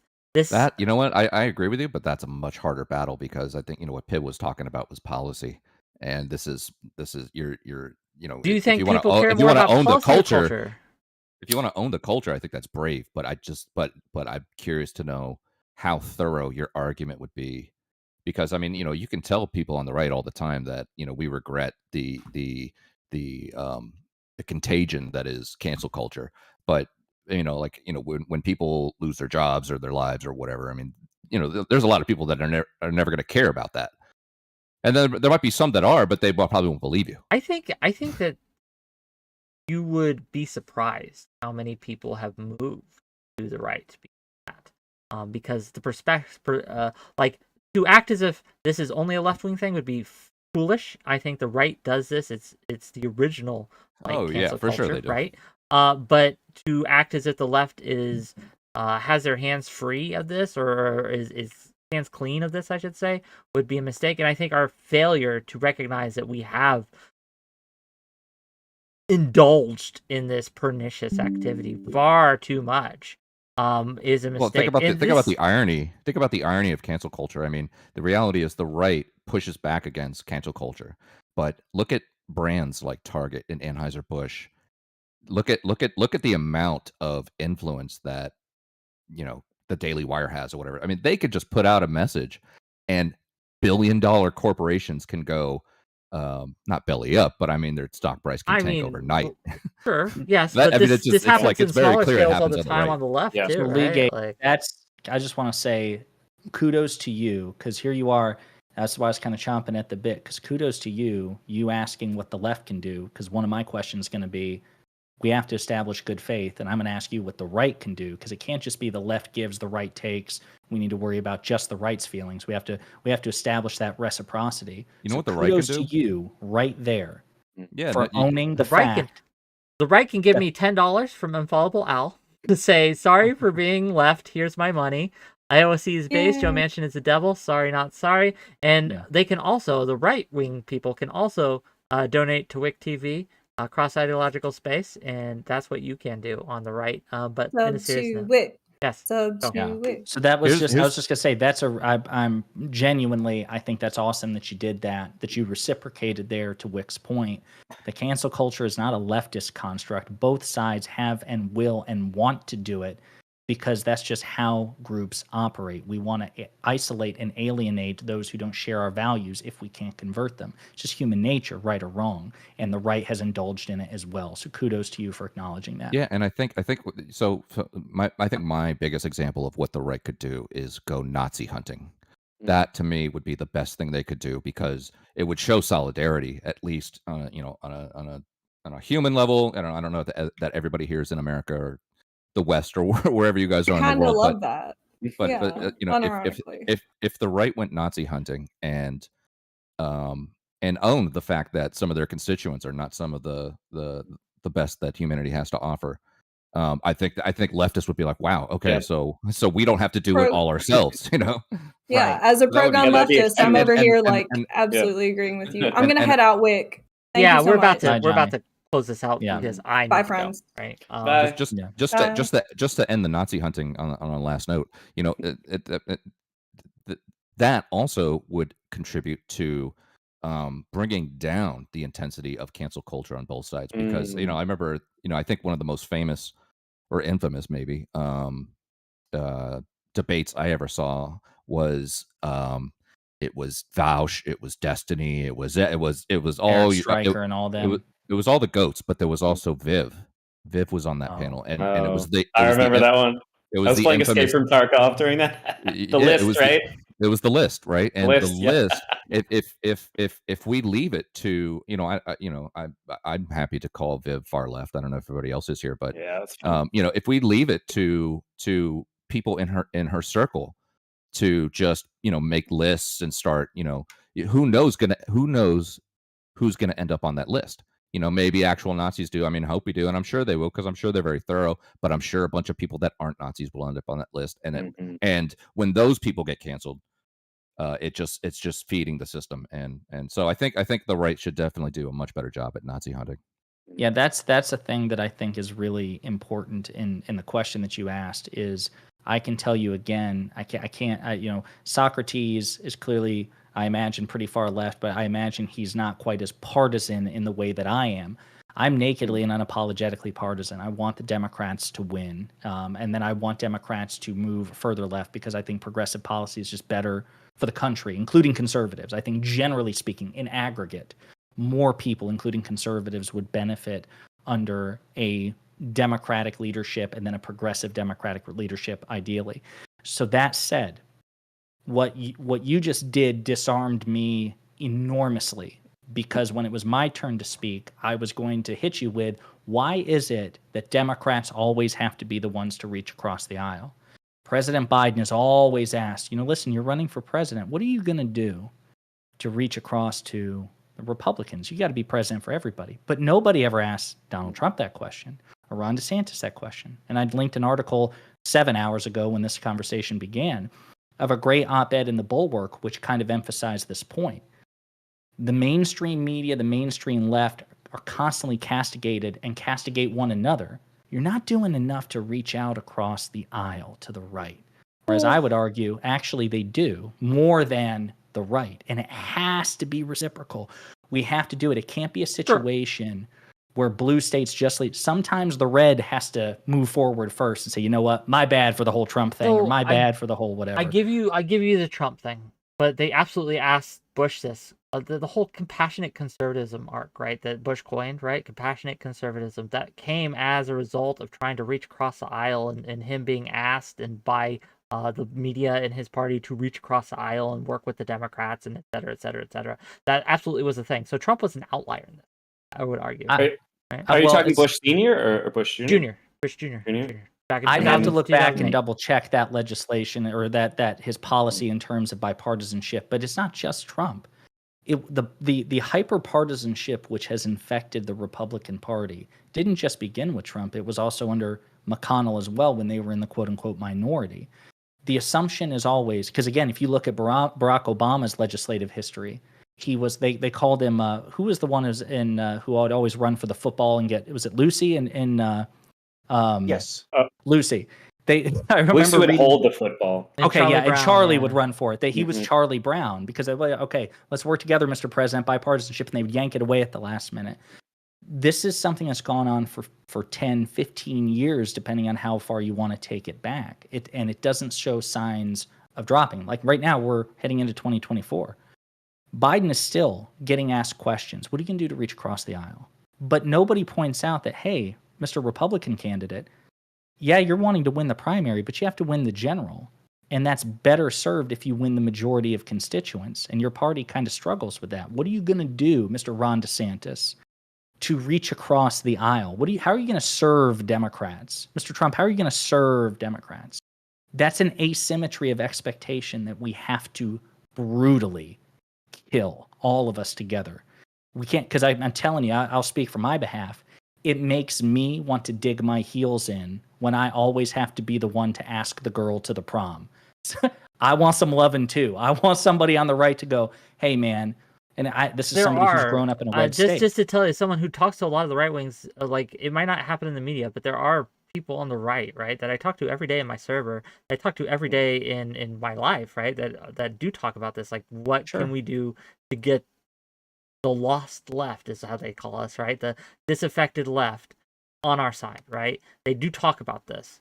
I'm sure, like Leagate, like interpersonal. That's what I'm saying. And he's not the first one to do it. I can't speak for the media, right? The media is the media, but I can't speak on from personal experience, interpersonal interactions. Like, it doesn't have to be one way. There are people who are willing to work with us. We just have to be willing to work with them. And there are people who will reach out to us if we let them. But the problem is, people are punished for working with the opposition. Like, we punish, and this happens on both sides. Before anyone yells at me, I'll do the genuflection. That's true. Absolutely, both sides, yeah. Right? Both sides. Did I say it enough? Cool. Now I can continue. But there are people who, if you work with, even having someone like P.F. Young on my show, there are people who will not talk, right? Not take me seriously, never tune out, right? Because he had a more right-coded position on trans issues, right? And so they will just say, Whick host transphobe, so I'm never gonna work with them, right? I think the same happens on the right. Like, there are people who won't talk to Adam and Sitch, for example, and say that they're just bills for the left. They're corporate Democrats or things like that. And there's a lot of people on the right who just will say, no, we're never going to work with them because they worked with Destiny, worked with 𝕶 Kasparian, and they worked even President Sunday and me, right? So we can argue that it's not the same level, and the right may be more accepting or less accepting. I don't know. But I think that there is a contingent in both groups who want this to end, this constant bickering, and they want to work together. We have different ideas, obviously, but there are more moderates out there on both sides than we know. I think we should come together. Yeah.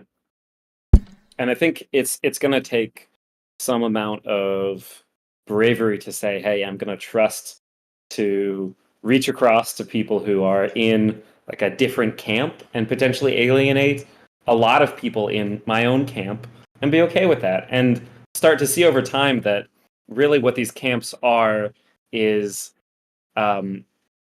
maybe what we care about is the people who are willing to work forward for solutions that really are open to working with lots of different people, and people who really just do want to be in their own kind of little bubble, and that's okay. But it's okay to let those people go as well if they're gonna excommunicate you for reaching out to talk to somebody who has a different background. Then it's okay to say, okay, well, I accept your excommunication.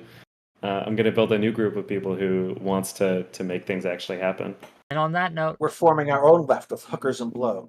True. And on that note, my friends, my enemies, fans, my anti-fans, we are going to call it a night. Thank you for your support. Thank you for hanging out with this longer than average stream.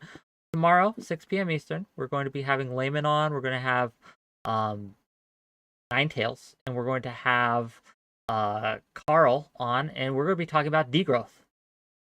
What's that? Right? Talking about what? Degrowth. Degrowth. Degrowth is an economic Degrowth. and social policy. Is it based or cringe? Degrowth is basically the hip way of saying a Malthusian. Someone who wants to reduce population, get away from economic growth and things like that. So, yeah, good. Appreciate it, fellas. Chat. But yeah, And so ladies. that's what we got going. I'll see you guys later. Are any of you streaming right now on Twitch? I am, but I'm gonna get off. Oh, you're gonna get off? Right Okay. after, yeah. Let's go to for Candle. Socrates, I just sent you a friend request, and now that it's public, if you reject it, I'll know that you rejected it, and we will no longer be friends. So, yeah, now the pressure's on. Thanks, everybody. Thanks, Whick. Yeah, thanks again for staying as long as you did. Appreciate you, gang. See you guys tomorrow. Remember, tell them it's a hate raid. Spam those emails. Yes, Bye-bye. My dog's about to revolt. Have a good one, Whick.